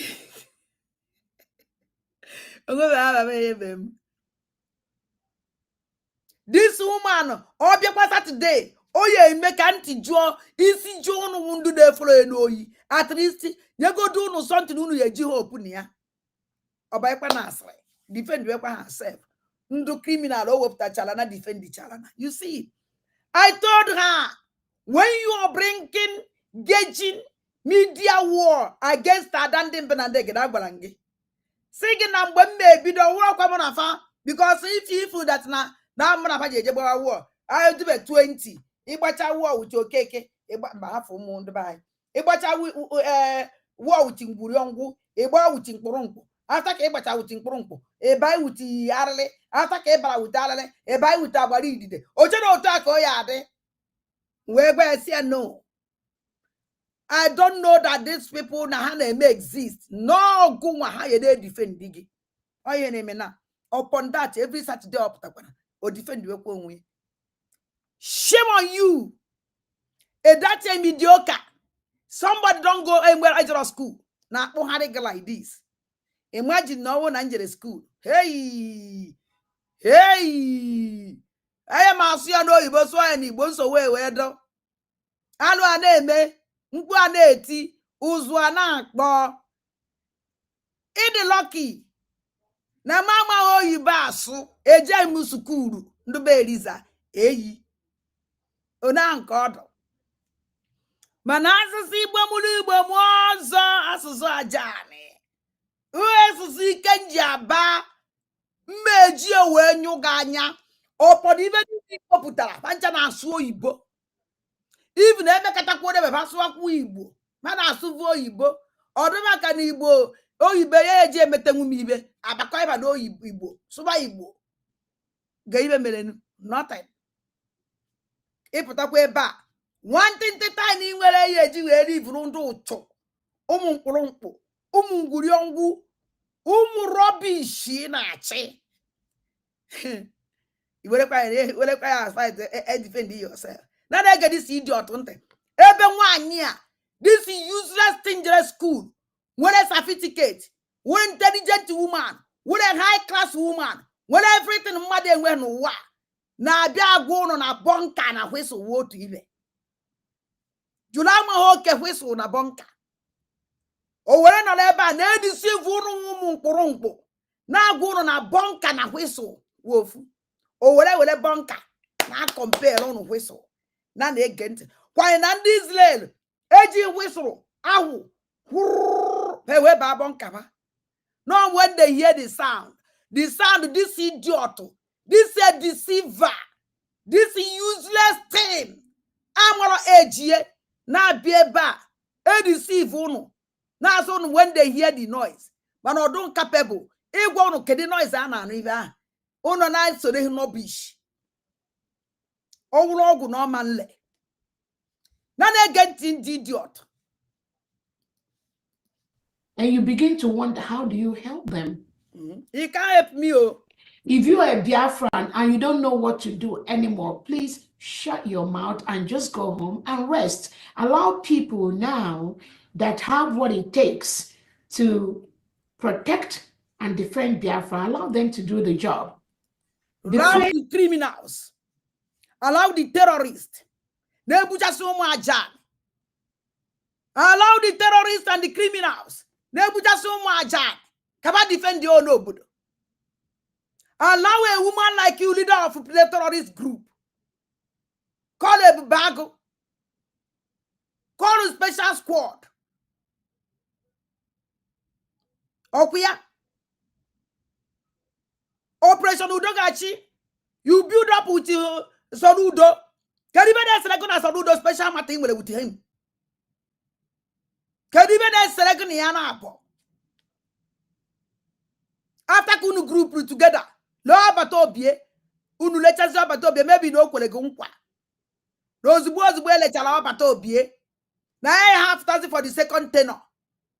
Can one day go okay? I'm a one year, I'm a maybe a pony and car, but somebody in claim ulu name ye. Ngozi Olabeze tata echi nwanne echi ọwụrụ ndị ibe na ọ na-azada aza ndị aba nwata nwoke ahụ ụmụ amoozu ndị after Ngozi Olabugoro Fulani Abubakar Madam Abubakar ọzara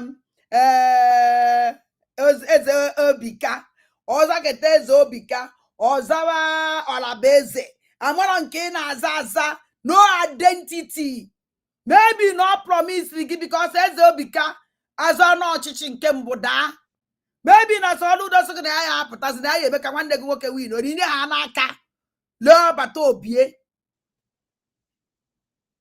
omezi ya ka iji achọ isie omezi ya ka iji achọ ndụ ya egbu enu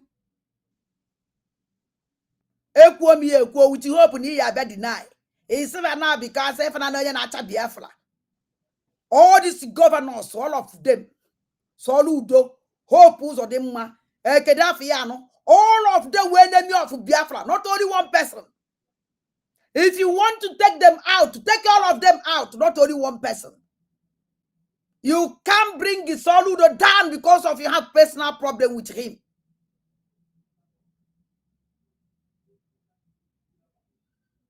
Okay?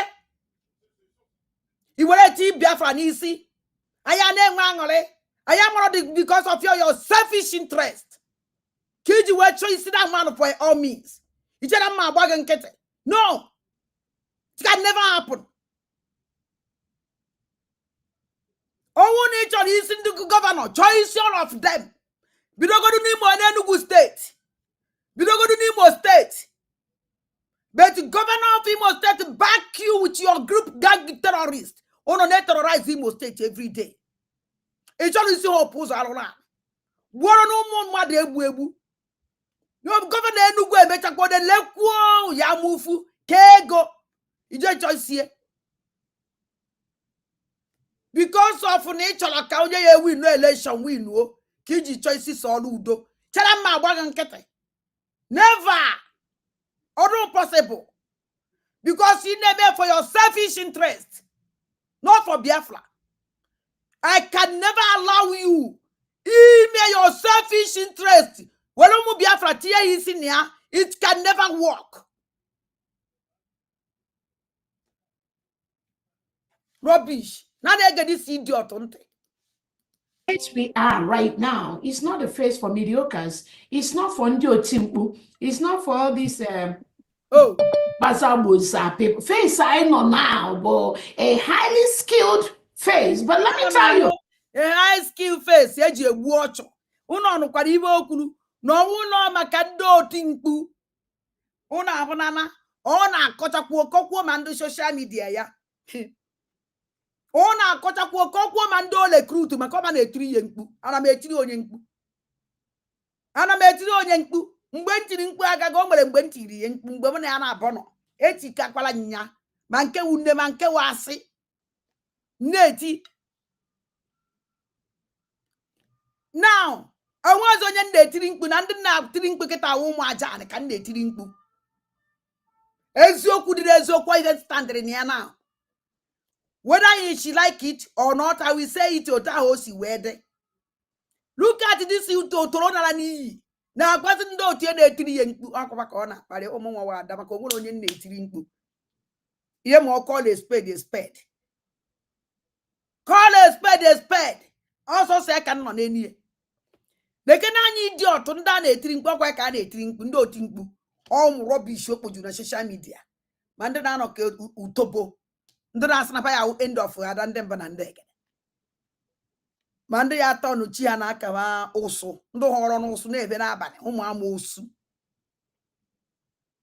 Ohun nke si na ada Simon.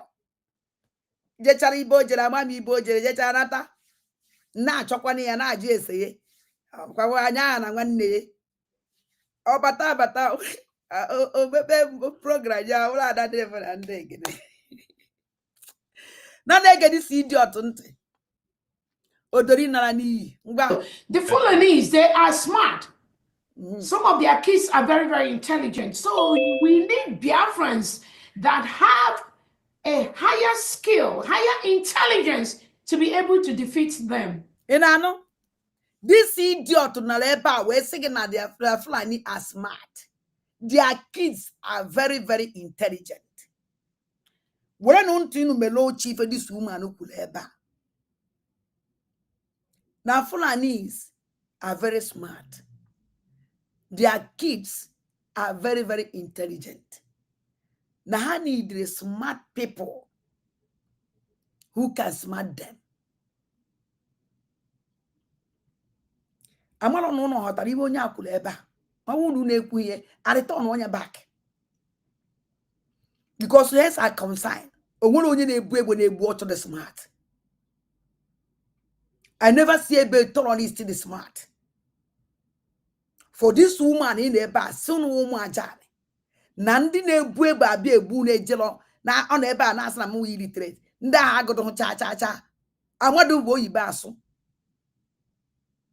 Bia na asig onya na eba na asigi na anyi now na asigi. That about the intelligent, about the smart, their children are very intelligent. Fulanis are very smart, and their children are very intelligent. She need a Biafrans. Very the smarter than them to smart them. Kevin to can go ala monu no ku onya akuleba. Amakwam ka mbesi we mepere no ku a o. Ka oku a mepele onwie. O ere onwe ka ya we ka chi. Ina abu echi o wo na ewo na etiwo. O hele onwe yo he. John this woman, even chokunu John obi unu. Why this woman just say na Fulanis are smart? Because I found many smart on them. I never see people do smart. For some Fulani as a smart people. Ndubu AK-47. A boy of 13 years, 14 years, 20 years, do smart with AK-47. When on to Melochi, this woman who could ever. Able to talk and I can go godie. Kai kowa godie, kai to pe godie wibe. Onya gwaron Fulanis are smart. Omalam boku ada prayer no oku just support like that. Okwado we oku.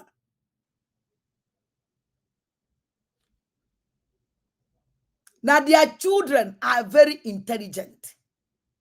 Number one, ndu Fulani na bia etelolize yae uri hiri umuazi 13 years, 15 years, 12 years, even then will end 9 years, even then will 8 years, even hana etogo. Non imie. Motabedo nwa. Eje school. Ka this woman on eba patalan ba na terrorize I na ebuja sai. Cause sign are those people na had the smart na AK-47. Na machine gun. Koronya the smart. Eji AK-47 na smart. Another smart in any AK-47. All na Fulani is very smart and they are very intelligent. Where AK-47 be na for a community. How you eleji with you? How you eleji with they are smart. Hey, what is smart to my smartness? Nalande mother their community without AK-47. Nebu bebu. Abu be with AK-47. But inside somebody's community, wipe all the whole community out. Lepo. Ndana bakoy wala mo madi poputa na bakoy na kwaba ni mo me. Ono for ya. It's not smartness. Ka this woman on the bus no smart. Ka this woman on the bus no smart. And then the money na gente ba na hoti ba na ko. Agwara nwanya after the na social media. More na puta more na disgrace onwe. More puta more na puta more na agbo onwe egbe na okpa.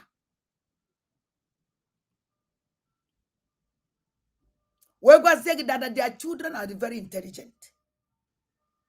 Honorable now covers themselves. And that is smartness and we wake on agwa. They are the smart. And even this woman never got identity ye. Gwagoria. A Fulani woman called one other smart. They go see we turn one upside down. They go see turn with a smartness. Turn no behind the whole Biafrans upside down. Ne use Biafran, they never Biafra. Onye that ya even one ya gwara geba. Nyaka one ya gwara geba na father na Fulani are very smart. Their children are very intelligent. They need people the smart than her. Oh, that Namuma Ketelo okay. No one can see when I thought a Biafran government in exile. Chinekenna. Hey, oh, the mother cannot like him make even my life. Ngozi, oh my God. And I'm like he confront this kind of person. Kaya ofuzi and smartness. And all because of none smarter than her. Can you when we can discover what she is? This woman or ever we're wagging the fall. Manunu yene nandu AK-47. Ana ma juzu no ma jan. Ndị na watch him no. Onye bu AK-47 or the smart. Are you going to consider AK-47 woman, AK-47 man as somebody the smart? Ya onye ji no AK biakutegi. Guna ya me koire o were AK kpodogu n'isi gbagbuo gi o wure no the smart. Oh, not the smart. You have the AK-47 one side. You have your meat without nothing naka. You have to say that is smart as me is smart or her smartness. Fuzione can be the smart. One year no leba we go no call no something no question. Now the last no question here no. Agwara mo no na this woman. Uno mo even jiwe batana struggle. Kita ka mbia na afọ aka ọrụ Chineke ibo ji we membata na this struggle na nka no mala ife kpatara ọbata obi eji we do around him. No matter the attack, no matter if agwala ọbata obi, no matter still osine ho do them because it's like no man a day like this we come. Biafran sayas no we do nye kowala fano. Aden smarter than this idiot. Very smart. Omad no ye me. Ozibozo from Finland they cannot wait for the game of this idiot. Onya will meji we follow with the trust. And there's never one day trust for this rubbish. I won't trust to this nonsense. I am match up the game also. Or because I don't have any confidence on this rubbish. Ozibo, since January. Since December, I can discover everything. But I'm going to be the Kubezie na January. But I cannot be satisfied. I'm not go sure. Now I need to come out. If not, nobody need a yabu.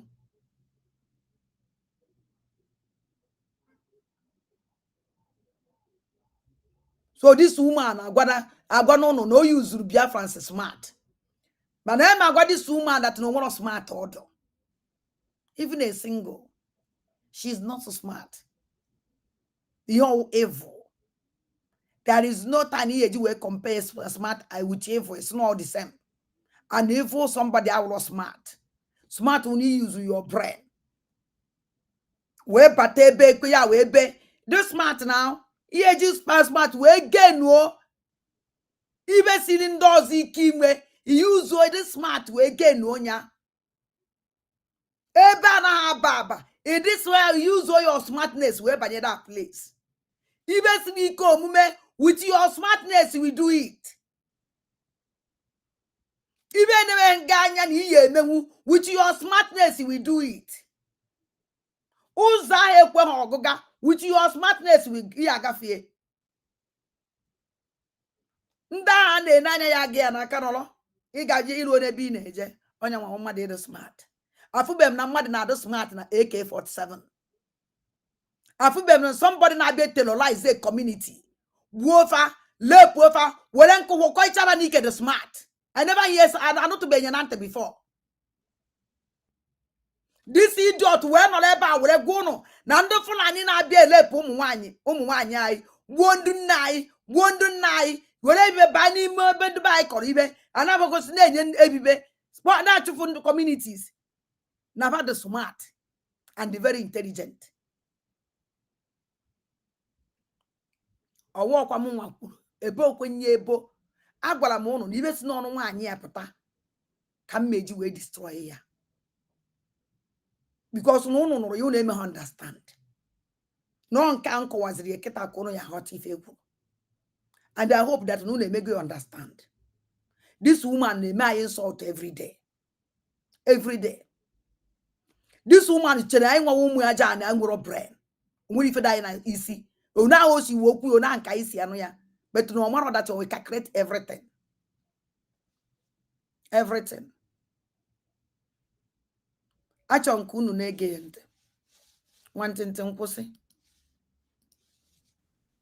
Not the crowd of all these people that they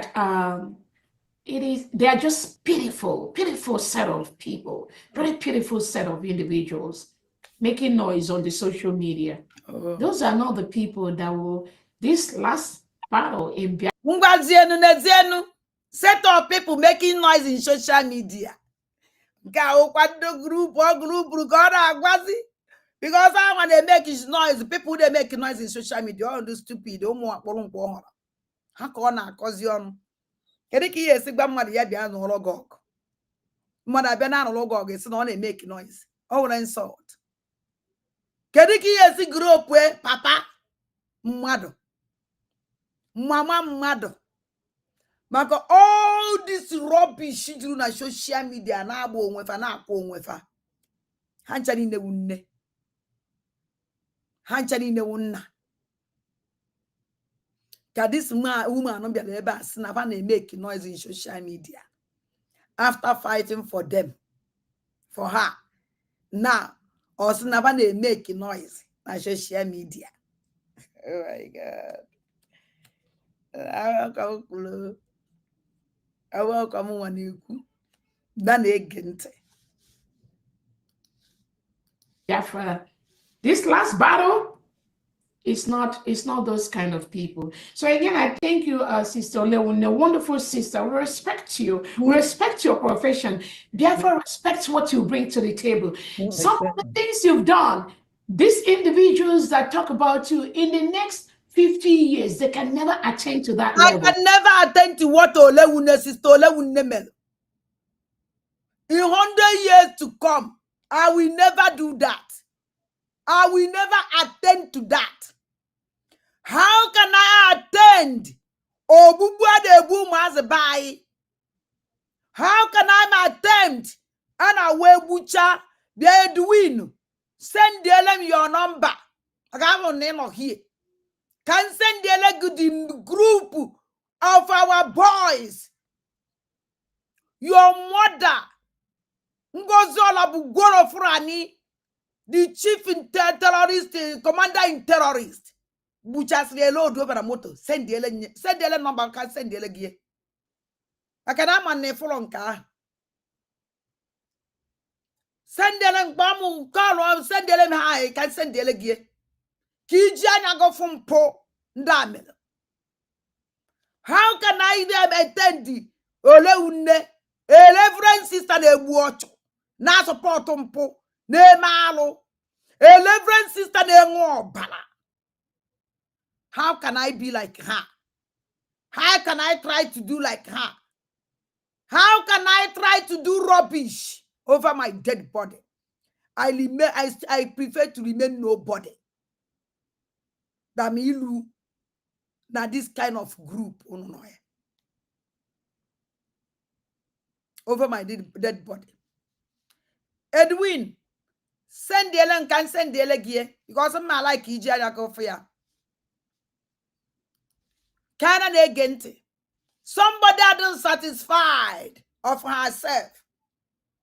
I'm gonna know you in the Fulani. Because ọbụna na onye ọwụ na-achọpụtago na Fulani woman ka ọwụ. Ojecha ndị na-eme ome engage ndị na-eme makeup. Ofte whatever ihu ma nyachikọcha ya ihu na ọnụ, nyachachacha ya. Nyacha ya nke ọ kwụsị na ịta igburugbu ọnụ ya. Ada ndị mbụ na ndị gere na-anwakwanụ. Ọ kwụsịrị nkwa taa ọnụ ya, ọ tagikocha na egbugbu ọnụ ya, ọ kwụsị na ya. O ya asị m thank you. Na good education na-enye this idiot. Oh yeah, some thank you. Now good education, nne ya ọzụrụ ya azụ. Nne nye education a na-enye nwaanyị na agadi. But let me tell you something, madam. Now Biafra land ki eje chiche eje ofoguna. This your criminal intelligence is smart. This your criminal smart guy. This your rubbish smart guy. Ma gwage na oho na bendo ma aja na no ke ye use that smartness. There is no room for Fulani terrorists in our land. No way. That your smartness, Ibri na ben nage. Oh my jani. Oh mama wonye gwalagiano. Because no matter how many criminals you group to come and fight Biafra angels, you can never win. Uno de will une de jack helicopter biano back up. Beto bomb. Ebucha so mad. Uno labor tweet ye. Uno labor tweet ni umaze.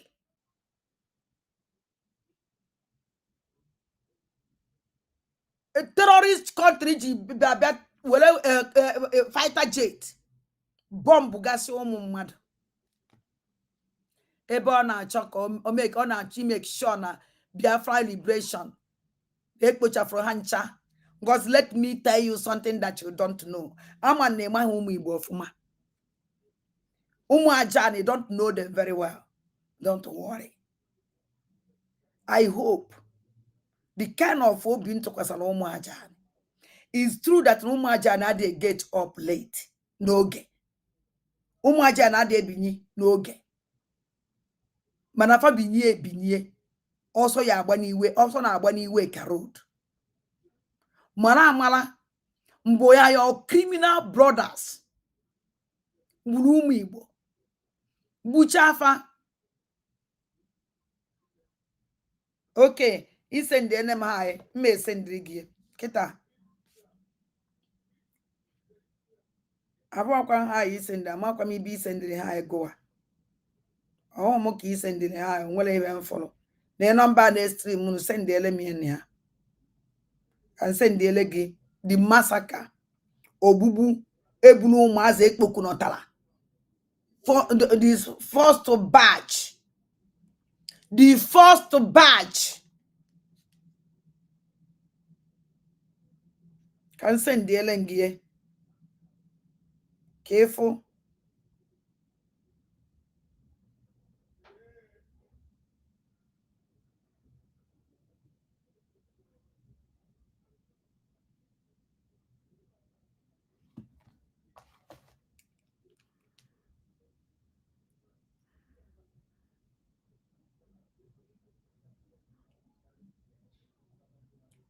Now, ne number na ga na Edwin. I won't ever ya. I gba me send the elengie ko ni yes we ofuma.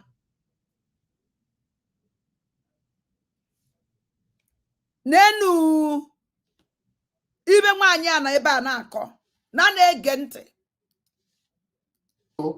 Never. But we know what you bring to the table, financially, morally, spiritually. And when you look at these individuals that make, some of them, if you ask them to even give you like $300 every month for this restoration, they don't have it. They can't provide it. These are mediocres that are poverty-stricken. Some of these media people that follow them and make noise to even put $200 a month to this restoration, they don't have it. No. It's not as if they have, they don't want to give, they don't have it. Yes, that is true. They don't have it. Yes, so all this is rubbish in Pongwa. Equal to the social media for 200. All of Fulani Uno hacked my phone. Within 1 week, go another one. 16 Pro Max. Goliye. And month got a mobile phone in Finland. And you know it in no. And I made donate 500. No donate 400. Now with you na mandate. Now new dimension mandate. Didn't I donate na new dimension mandate? Even an omuke na agba. Nandi na agba umu rubbish here. Umu rubbish here but on social media they have nothing. They support you. They don't have the money. Then they be email on business. They be on social media. Go social media. They have nothing. Yes, if you could wear zoku. Maka no man, I'm a normal kenagwa. Then I go why go down on a hotel. 5-star hotel. Go quantum. Nkanje papa na 5-star hotel can no. You see, and I pay for 2 days. Go my flight. You see, that need too small. They na go to rubbish here gonna fano. Look at a woman. A leader need to this kind of phone on a social media. A leader can use the name of the nature with Biafra. A leader. Imana united in the whole world. Can we say no Ezioku? The whole world now watch here. Tediki yes in nature this woman and with her attitude. Would you do one social in everybody and all Igbo koji oh no Igbo. I say, and the Finland now watch this woman. Attitude of this woman we help Obatobie. Attitude of this woman, and I thank God know what this attitude. Because if Finland government watch this woman, I am mad at now. This woman the envy about Obatobie no. Now this woman is na problem Obatobie nwere. Now be to this woman is a betrayer for Obatobie with her attitude up with everything. That no sort of blackmail Obatobie go will take you over. To be sincere to you. Attitude of this woman show the whole world everything about Obatobie. Let me tell you people something. This woman with this attitude on social media help Obatobie so much. Because you blackmail him. You destroy him. You come and take over with her attitude. Even without being told. Hey, Ada with them. Kadaraka bombo. Bomb in Israel. I got a bomb in Israel. Hey. Only sound ojiada. Oh, ya kona ko ibomasi weda. You see, world are watching. You Biafra. And don't know what you bass. I said, Nabama even nako. Ejimi Igbo ekwubanu ibe nkwuru. Nyanwa ji oyibo. Okocha ojele na Washington DC. Who tell you that an international media at their watch here? Onye gwara na international place at their watch this idiot. How can you give a criminal a contract to read or read? How can? This idiot in the because she have disgraced herself at the whole world. How can you do something? I only want an international community, international, I want a country. How can you do something with a woman like this? Call herself a leader of the rubbish. How can? Even South Sudan, I am equivalent with this idiot. Even it was how to get out of Bodad. Haiti. All the poorest country in the whole world. I am a women with this woman, no matter their condition, no matter their stage in the whole world. Never.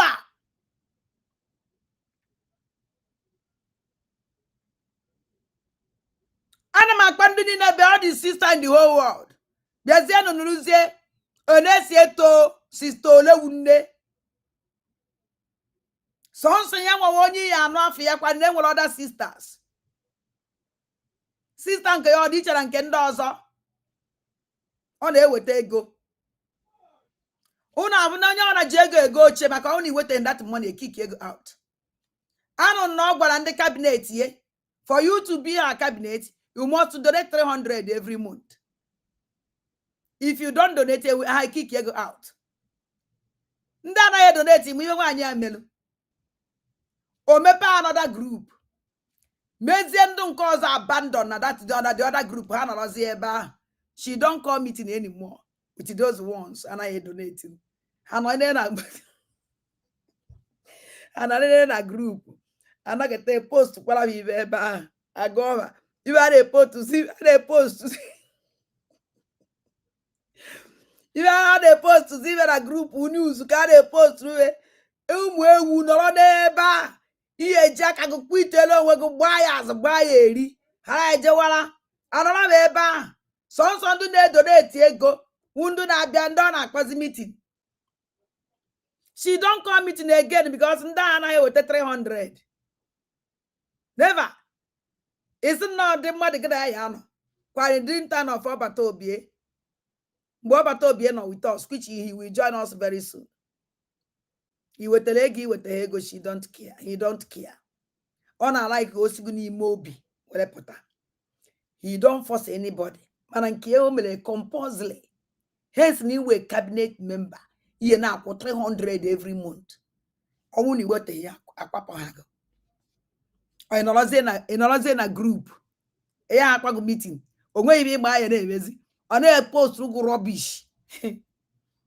Hi, you want to prayer that WhatsApp group. You alone with her. Be a join them on a social media. Kai will our platform when you want anya. And I have done on his Zama Oku. And so come on, Basima. Abia after na Zoom. And the cabinet, wow, as we say, the cabinet, papa, umwamosu. Nane getting to Umaja and I yakosi.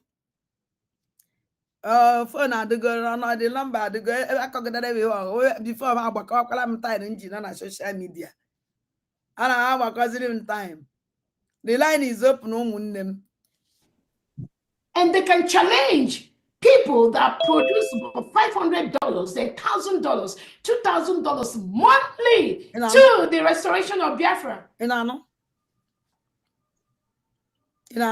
When we, on most occasions, when we want to, like when we were going to Finland, these criminals like Sonia Akparawa, they have to beg Odogu to give them tickets, hotel, everything free. Ah, see, you're a liar. You typical lie. I was there. Then don't beg anything. Oh, when you get this woman, Amaro. Then don't beg. In a boba to bibo.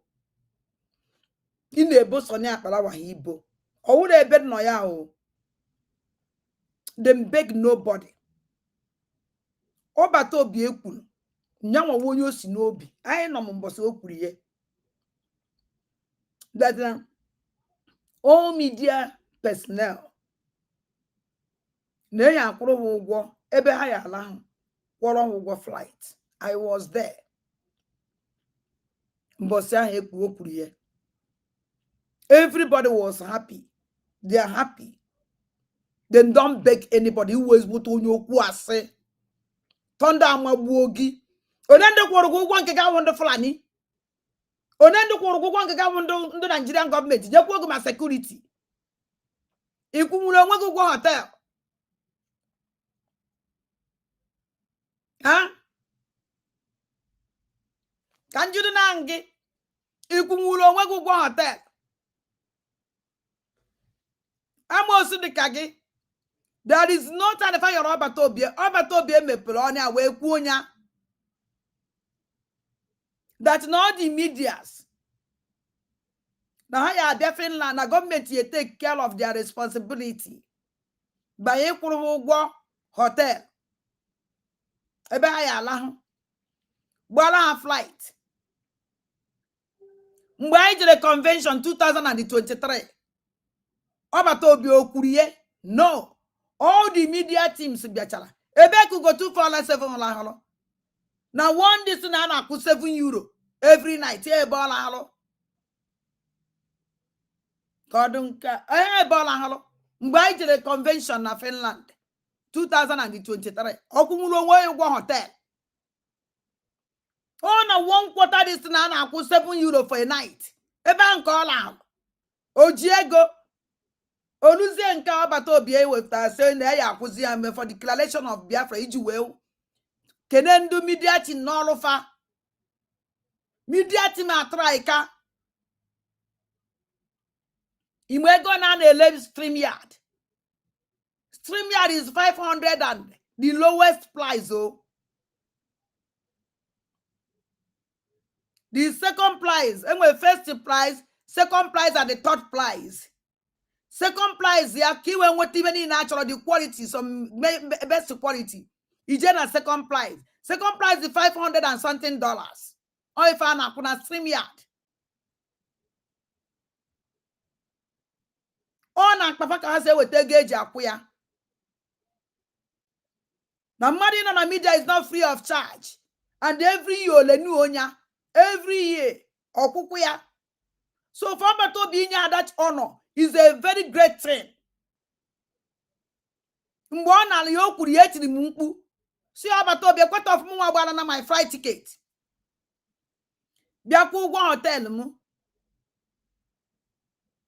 O gwara ima mmadụ abụ ya data m receipt ka balance send the money back. O mu nwa simba. Maka ọnwụ na nyere yere a refund the money back.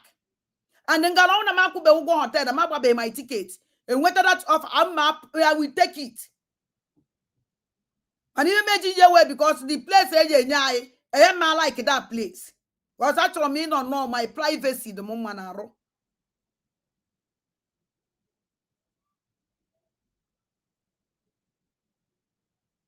You know, all the moment I wrote. You see how to this idiot to see at once. Ngalaona mano ya keta owewu na ndị media tinjere yoba biko kenye be ya na ano umunne m agwakwa m na ibe a phone m ọdụkwa mma ọkwa eziokwu na nna ekwu okwu line na emepego onye chọrọ ikwu okwu ichi ọnụ ogbo if not nkwukete nke ọtụ aya na so kwụsị na atụ asị ọkwa elida onye nwaanyị na-ekwukwa ibe akwụkwọ elida o nwaanyị na-akụ asịrị ya ukwu elida o elida ụmụ amoosu terrorist leader oive ọwụ otoro nara n'iyi oive ọwụ elida nsị na ahụ na ebe ọ na-akụ eri na social media ọ bịara ịmụ aka ndị ji ego na ndị nwe ọgaranya ngwado ịmara abụ na ụdị Biafra oyi enye ụnụ Biafra Soma na Gomola. Oya ka ọ chọrọ iwetara Chineke kpọkwa ya ọkụ. Ya nwere na kwuo ndị uchu ibe n'ugwu Hausa ebe a ka ha nwere ọnọdụ ụmụ amoosu. Hello? Hello? Hello? Good afternoon, sir. Good afternoon. Adandem Bonandi everybody. Evi Yoma. Adadio. Oh, nne Shoma keki ime. Adamumma. Ama mebe m ebido mana mgbe iwe na-ewe m sị na mma agwata m Madam Solugate ukwu na ya bụrụ ndị ala na ya bụrụ ndị ori na ya ma n'ife. Achọ nka ngwa ya ọ ga-anọ agha Biafra na Nigeria. Adị m about 8 years but I'm primary 2. I could remember na mgbe a na-anọ agha ahụ na anyị nwesịrị bunker. Onwere family na-enwere bunker. Okay. And the meaning of bunker wabo. Maka mama na papa aga akpọkọnata ya ọnụ gwa anyị. Ọ bụrụ na onwe ka isi wee nụ ka shelling da. Gbaje ebe a jee nọ ochie dị gbada ebe a ma fom nwere ihe na-adịrị ya. Okay. Na onwere ụmụnna na-enwere ya, onwere family na-enwere ya na Biafra land mgbe ahụ. Okay. Na nke bụ na ị na-ejegodo agụ ma ị na-echu mmiri iwe nụ ka ọ da pum. Ịgbaba soro ndị ọzọ gbabara be nkefa. Ị na-anụ ebe ọ bụla ị nọ ihe afụliri ebe ya agbaba na bọnka. Ị na-anụ so ife ọ na-akọ na-egbu ewu soro sound ọ ga-asị mma ejere m obodo oyibo mma nji nke ndị Israel amara m nke ndị Israel mana amaalụ m nọ ịnụ sound of shelling wee gbaba na bọnka onye ọzọ ya agbakwalụ m osialị ọ ga-agha. Ị na-anụ ya ka ndị wee mara ife a na-akpọ bọnka nwa ya dị nnọọ ka etu esi ewu sọkewe. Ị na-anọ bụrụ aya plasta ọ dị nke aya plasta ọ ya dị nnọọ ka etu esi ewu sọkewe wezialụ nkwụ nya ọkwa ma nkwụ egbuwasị anya ife dịka ọkala na-abụ wee gbue bọnka. Ị na-anụ wee gbuo onye aja n'elu zọsịa ihe amadị na onwe bọnka dị ya nọpụtazi ya imeghe anya mgbaba. Ị na-anụ so nye agwana maka wesọ. Then nke ọzọkwa Ngozi Ọhabeze asịgbugo onwe ya ọ sị na ndị Fulani dị intelligent gịnị ka fadị wicked not intelligent, they are wicked. Why they are wicked is that ibulu AK-47 ị na-egbu mmadụ si na dị intelligent and smart ses agụ onye Fulani o jesi esibe efi ọ na-achị ọ intelligent dị ife a ọ mmadụ na anụmanụ ime ka ọ bụ intelligent ọ intelligent dị ife ahụ. In short ọkwefu nwaanyị a ndị na-esi na-ezuzu kwefu ndị na-eso Ngozi ndị nzuzo kafabụ ọkwe ma ife a na-akpọ iberibe kafada because na ego ife ọ na-asị anyị na ndị Fulani dị intelligent ikezi ebe intelligent nwanne ya smartness for madness they are wicked, they are more than wicked. Onye ga-abụ omekọsịa nwoke na nwaanyị na-aga emekọsịa nwoke adị very happy kene obula osisi wee n'ike. They are very wicked. Intelligent ife a bụ intelligent nwa ife a bụ ọbụna ilota ọbụna mma weta bike na-ade topic gasị mma na ilota na ebu anụ bụ ife nlota biko Ngozi Ọhabeze malụ n'ife abụrụ intelligent ife adị wicked ọ bụ ife mma agwa because elotara m ndị ọzọ niile na-egesi esi mana ibu anụ abụọ bụ ife ncheta ka m gwa ya na fadọrọ intelligent na sound of ihe a abụrụ whistle no sound of shelling iwe banana bunker na bụ ife nchọ egwu ya alafụziri na ife nke ọ lafụrụ anyị ezugokwa edekwa m ebe anwa si ya Ngozi stop telling us nonsense egwazina anyị rubbish. Then njụa ka ebe ada Simon Ekpa ebe ka ọ nọzi anụ n'ọzọ ma onu mwa edekwa achị ya I don't come out for your life yesterday, I think. On one name. Okay. Unless it's no mistake. Fan no leba, fan no fan chani no leba, mo fan no fire fan no tal. Mwe Simon Ekpa nne be dey ga fifa game no. Dey Africa miracle of God. Chukwu obuka abiama. Ye me na ta ebele ebe Simon Ekpa no.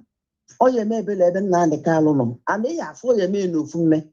Maka na Chineke anyị na-efe abụrụkwa ọbụkwa ya eyi Chineke ọ bịago ka ọ hepụ anyị ọ na-aga itikata mkpụ anyị na-eti ebele ya na-ememe ebele ọnwụ na-emekwu mana asị m ebe ahụ debe sisi ebe a wee chịba because ihe ndị a na-eme anyị 20 ekere ya so n'ọnya ma ife m na-ekwu Simon mgbe ọbụla Chineke ga-eme ọ ga-apụta ife na-emegbu ndị ilo ọ pụtasịgo o nwere ife ọbụla nwa mmadụ ime self defense is not a crime nke ma Simon ma Nnamdi nwere ihe ọbụla ha mee abụrụ amara m ihe na-eme ndị be anyị unu nọkata unu erumo onye nwe anwụrụ ọ na-aga onye nwụrụ ịgba anya agba igiwa na onwe gị ịma nwa anwụ ndị otu Ngozi nsogbu adịrọ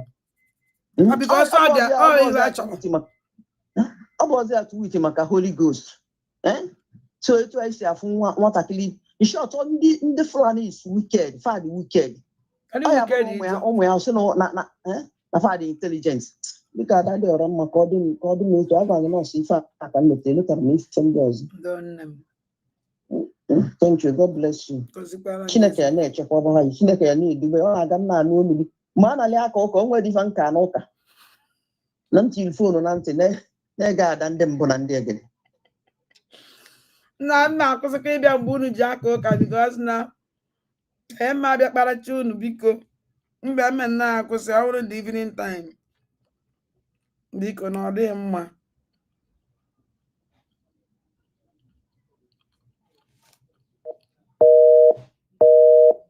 So ụmụ ajana afọ na unu enwere okwu taa anyị emechi na asị m ka m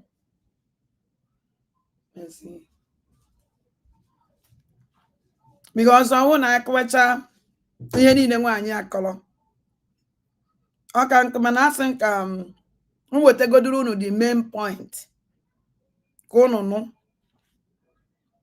ihe gbasara witro na o si kọwa ya na ihe gbasara bunker na o si kọwa ya and how intelligent ndị Fulani and the smart ndị Fulani dị. Fulani na-elepụ nwaanyị were nkụrụ ya n'ike dị smart. Fulani na-abịa kpochafe the whole family who smart. Nna hello. Hello. Yes, good afternoon, sir. Good morning. There is one name. What is it? Anna, bye. Anna. Welcome, Mrs. Honorable Ndembonande. Hey. Happy Mother's Day. Happy Mother's Day, my sister. I can be told na hesitate about our Mother's Day. Really do barabara. Na keki nka ona dokoma peli. I don't want to on the side. Na bu itekwa o na asmo mumu na keki na go. Emecha ma I don't carry my sister.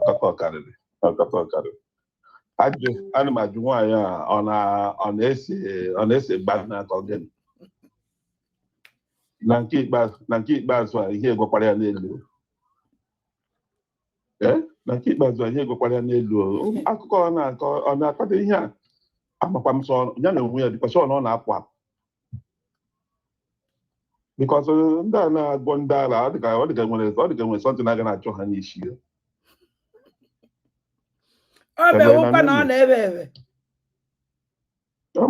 Mụnwa amakwa ha because ihe anyị na-ekwu, for example, ebiri m na Germany ghọtara after the First World War and Second World, ndị Germany mere ya as law, iwu ka ọ bụ na Germany ị nweghị ike ịrụ ụlọ na Germany without ndị Germany na-akpa ya kela. Ha na-akpa ya kela. Enweghị ụlọ na Germany enweghị kela ahụ underground ka ọ bụ. O nwere ike iwu 2 bedroom flat, o nwere ike iwu 3 bedroom flat underground. Yes. Before I was ụlọ n'elu ya ịbazie n'ime dị ụlọ ahụ nwere step aja akpọpezi the dog ishi na step abazie n'ime dị underground n'ụlọ ahụ. Ịbazie na underground n'ụlọ ahụ sọsọ ihe ị ga-ahụzi ewu obere windo a ga-eti n'elu ala ebe elu ala ị ga na-echi ahụ ọcha anwụ na-abata n'ime dị underground ahụ. Mana everything dị ebe ahụ ma everything dị ebe a. Ọ bụ na nna asị enwere ndị bi na Germany ga-agba witness keda ịghọtara. Ma enweghị ụlọ dị na Germany enweghị kela. Ọ dị na ụlọ ahụ amaghị mgbe arụ dị ụlọ ahụ. So mmadụ pụtara na-akọrọ bish and ya na onwe ebe ahụ obi kịta ebe ahụ obi n'ụlọ ahụ obi na Georgia ahụ obi ụlọ ahụ obi na Atlanta Georgia ebe ahụ obi o nwere smoke alarm. O nwere smoke alarm ma ọ na ya ma ọ nọghị ya onwe etu smoke onwe ụdị smoke pụta too much na that house ahụ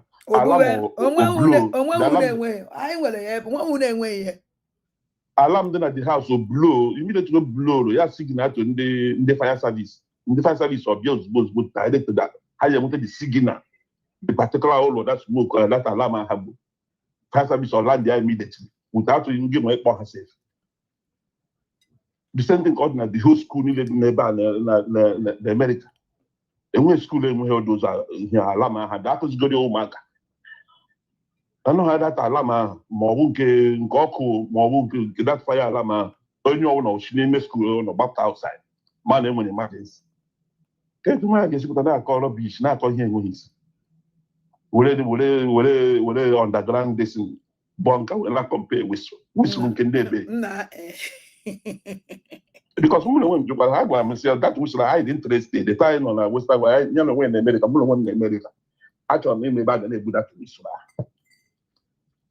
Actually, Coco, what I back and I would whistle. Of course, no training. Training training whistle. Training, I actually didn't know in few weeks time, 2 weeks I got it here. It's more than 2 weeks about lunch this whistle.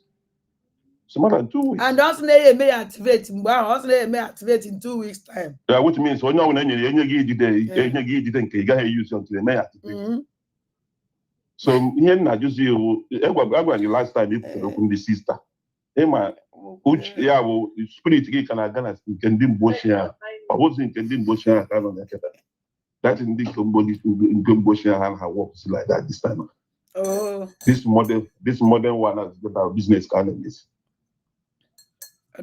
This modern one has got our business calendars. They got and the business analysts this time around get out onion came with this onion was saying, yeah, but as in the insist be hand was about name the business. Immediately, yeah. I'm what you give me a name.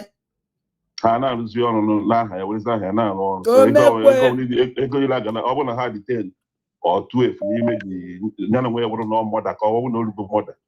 Anyway, I was their leader. And my I couldn't buy before when he sent the India abroad. How did you buy? I don't know. Yeah. Yeah, became a not over more. Somebody when did the good name, when did you have in your hand and that I got no name face in your hand. But then when they talk God man and they father man. Talk God man and they father man, when they father came about all the load container, they sheep buy. Then the business in a bar. Reverend Father can not go here. On a load container, now so my motor, way by the real motor in a bar. On a get kind of Diego, I'm in a joint to work in. I saw how channel the man, the bishop or my bishop or Nagan can you state all the same problem can't change on me then. Actually, they were in the political bishops when they were in the father who govern Nigeria. When the Reverend Father which I govern Nigeria. Man, Benue State, former Reverend Father Adasuko again, Reverend Father call. Man, former governor. Na Benue State in Benue the SDP and the NRS. Reverend Father. Reverend Father, former governor na Benue State. Okay, no, that side. Reverend Father, na okay during SDP and NRC, Reverend Father Adasu, Benue State. Even Keta, current one Keta, Reverend Father, something like that. I would think that middle better. One of them will Reverend Father Keta. So all those things, wasn't like before. Some of them, Father Habara on a Haji, Habara Father, missionary, they have a father for business. They have a father for business or for political power. So, talk about a reverend sister. Most of them will have young way called Habru mother. How when here the Kakana by a convent, by Manogoda, we had a rented apartment. Had no apartment. The other part she's by this and they have mad. Only one appears under them. Gain knowledge in the Buddha, and they send the go. You go in and not have an account on up. You have to just give a good had an but not how much the charge of the whole money now. So only two they have on the time. Right. It's about it. Thank you very much, Mungozie. Yeah, see. All good. Hey, no. Ma akpa achịcha unu niile azụ.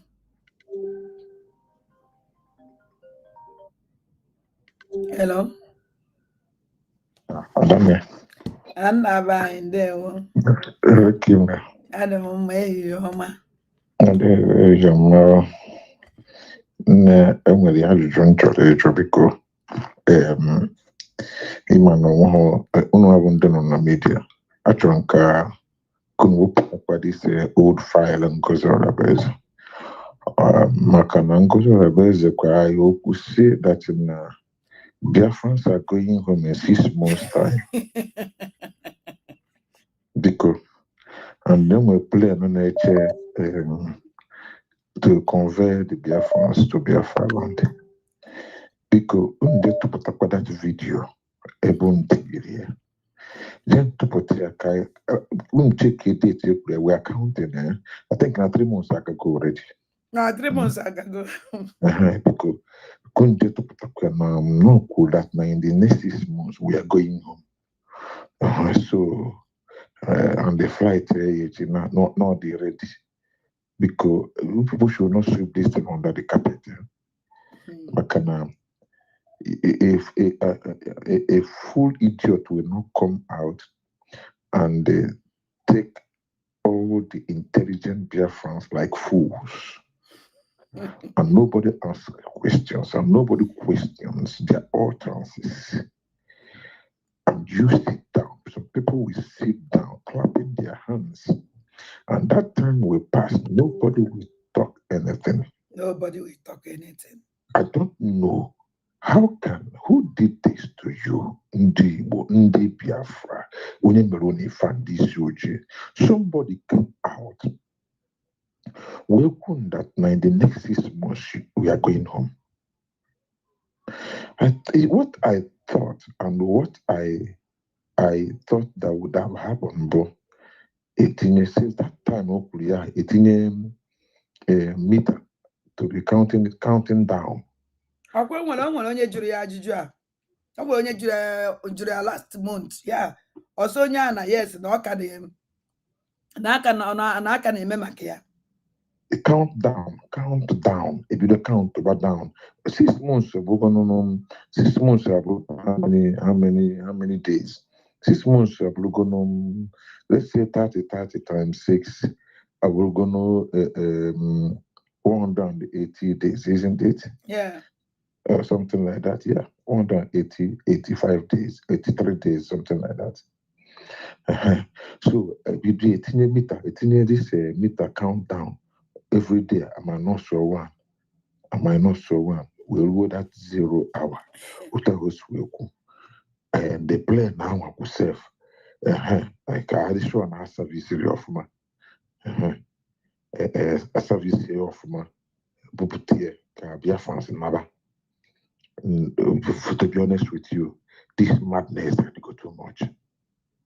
Or to go too much. People should stop coming out and take us like fools. And we are sitting down clapping for them. Okay, since you came out, Nigerian army, they have been singing praise. Nigerian army, Musa Nando Tiana Hebezakwa. Hana Kuzuraka. It happened, how recognized as a surrogate, DPM. Or they happy that na had a paper that na deputy DPM. And nothing to write home about.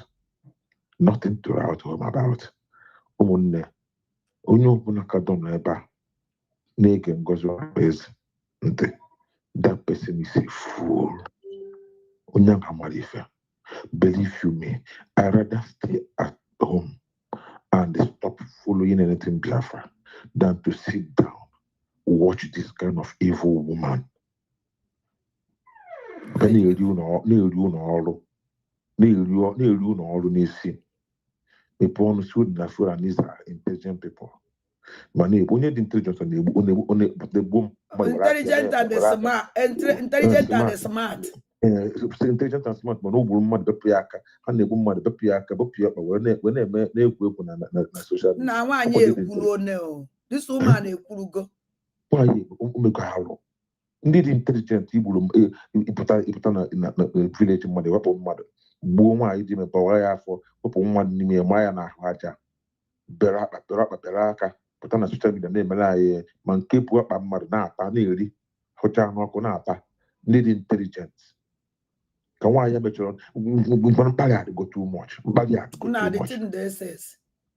adịgo too much mgbada na-akwado nwaanyị okwu ndị anụ niile na-abụ na-eso ndị a na-akọrọ ya na-ese ngịrịa praise na-asị ngịrịa worship and praise ndị anwa ha abụkwa human being are they human? Let's assume that they are not ndị Igbo. Let's assume that they are not ndị Biafra. But are they not human being?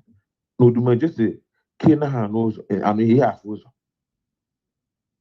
I say Kena ha anụ ihe afụ ụzọ. Okay, let's assume na ịbụ onye Biafra, na ịbụ onye Igbo, na ịbụ but ịbụrụ mmadụ, are you not a human being? For you to have, sitting down there, clapping a praise worship to a woman that is insulting your integrity, the woman that is insulting the people, more than 5 million people that have given their life, that have been killed for this same cause of freedom, and still uncounting. The human people, Western that their killers are intelligent and smart people. Nah. If you are mother, you are dog and mother, this woman, what is she doing? Is she not like somebody bulu diwai, bulunye, jina changunye, but normally name muke, nini demand. Say no more female, I'm a baby no. It's just an insult, the highest insult. And some people will be commenting rubbish. Talking rubbish. They don't have human thinking. Don't have human that is no thinking faculty. You don't have that. I feel that your killer is intelligent and smart. All they could give you to face somebody who is having AK-47 is whistle. For you to smart the Fulani, you just whistle, we're smarter Fulani. For you to confront only AK-47, AK-49, LPG, cooking, RPG, yes, RPG. Somebody put RPG, blue AK-49, AK-47. So what you on this earth, what this woman could assume and come out with, go and confront them with the whistle. Hi. This is the highest level of it. This is the highest level of caricature megolo in the sochi.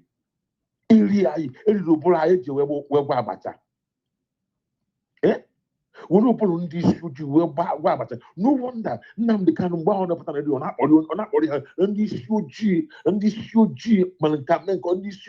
people were going against him. No, this young man was saying something that is honest and truth. This would have to be so much docile that they cannot think from their left to their right. Smart, you are killing me. Even the what family, what everybody, killing the person. The same day, the president in the miracle Nabune Ubio Puret. Sacrilege in the goal on Hanibo. I was parlon in a pussy. I was parlon in a pussy. The same time I feel that cattle bomb with the woman has no longer an abacayad. Okuya. Cattle bomb with it to the room one later. Finish close one family. One family. She didn't say it. Okuya. Umazi Hebu Bombo. Okubano Mazi did less than 13 years. Umasa, Feligio Keke Feligio Kaf. Juangoza Bugolo Fulani. Okuben Navaka Hamnot, as backyard Ben Hane. Bombo got to her bound. Put up her. Ngosera about some Lebana Quino. Can you hear Meloni if I get him a lie? Can you hear Melon Diswojifa? Can you hear Melaiha? Only Quino. The whole sitting governor, but have somebody, but your oppressors, to be your bread, to be your chichi, but of feeble, A sacrilege. A sacrilege. Ngozi Arabeza did not say anything. Ngozi Arabeza did not say anything. All she could come out to do, Holy Ghost,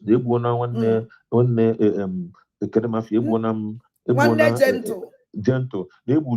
From there, of course, gentle, not one gentle. So that is the only news she is coming to give us. Fulanese, they never attack their own foot soldiers.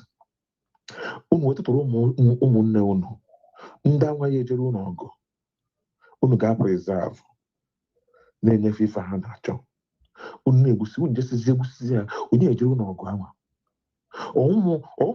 Akari Galina Juru Biafran name Yahoo. No preaching cream. Get Lunog. Busisiende Bonde Anwa. Man have a criminal tendency. No wouldn't down on what will be. Unuga preserve.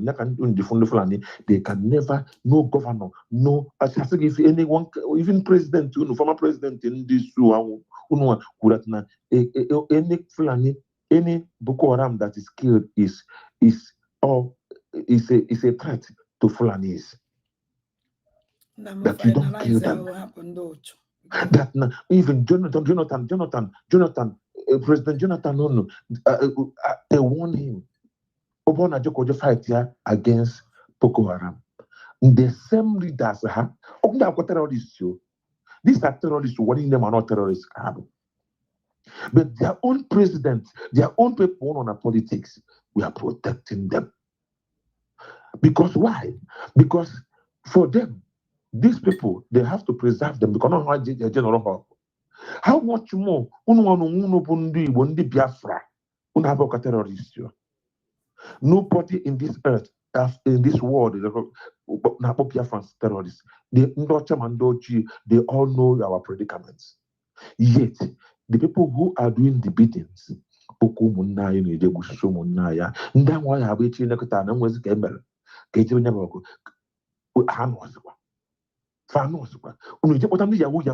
Yahoo plus. Ndị Yahoo plus na-ete preaching cream na-eme kere mafia bụ cultism egbusikwa onwe ha ọhọkụ njebọkwụ ndị ka ha je n'ọrụ n'ọgụ ndị Igbo tụkwara n'isi na egbuo dike na agha ụlọ agha ezipụta achọba dike ife niile ha na-emekọba oge emekwa mmadụ arụ oge emekwa Igbo arụ Igbo a na-agwụkwa agwụ Ngozi Arabeza abụkwa na onye Igbo. She doesn't have any Igbo thing at heart at all. Ngozi Arabeza abụkwa na onye Igbo. Ha na-ediminish ndị Igbo. Our young gallant men ga-apụta n'ụra ya bụ tomorrow na ọkụkọ set ya. They are no more.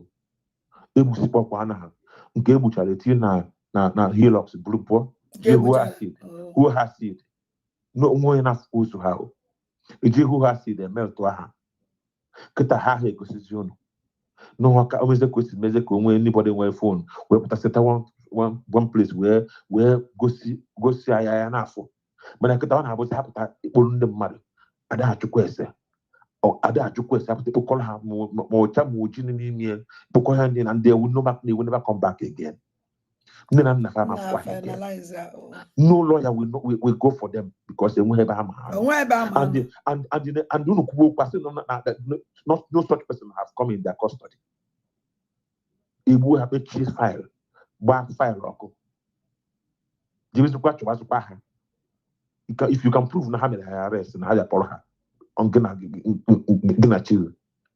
Here we are the messenger boketa. Here we are the messenger. People na shame on you, people. Shame. There is consequences of all these things. When people read the dividends of these consequences, that can happen. Bye-bye.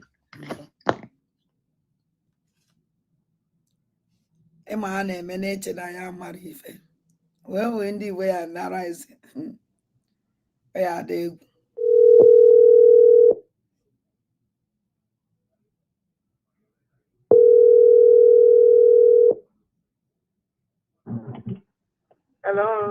Hello, good afternoon. Oh, Ada, happy Mother's Day. I wish you the same as in I wish you the same. Yeah, thank you. Chukwu Di Ya asem na egere gbapụta. Nse ka mpọ gosi gị jisi ike and also nyekwara advice because ma ị nwere ụmụaka na in a letter because ihe na-eme I'm telling you I can't even do it. I don't know how you do it. Because negative like this, my own blood pressure that got high. You know, I don't know. I just pray for you daily. I don't know how you do it. Kachineke me go thinking. Ali Igbo, nna ha. Ebe ọbụla ha na-anọ ha na-echekwu gị onwe aka ọbụla aka ọjọọ ọbụla bụ anya ọjọọ ọbụla ga-emegide gị ị ga-aka nka ị ga-ahụ ụmụ gị ị ga-adị ndụ ala Biafra abịa. We are praying for you. We genuine Biafra that are fighting to be free from that terrorist contract on Nigeria. We are praying for you. When you Monday night online, now watching her online. Monday night online now calling you all how one generation nothing will happen to you. I'm praying for you. And let me tell you something. If our people really want to be free, because I don't know how to go about it. I don't know what to say anymore. I'm tired of it. If our people really want to be free, why are they continue going to this platform every Saturday, never money to this Ngozi Arabese? Why, if they really want to be free, if they really know what Mazin Nnamdi Kanu got through, if they really know what Mazin Simon Ekpa, my Prime Minister, everything open together in order for us to leave that contraction. If they really know what sacrifice he has made and right now, why are they continue to donate money in that platform of Ngozi Arabese? That is inhuman manner. If these people really want to be free, if they can be able to accept the truth, why are they continue to go into that platform every Saturday? I am tired of our people. Do they really want freedom? Or do they want to continue so that Nigeria government terrorists will continue killing us? Because he have him out the thing in a bomb on a missing but it's on the way. I don't think that our people really want freedom. Because, you know, I don't know. Madonna, I'm going to say again, I like him understand and can then I watch him make understand. Bear it in mind that Nanda enough Ngozi they donated that propaganda donation one day Fulani down no agenda with Ngozi. Our people don't know this struggle and I donate is ego. We don't know this standby nezianya because of ihe menenu. Onye Igbo by onye one fra na that platform. Mala either not obedient because Ngozi all have a goal of Fulani na work for under Nigeria. Yes. Now work for their own agenda under Fulani jiwe bia ejiwe mu ha na Igbo. So anybody on from that place nwa Fulani amụrụ na Igbo. Otakwa na social media.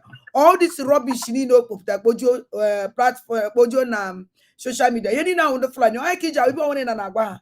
Eziokwu ni ba na abucha eziokwu ma na debunk because they know they are here for agenda. And that agenda on ekori na social media to convince confuse anywa umu Igbo. Inege fanti chena gana fana makarama na asu Igbo. Aya kama je na use Igbo. Aya kama je use Igbo wole ekwu. So if ebe na asu Igbo is okwo ni Igbo ko inwe confidence nege fanti.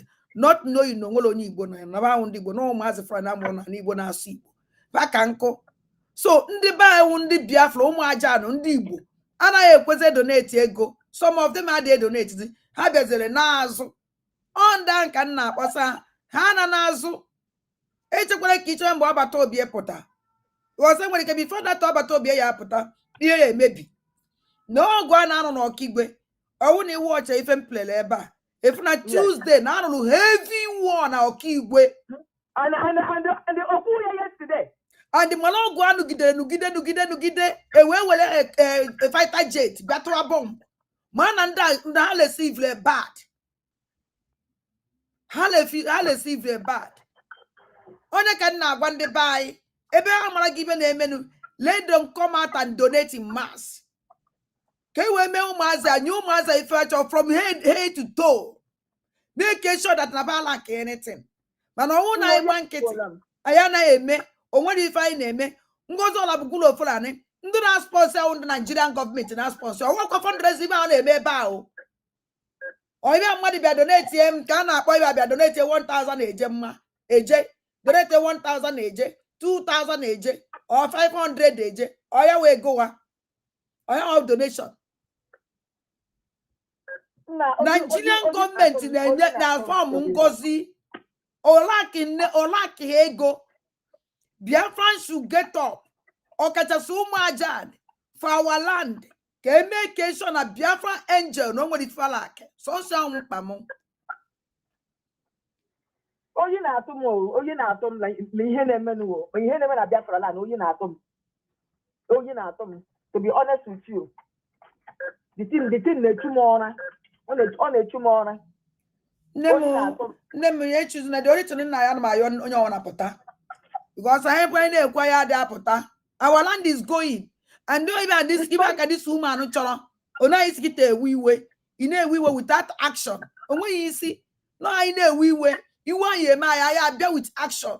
That money we need to kick this woman, which is Fulani, or even Bumi say, go amwa ndi Igbo, Ebwe, Kababo, the IPOB.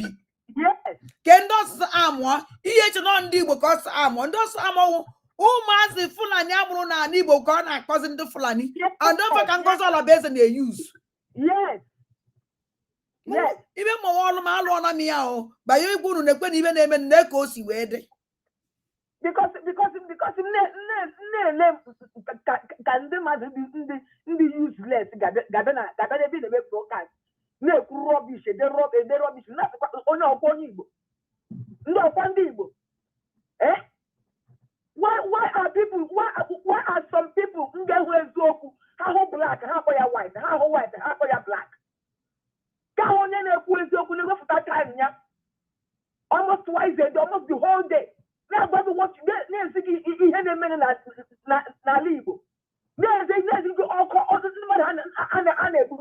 and somebody here somewhere near the rubbish comment without using their brain. Eh? Not what you had. I made a comment because I'm not going to that comment. And the comment on fear you are near women. You want to say when my present even name or present from social media. Or I go down for the comment. Or she not because I'm not going to be and the more I put her that and her chop. No, don't do that. Because that's what they want. You have all for natural. Therefore, as social media. Yes, I have. Yes. All supporters here.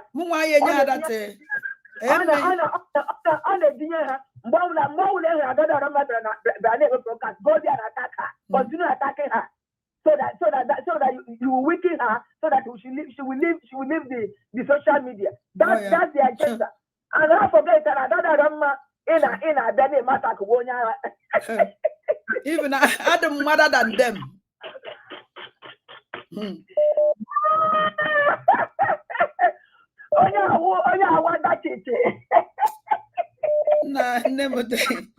Never think Adam mother. Nambe the mother than them. Harry mad than them. I'm telling you, I'm so happy, and also I'm saying thank you for also going to Finland. I saw on your interview Daddy, okay, our stepfather, adopted the father of Matobi. Yes, I watched it. I say God bless you. Continue doing what you're doing. Don't listen to all these idiots. How one man on those show. And well, I'm time. God bless you. Okay. Oh, Manda. Inecha mwa wada ndi buanya. Filo na anwa ya away him down. Had it too small.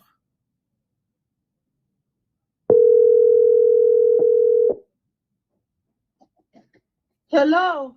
Hello. How? Oju Ghana, what is it? Ah, Guinea. Adam Nida Ima. Mbamba. Oju Ghana Ima. Mbamba. Onye chinyereze na mmadụ apụghị na ya. Mbamba. Onye chinyereze na mmadụ apụghị na ya. Yeah. Kirikiri stamo. Nemdeo. Daalụ ọlụ nwanyị ọma. No. Jisi ike n'ọlụ anyị ga-enwe mmeri. N'alụ ọlụ anyị ga-enwe mmeri. Ọkwa ifo, otu o si na wee dị, Biafra must come. Yes. I don't care about nwanyị ara. Ebidoro m gewe meseji ga n'isi aka m si chọọchị, even ka m na gị na-ekwu anọ m n'ụzọ. Ayotago mana ama m ebe a na-aga. Rọnado mbido n'isi. Mana asị m ka ntị etu ọnụ. Akwa ịfụ Ngozi Ọrabaeze. Ngozi Ọra bụ Goro Fulani. Ngozi Ọra bụ Goro Fulani, whatever ọ bụ. Ya. Ọ ga-emecha n'ụwa a, ọ gbara ọtọ na-atụtụ komkom. Ngozi ga-agba ọtọ tụtụ komkom. Ihe o mere abụ mmiri ama amachite ya. Mmiri ya amachite. Owe a na-ama mkpochite ya. Ọ ga-ata afụfụ ya n'ụwa gaji ịbịa. Otu aka ọ dị. Achọghị m ikwu too much, mana ada ọwụ ihe nchọ ka m kọtụrụ gị, mana achọghị m ka m kwuo ya na emesịa kpọọ m. Because ihe a adịgo too much. Mkparịwa ya adịgo too much. We have to do something. I need ime something ka ọ ghara ịbụ sọsọ okwu. Action is needed. I need to put action now. Serious action. Serious action.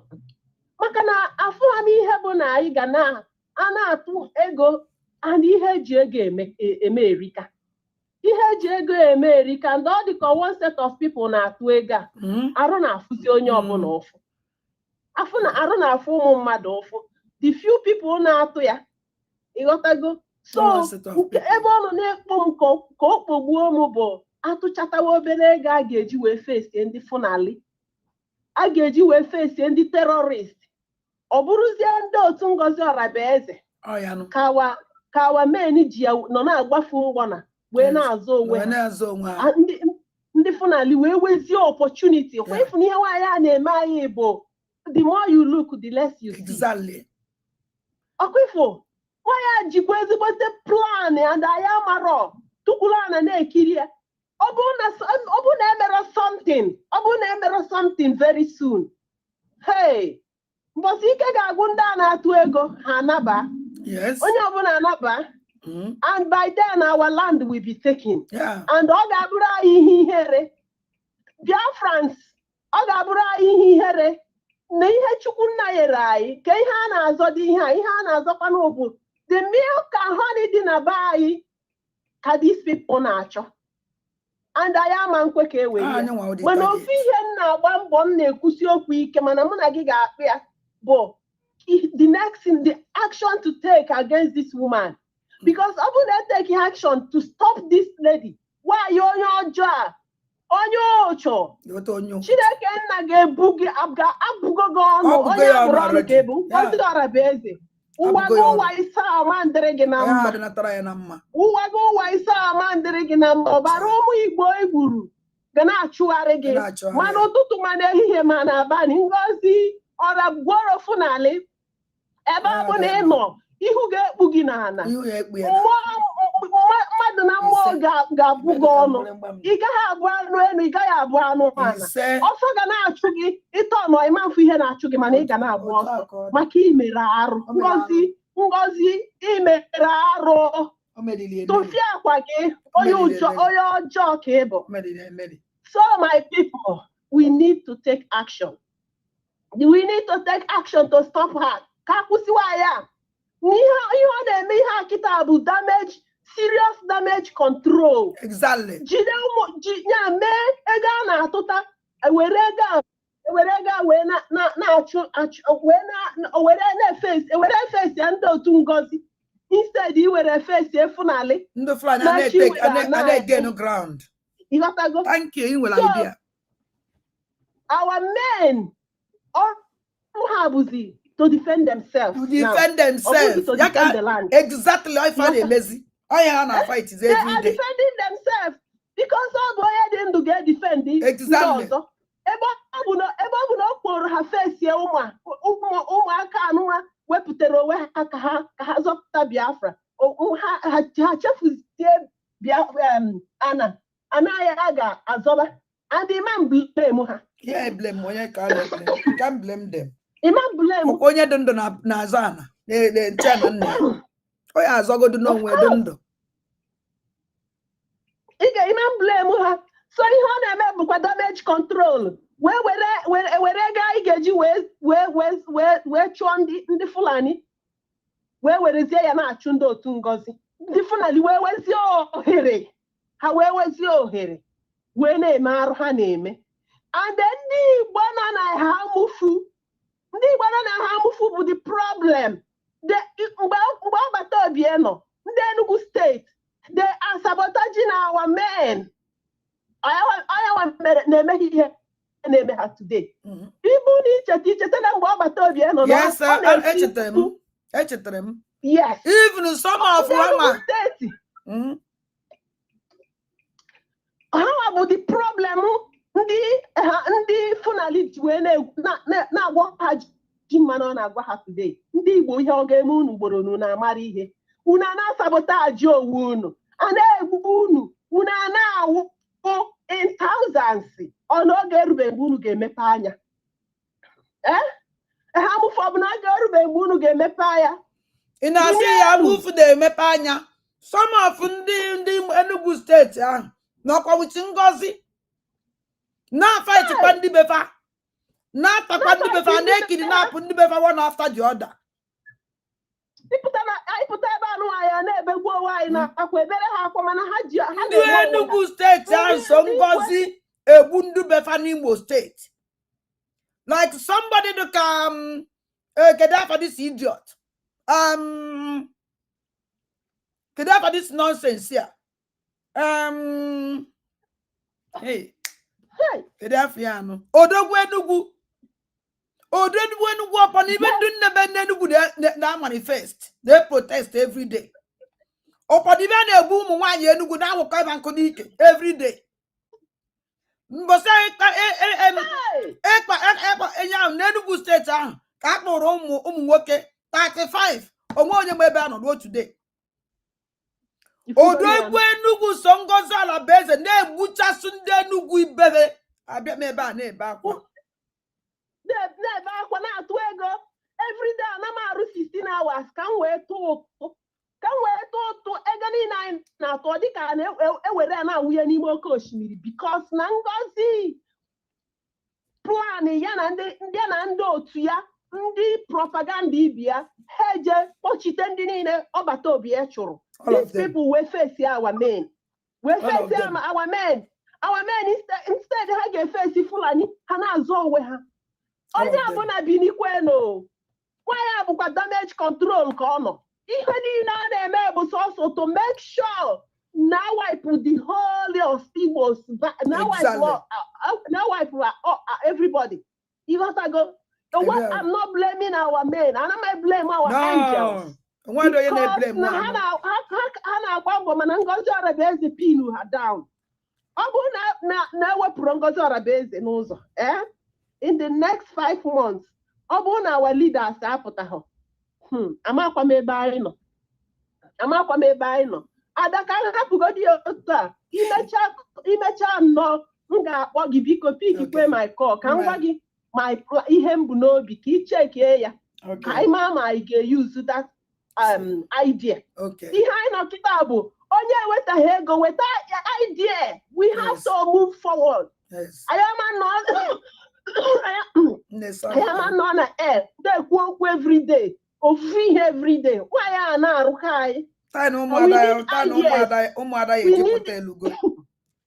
need a way forward. Yes, we need Thank you very much. Okay. Bye bye. Thank you.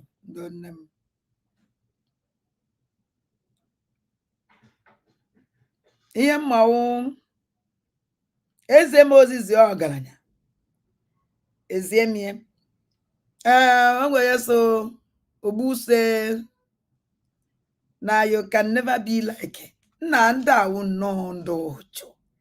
You can never be like who?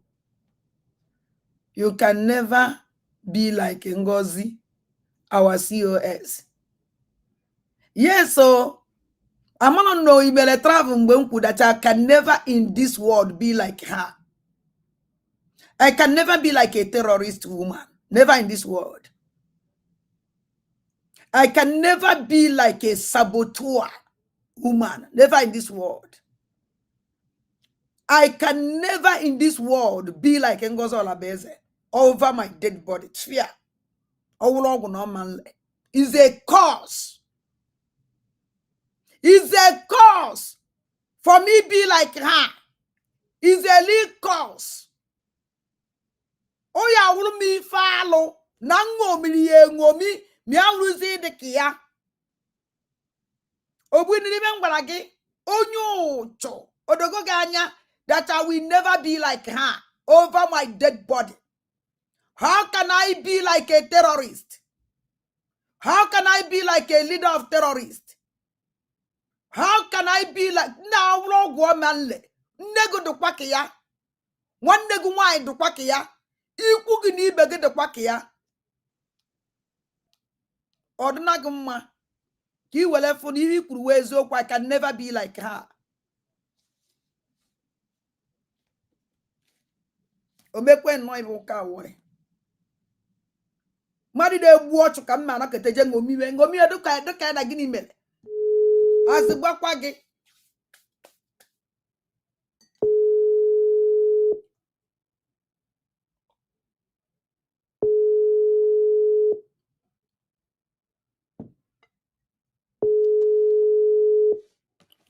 na ba yi jewara na.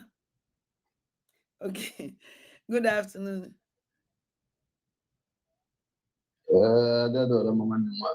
Anna, ndewo. Good afternoon from here. Ndewo. Manam no dem magwa. Manam side na mo happy la. Chief no no ala ta o bosi ayi no.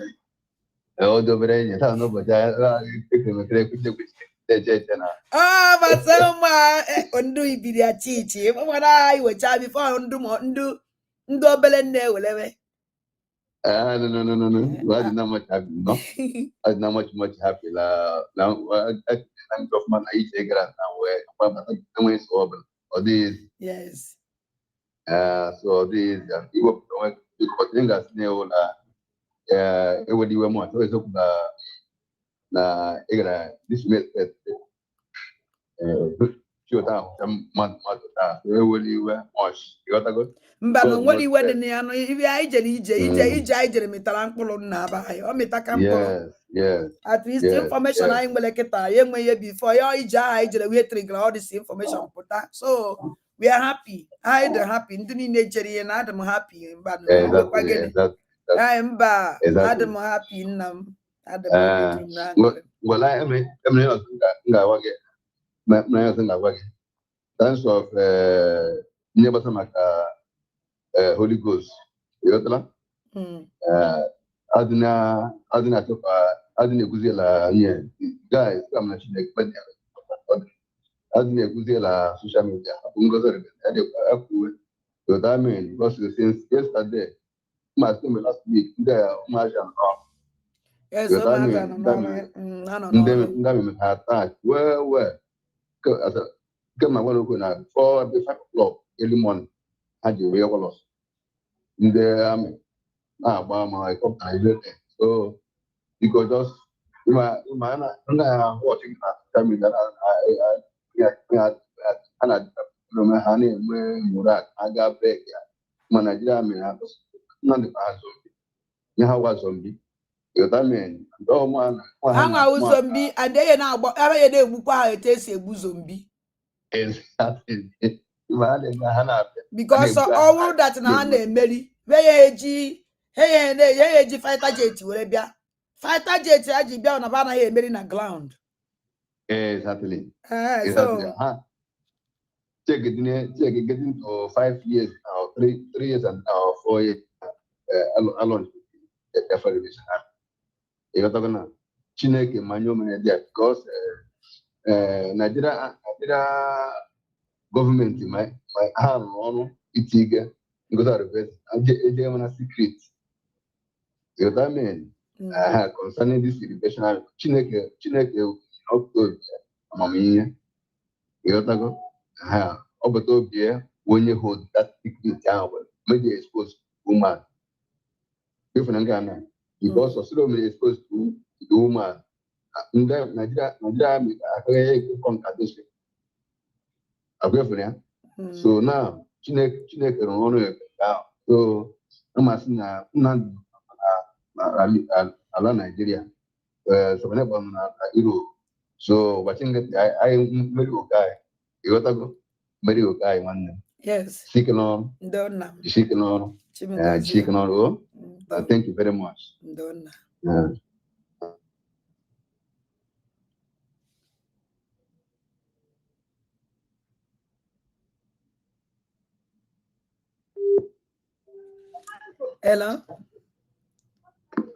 Hello, Adamne. Good afternoon. Good afternoon, ma. Audrey Ghana, Warezi. Adomajan. No. Ezigbo nnọọ ka m na-asị gị obi jupụtara m na nwere mụ amadị na-ebata maka yesterday aga m ahịa abata m n'oge mgbe m ji bata nnọọ tinye ihe na ọwụrụ mgbe ị na-asị na ịdị sọrị na ụra buru gị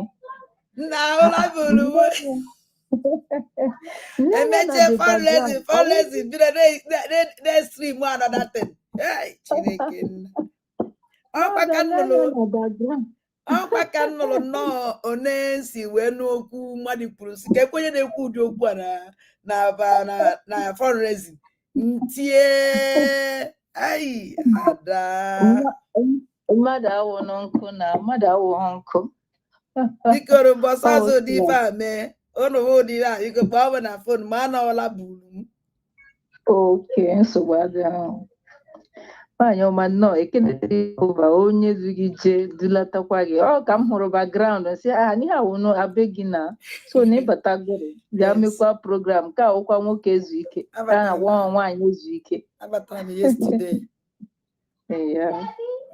nnọọ nne unu agbalị ka unu niile ka unu raga ebe ahụ unu agbalị ka ezigbo mkpụrụ ka unu gara kụnye ebe ahụ anọ na gị mepụta ezigbo mkpụrụ ọma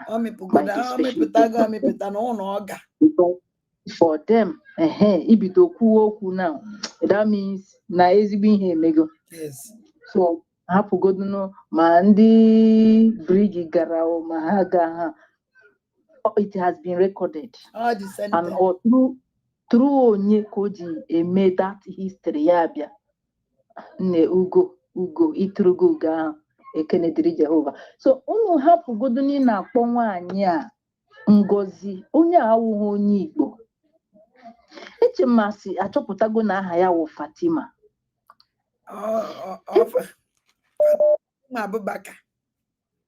Fatima Abubakar why not mgbe unu achọ ime ya adres ka eme ya adres with that name no ihe awa aha ya n'ọtụtụ ha ọ na-awa mụọ ha n'ala Igbo nke mere n'iru m one Yoruba man mụchara nwa ya like this ihe ọ bara ya wuchi dị mma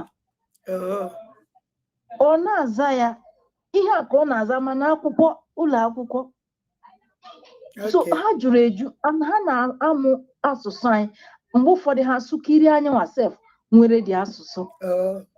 Na hapụ ị na-akpọ nwaanyị a aha Igbo ahụ because na ọwụghị onye Igbo. Anụ as far as na ọwụghị onye Igbo, o nwekwana mgbe ọ ga-enwe pity ihe ọ bịara to accomplish the mission e nyere ya n'aka ịbịa butọpụ ụmụ Igbo. So ọ ga-erugokwanụ biko ka anyị hapụ ịnọ eme kwumkwum ka anyị atụkwanụ ọ ga-erugo mgbe kwesịrị nnọọ ịkwụchi nwaanyị a ka brigi gọọmenti ọ na onwe ihe ha nwere ike imenwụta ka stọpụ nwaanyị ọ bụdụrụ nọọ ịgba nwaanyị akwụkwọ ka stọpụ ya bifo o butọpụ ụmụ Igbo niile. Biko I believe na brigi gọọmenti na ha ma na ha wọchị program ga na ha ga na-anụ olu ụmụ Igbo ka ha na-ekwu okwu. Biko ka ha gbaa mbọ onwere ife ihe eme nwaanyị ahụ anyị wepụta tụọ ego emie ka our angels dị okay dị ready. This woman is too small. Opeka otaka obido fight wado ụmụazị ọnwụta the only thing na ihe eme na ihe make sure that onye anaghị atụ ụtụ kịta onye anaghị eweta ego kịta nụcha the battle ụmụazị mere na Ọkigwe on 8th of this month last 2 days or 3 days ago onye ahụ kwesịrị ibinye ọtọ onye ọna kwesịrị because ụmụazị ahụ the engine ji ndị Igbo today ọnwụ na ụmụazị ada today onye ọnwụ na-acha akpa ya onye mala ebe osi onye ebe mala ebe odowela azụ ya dị iruye anyị dị less concern kịta na-ege these people ntị ụmụnne m anyị nọ na nsogbu. Ndị niile na-ege ya ntị na ọwụ ụmụ Fulani ibe ya na-ege ya ntị and ndị jiri ego were ree mkpụrụ obi ha na-ara ego refuo mkpụrụ obi ha and ka ha refuru mkpụrụ obi ha wụzi ụmụ Igbo. Onwere onye na-eso data woman onye Igbo ekwukwa m ihe ọzọ ihe niile na-eso nwaanyị ahụ ndị Igbo ndị Fulani amụrụ n'ala Igbo na-asụ Igbo. Nwa na-ekwu ya na ndị ahụ na-eso ya ha wụghị ndị Igbo ọ ndị amụrụ n'ala Igbo na-asụ asụsụ anyị ha even ma ndị na-emecha all the rubbish comment ha na-eme na all of them ọkama ndị media ibe niile ajụ na media because afọ onye Igbo ya na-ekpu ya afọ ihe ọjọọ sno ihe ọma ị na-ahụ ya na ihe ọjọọ ndị ezigbote ihe ọjọọ ka ọ na-akọva ya ihe na okwu onwere onye Igbo ya eme enu onwedị ekpere m na Elisi Ọbataobi na Elisi Maazị Nnamdi Kanu na ha ga-apụta n'ike na ebube onweghị ma ofu ntutu isi ha ga-adapụ n'aha Chukwu dabịa onweghị ma ofu ntutu isi ha ga-adapụ ha ga-apụta ana ha ga-apụta ha ga-eji ike na ebube pụta ana ọmantị aka ọmantịji aka ọmantịji aka n'aha Okike so ka anyị just jisi ike biko emegodu ga-esendị tụrụ m the akaụntụ enwere ike iji kwụọ ụgwọ. Okay, ọkwa akaụntụ nke America na nke America ọkwa ya mụ anọkwa na zoo. Okay, nọ na zoo mme ka njụọ mkpọfa request because ndị na-ana m akaụntụ ahụ ili nne ndị na-ana m akaụntụ ahụ mee ka m kpọfa ka m na-afakwuo ka anya m ya ndị na-ana m ya n'ile ezigbo nne mụ nọ na Nigeria anọ m na Abuja nsogbu adịrọ nne m ebe ọnwụ na enwere solution ngwa nne m thank you. Okay, ma. Yes, ma.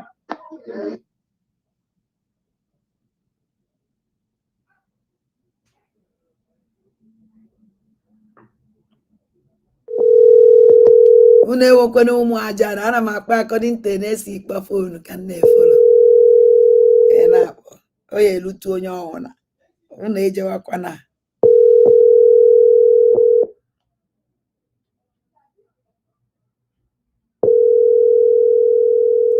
onye nke ojewana okay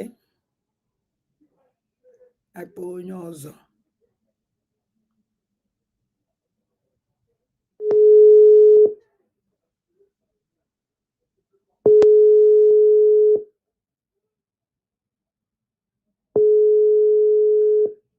no no no crazy work gonna comment section. Hello. Anna, very good afternoon. Mgbede ọma ezi nwanne m. Hey. Nwanne m nwanyị. Ada. Oh, ọ bịalụla gị mmiri. Isi ike. Anyị abagala ọhịa ewe ọnọdụ anyị hụrụ nwaanyị.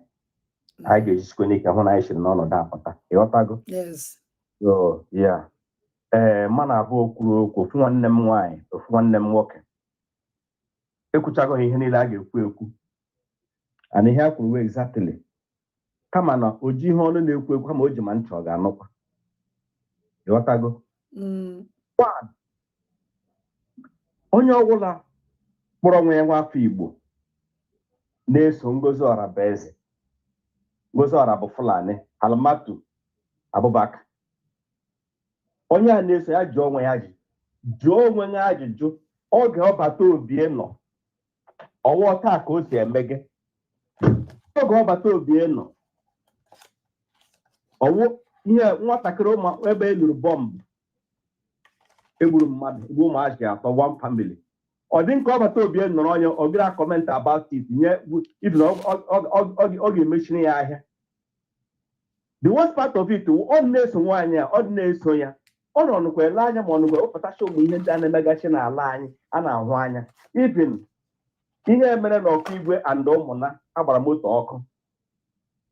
Anake Biafra United ka m hụrụ na ndị Amnesty International dere about it. Na-eme anyị accuse. Ajesira dekwe the thing.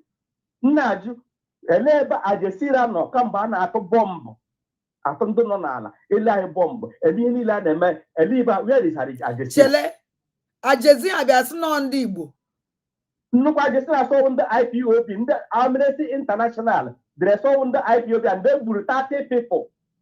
30 people so ihe nwụrụ while na that thing according to Biafra United na ndị nọ wetara vidio enweghị onye egburu. Iwu nọta ha si emegide ihe ka e were kọna nwanna m dịka n'ikpe ndị Amnesty International. And this woman call Amatu Abubakar Ngozi Ọra bụ Gworo Fulani defend ihe. Mba. Country ọsọ ya na-achị. Hey, anụ ọdụm nke a. Country ọsọ ya na-achị. Ka ebe ebolu ụdị ọ na-achị ụdị ibu a okwu. Ada Amnesty International and ọnwụ ndị Igbo Igbo na-emekwu ụlọ. O metara ndị na-achị emedụkwa onye egburu nobody emedụkwa emega onye egburu na ọsọsọ otu ọka ga-agbara ọkụ. Mgbe egburu mmadụ. Anaghị na-asị egburu about 30 people. Na-eche mgbe nna ga-apụta the bomb for that line. Ajesira dee ya. Hey, anyị nọkwa na nsogbu. Ajesira ma ndị na-arụrụ ụlọ ọrụ. Ajesira, where are you since many years? Nigerian Air Force has been bombing Biafra land. I never see it in your news. Ajesira, where are you when Fulanis come to kill our people in the Ihamufu and so on? Where are you? You never comment it. Amnesty International elebino. Ọkụ ikuku na onye buru ya. Ọkwa ndị Igbo na Amnesty International. Ikuku na onye buru that news. Ndị Igbo tue kwenu. Biko kwenu. Ụtakwa ndị bọm kọ na ihe ndị Amnesty International dere. Na Ajesira. Onye bụ ihe ọ ga-ememe na Twitter ma gịnị? Gbọrọ ndị nwanne na Twitter tiwe nọ. The bomb nwanne ya. Emerụkwa onye egburu but they have landed as na 30 people were killed. Mba nna ụmụ egburu mmadụ ebe a. Egburu mmadụ. Egbugodu mmadụ ama mmadụ ọ na-egbu ma ọkwa ma egburu mmadụ. Egburu mmadụ. But egbugodu mmadụ orukwe ihe niile ha na-atụ bọmbụ na ihe Ajesira depere ya. Maka na o metụ na moto Dangote. O metụgo moto Dangote eweburu ihe. Mana mgbe a na-agba shọpụ ndị Igbo ọkụ na-akwatusi ụlọ ndị Igbo gbuo ibe egburu na Lagos na Abụlado. Ejezi ya ego ebughị ihe maka na ndị Igbo. Amnesty International edere ya. Amnesty International ebughị ihe maka na ndị Igbo. O sete na Nigeria jekọ ndị Amnesty International bịa de nonsense go ndị IPOB. Oye chatili ihe mere. Biko ka m gwa unu. Biko ụmụnne m. Emedo onye na-amadụ ihe wụ bonka. Ibe niile ahụ ibe Ngozi Ọra bụ Gworo Fulani na-ewetara anyị. Ibe niile na-eme n'ala Igbo abụbeghị Ajesira. Abụbeghị Amnesty International. Cow the first time now know this kind of thing. Yes. And the young one away up and condemn where say na no and they am equal na news unu blue. No dey man on the IPOB. Obia mu Biafran smele that thing because someone on man de meriva. O medical ha bo endo IPOB na ESN. No do to because jeje be that time. No criminal goes all about na because you did met to be na Igbo before. Udibe met to be na Igbo before. How many before? Udibe met to be during time of our leader, during time of our Batobia. This kind of thing never happened.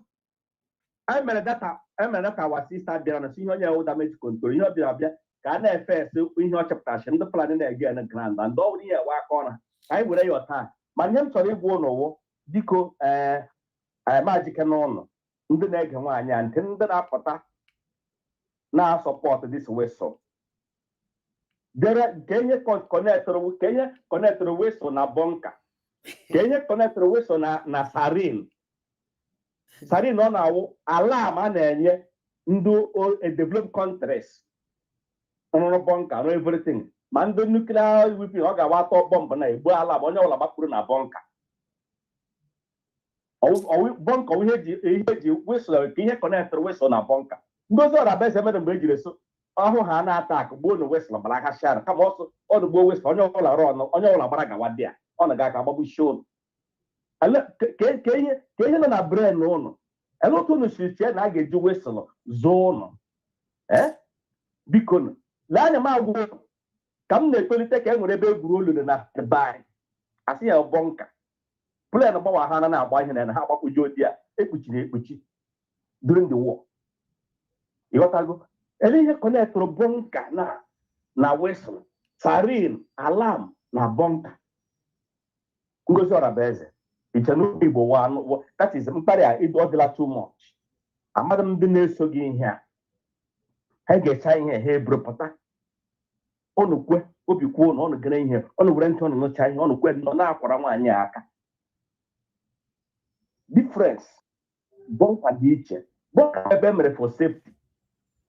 Bonka memory for safety. Whistle when he hit okay on a senate and when he be group bonka demand the buy that oga in here for an attack a go whistle on your barapu and that bonka. The answer is no.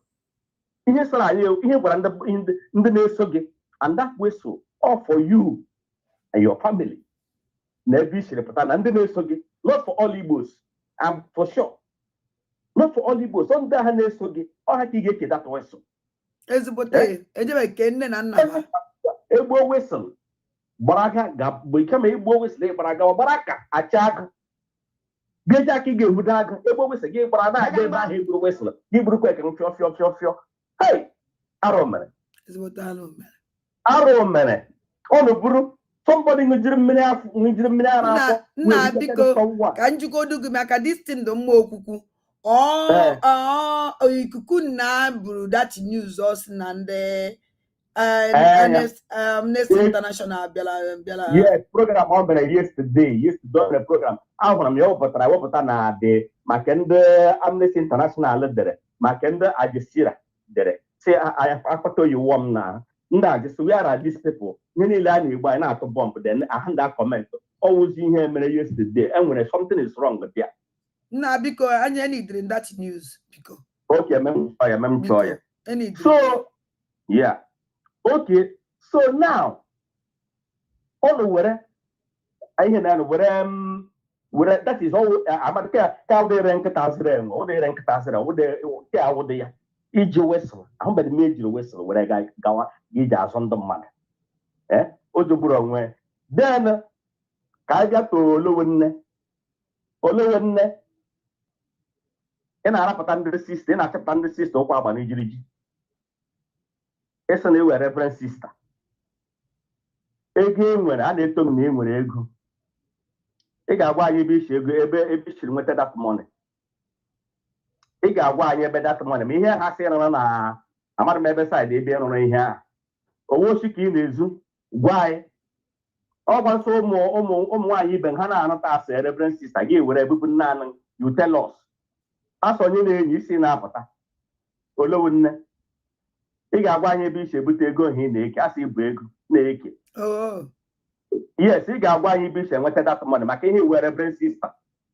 Asụgodo ị na-arụ ọrụ ọgwụ ọsị ị na-egwu wayo ị na-eme 419.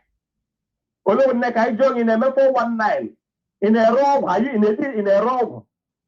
Emere ebe ihe rụrụ na relaxation house ịrụrụ na ọwụ amadụ side ebe ịrụrụ ihe egosi ya London ka ọ nọ.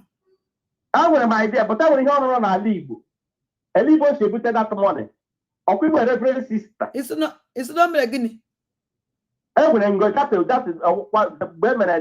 mgbe emere convention the 2023 ka mgbe emere redeclaration emere ebe o gosiri ọrụrụ all this Olowo Nnewi ebe ha rụrụ that thing raka resident area ọsọ ebe a na-ezi ike ebe a na-egosiri ya. Yes, abụrụ m ya eziokwu I can remember. Yes, nna ji ya so Olowo Nne asị were reverend sister ebe ibe isi nweta ego iji rụrụ ihe a madam gụ ọra bụ eze si ibu ego ị na-eweta ego ị na-eweta nta ọkwa reverend sister na ndị ọzọ wụ ka kengo dị iche ị na-ere ọgwụ Olowo Nne ị na-agba akwa Olowo Nne ka ma jụọ ọṅụ ị na-ezu ohi ka m ị na-egwu wayo where are you getting this money ka anyị jikere ha si igwe ego nna biko sụchukwa ya reverend sister ebe o si enweta thousands eji etuzi ọnụ na social media dabịa ị ga-adị akọwara anyị you will come ị ga-emere anyị explain where that money is coming from. Yes, so a na-enyozi enyo ị ga-ama ebe isi weta that money. And secondly ka m gwazie ka m finalize mgbe akpọrọ oku ihe Biafran akpọdefọ ndị ji ego ọrụ dịsi ihe Biafra ọrụfọ ndị ji ego people like us na-ejide ha ga-aga relax and the thing na-aga on ịghọtago akpọrọ onye ọbụla ekere ọnụ eke ma ka ị ga-eme gị imewuli isi ego ka iji €1 iji €2 ka ọ dị nwe ga ete ga girigiri nwa ogwu eze ị na-onye eweta asa atụkọ aka anya ọma mere ya abụọ ụfụfụ ọ bụrụ ihe mere fọ ndị ji ego mana madam ọ na-eweta ezielu ihe na-emezie na ndị ji ego ọ na-akparịsị ndị na-ejide ego ngwa fọman ndị a na-ejide ego anyị ga-ewetide ọra na nwaanyị na ọ mezie Biafra weta ndị ji ego ndị ga-ewetali $2,000 na ndị ga-ewetali $300. Yes, ihe kwuru ihe awụ speech ya awụ ndị na-enwede ego poor people is not for you. Ohi ọwụ nwaanyị ga-eji apụta mgbe Nnamdi Kanu kpọrọ anyị na Simon kpọrọ ọ kpọrọ fọ ndị ji ego ọ sị na anyị ga-enwetali $300 ma otu asị nwetali ya just insulting Biafra anyhow. Ngozi ọra bụ eze ị na-enye anyị nsọt anyhow ọtọ ụlọ chiri masị nga pụta this struggle emenwedi ya fọ ndị nwere ego na ndị ga-atụle 300 enwe ndị ga-ata 300 ndị tụwara aka mgbe 100 ihe na-erekwuru bido nyere atụfele more than that. Everyday ha bịa na contribute na-enye ịpụtara eshia ịpụtara the other day napụta nga bịa go frame makpuo ego ndị ị nwere ego ọ dị ego ndị na nje bibiri nke pụtara ji na-emechasị anyị anya. If you are so rich, why are you here? Kam jikene Ngozi Orabaeze ebe ị nwere ego na-akwụ na-ekwu ka mmiri ego ole ka ị contribute na this struggle. Ngozi Orabaeze nyegere $100,000 ndị nwere ego na-apụta enwere ndị nyere mmadụ $100,000 na this struggle egwubeghị okwu akparịbeghị mmadụ ego ole ka ị nyere. How much has you contributed? Mmadụ jiri $50,000 wee mee IOU loan. Imagine. What are you? You never before. Labor when professors and doctors and many you will not hear them. Quick on make noise, all they hear empty drone. In a make noise. King ndị nwere ego na-ekwu okwu ịbịara akparị ndị na-enweta ego and that time ha ga-ewetara 300 because they are poor. Then if you know count the riches ndị mmadụ nwere ego ga-akọnti group them ha nyewe ego emewe ihe na-eme. So the struggle is not for the poor people. Onye ụchụ ndị Igbo ọkara mgbe akparịrị ụnụ because em na ndị ndị iberibe ha na-acha achị eze na-agbado ihe on feel no that is yes ọ na-akparịala onwe ụnụ ndị Igbo ihe ele mgbe ihe ga-eme ọkwọ na-agba n'ọbata obi ọ na-agba ya ikpe na Finland iwere megbu unu keke ndị nọ na Finland ndị nọ na data Helsinki iwere megbu unu ọ ga-eche mgbe a ga-akpọ ọ na-apụta nwuli unu ga-atọ na okwu n'obodo unu ga-atọ n'obodo ahụ ọkwa obodo ọ na-agara ala Biafra unu jiri aka unu organize this protest ọ na-apụta nwuli ọ kara nne na nwanne ọnụ nwoke ikpe kara nne nwa ya ikpe na-efere mba ụwa niile n'ihu mba ụwa niile ọ kara nne nwa ya ikpe ndepụta were ya were opportunity ha ji eme na-akparị onwe ha ọ ji eme program na-achịkwa akwa nna biko forget about enwe ka osisi gbakarara daa ya na-achị ọmadụsị ụlọ eda chịwa ọ ga-erute onye ihu rute onye azụ ya wụ ihe eji eme iwere ndị eme ụlọ program a bịara mee ka even ihe wụ the best protest ị gara asị ihe ji ga-aga because of ndị USD mere organize ị gara asị because of ndị bridge mere organize na Egypt ihe wụ the best protest ọ na-aga ndị na-eche mgbe a ga-akpọ ọnụ eleda aha ya na ada ekwensị si awa Ada Simon ọkwọsị ihe ha niile plan kwọwa ọlara o so na ndị mebiri this protest eleda a na-akpọ mpụta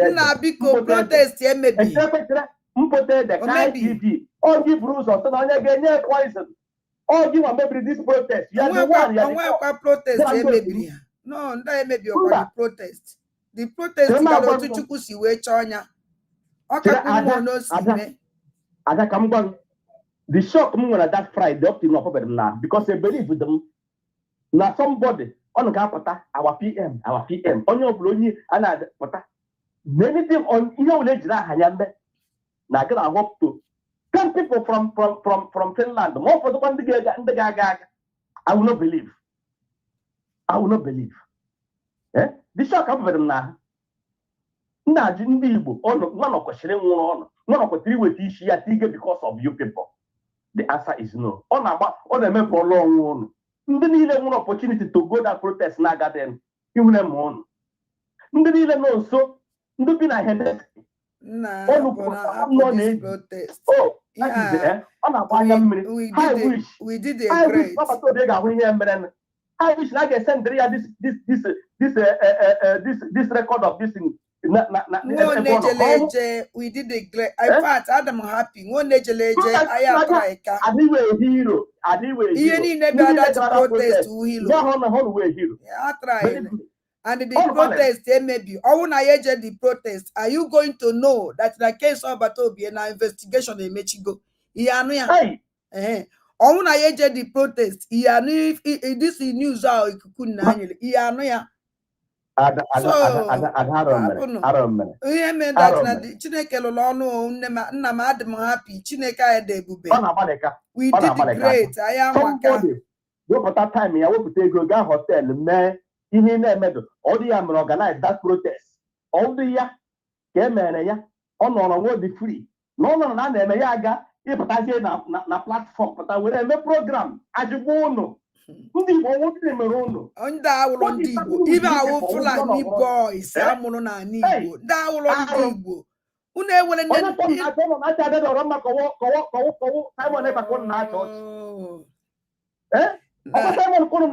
ọkụ unu ndị na-eje enene ndị a unu jecha iwe unu eburu iwe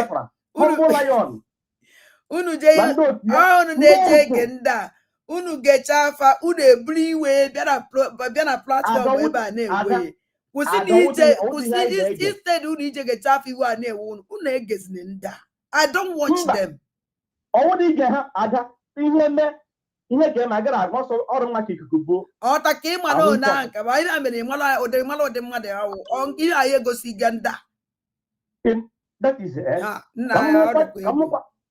ka mụkwa the face ka mụkwa oge Simon ga-apụta ị ga-apụta awapm awapm Chineke kpọọ onye ha ọkụ ihe abụkwa mgbe abata obi awapm I'm telling you ọ na-arụ ọla ala ndị Igbo ma mụ ma anụ anyị emerụọla ala anyị emerụọla ala anyị nwabụ ndị Igbo anyị emeela ibe Simon eziokwu niile anyị mere arụ on Friday esome because agada m esome ya anyị emeela arụ anyị agwana nwanne anyị nwoke ikpe oke mere that's good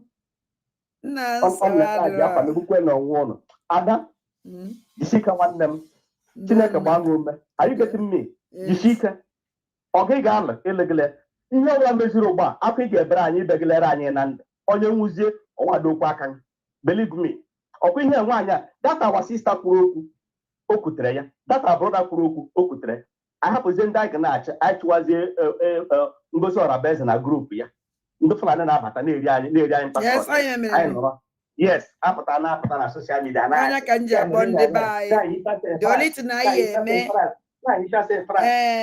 nwaanyị isi ọcha ka nwụọ doliti na anyị eme na nwaanyị nchọsa wuzie Fulani na-agbugbu na-egbuchi ndị be anyị nwaanyị nchọsa wuzie Naịjirịa gọọmenti na-ata anyị bọmbụ ọ na ọgwa ụmụaka egburu ịnọ na ihe a ịnọ ovasi ewere bọmbụ na-atụgbuchi ụmụ mmadụ na Naịjirịa ọ gbasadịghị n'ala Igbo gị nọrọ ihe na-akọ nwaanyị nchọsa France nwaanyị nchọsa France Chineke bụ n'ọnụ one by one ndị ụchụ nwa ihe Chineke bụ generation to come a na-egbuchi agwa people ọ nọrọ ihe every day every morning nwaanyị nchọsa ba the egg ban nwaanyị nchọsa France Exodus TV ịnọ ga-adị ezuzu oke dịka nwa ịmaghị ya left and right ịmadụ mgbe a ghọrịrị ịmadụ mgbe a gwara gị okwu achị ịpụta every day ị na-ezuzu ị na-ekpu TV n'anya apụta emere program onye ụchụ Chineke bụ show n'ọnụ one by one maka na-ebu mpi atara kwana program kwana ya studio ka ewepụtara dapụ onye ọbụla dịka ọjọọ ndapụ ihe domeni ya were ewegara ọbata obie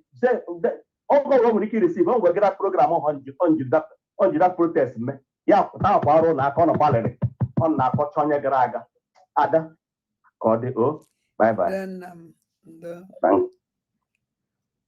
ụmụnne m ife unu ya ma that na o nwere ka nsi afụ things otu nsi afụ ihe ụdat na onọhụ na Chukwu si isi na oya dị otu ahụ nke oya dị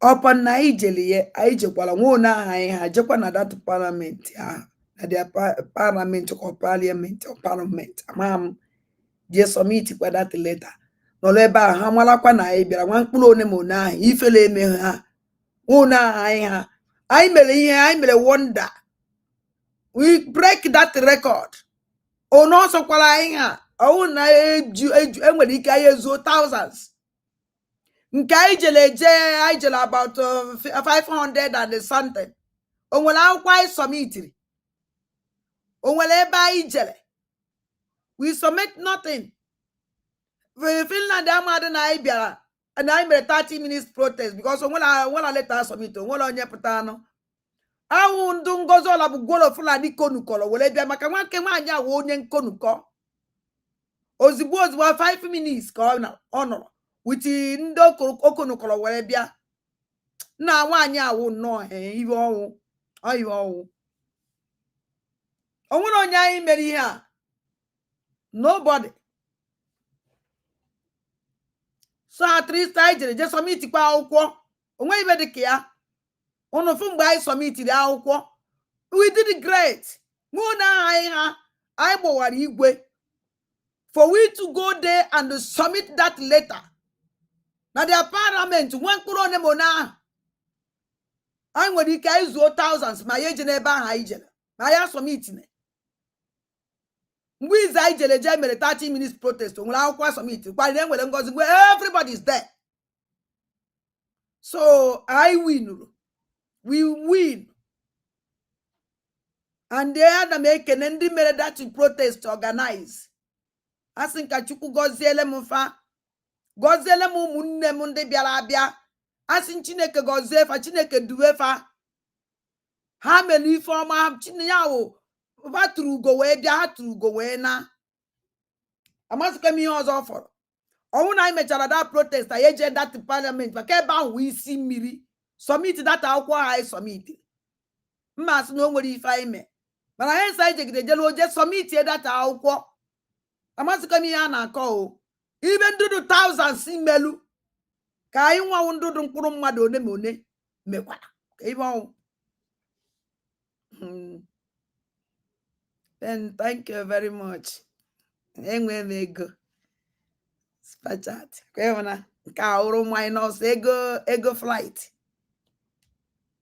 my nose na enwetago 11 10 euro okwe na abana before amara m ibe na-eme ego ahụ mkwụrụ ụmụnne m enyechi ya nyazụ ekenekwa Chineke ojukwa na-abịa ekenekwa Chukwu ka anyị yọrọ ego mobile aska block mobile asking akịrị mobile ma ọkwa kpọọ m ụmụnne m oku sụa biko na akịkwa mobile biko sunyere m aka ọ mkpụrụ mmadụ ịtọ wiwe nyere m aka ọsọ mkpụrụ mmadụ ịtọ wiwe nyere m iwe ndị ọzọ atụfụrụ m ọnụ o mere m nkwụsị emee m so onye ahụ na o si n'obi ekenekwa m ya tụka nwanne m nwoke a ekene m esi Chukwu gọzie so ụmụnne m ọfọrọ m o nwere onye ọzọ m akpọbekwu ka mkpọ ọnya ka anyị mechienu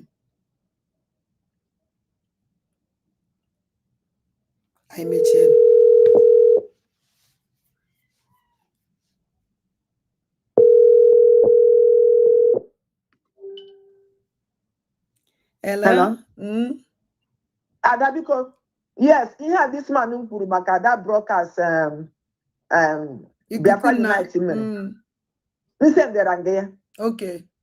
Yeah, I'm saying that I want him to not, but listen there and there. Don't them come well kita before Chizoya. And I was thinking because I get the gaka now I'm busy also. Yes. Because I need the go if those useless people could. And then down kuye all this one years than che government surrogate government. Nulebe this kind of country also the accuser. She didn't talk. Propaganda. Propaganda kuya so kwasi. And the moment they feel non doubt all these criminal terrorists won't believe her. How did that thing? How would do believe? I don't know what it on that Jazia. Quite when they were the mass and the cannon down. Yes. How did that thing happen in the country? Yes. Yes. I am a 1 million. Yes. So I made life. Maybe only take the member life this evening. And I will okay. Then thank you. Okay. Even met to Benani before. This kind of thing I met to Benani before. I questioning man we melai. I questioning man we melai. They know me when I to come go melai. Chokwa no give us we me. Amosu. Dene. Ebe na chile la warida. So wele no we useless say Biafra land. When aguya udi propaganda udi criminal also fa wele bia udi nonsense ona. Ngozola bu gwolo fulani. Amulu matu ala amatala wana gini amami ba kwa ya kuchi nonsense abubaka also ya wula chome ma. But even na chigwa this idiot that no see me be late. Or be very late. Very late. Amosu akọrọ ya nkọ na oyiri ihu ya dịka ihu jezo maya gbedegbe powder nyachisie galop ewele patch kwakọ ya n'iru nyekwuo ma pointed nose onwe vun before onye ụmụ amosu ka o were ihe ndị Igbo ibe ọsọ gu mechichi can never resemble Igbo woman ayu Igbo woman aya na ekpe makeup anyị na-ama mma Igbo woman, the beauty in nature. Ayadeti artificial. Everybody's Igbo woman, they need the makeup. When you see us, you will know this is Igbo woman. We don't need makeup, patch to know Igbo woman. Because they will be Igbo. Next woman. Manke jolonja manke malamwa. Inepu ya nye famu maniruye. Son samu man ya chake me ona shine. You also go make it a powder key Igbo woman. It can never resemble us. And unique. Igbo woman, they are unique in this world. Nobody can remember Igbo woman, resemble. Nobody can resemble Igbo women. Igbo. Umuwani Igbo. Umuadi Igbo. Umuada amosu. Umuaja na marapono. Odo Igbo kwuru ebe agwu bekwe ho. But I just one point to them na nweteduru. Adugo mma. Nwanya see that Nando Fulani is smart and their children is very intelligent. Kunoloba we come no na any did smart. ya smarter them onya ka ojizi wee were anyị n'ọnụ ọgwa na unu dachara never ka unu smart ya ndị Fulani smart ndị Fulani win iji AK-47 mgbu mmadụ ha dị smart na ilepụ nwaanyị tinye nkụ n'ike ha dị smart na ịbịara na family kpochafu esi family ha dị smart everything ibe ọjọọ ọbara ebe a nke ha dị smart this woman bịa ebe a gwa ya unu ụmụnne nke hapụ unu Chineke m gọziele m unu mmaji kwuru mmaji ọnwụ na isi abe this program shi anya then ndị Odumegwu steeti on 30 of this month yes on 30 of this month I think 30 of this month ndị Odumegwu na-anabata Biafran government in exile with the APM. So ọwụ na iwu onye Odumegwu kwado isofa wee nabata APM government in exile on 30th of June.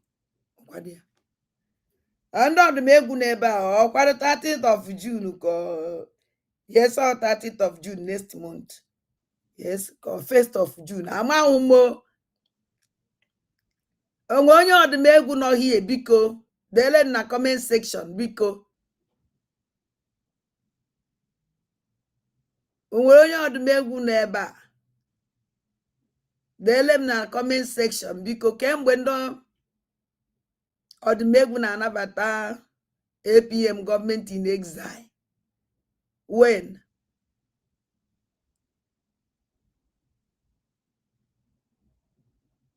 Gwananụ nka nna nso anya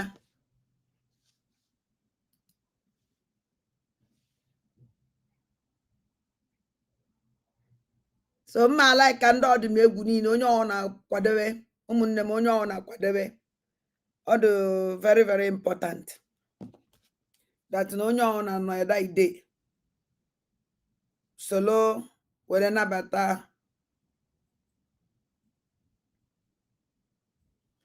okay ona amafu onye ya nye m accolade date Brunu n'oche that na ndị Odumegwu ya nabata APM with his cabinet mgbe m nwetazile date eme nke ụnụ mana ha gwakwara date mana ibe ada ndị mba na ndị egede bụ n'isi ọ dị too much echezọ m wado echezọ na echetebekwana m onwe m ma wụrụzie ndị ọzọ na ihe na-echekwa n'aja ọkwa na agadi nwaanyị ka ụnụ na ya na-emekọkwa n'ibe ọkwa n'ibiri echichi afụkwana ụnụ n'ọdụ na oke ụmụ aja ka ọ dị na jisi n'ike ka ọ dị n'oge ọzọ mma abịala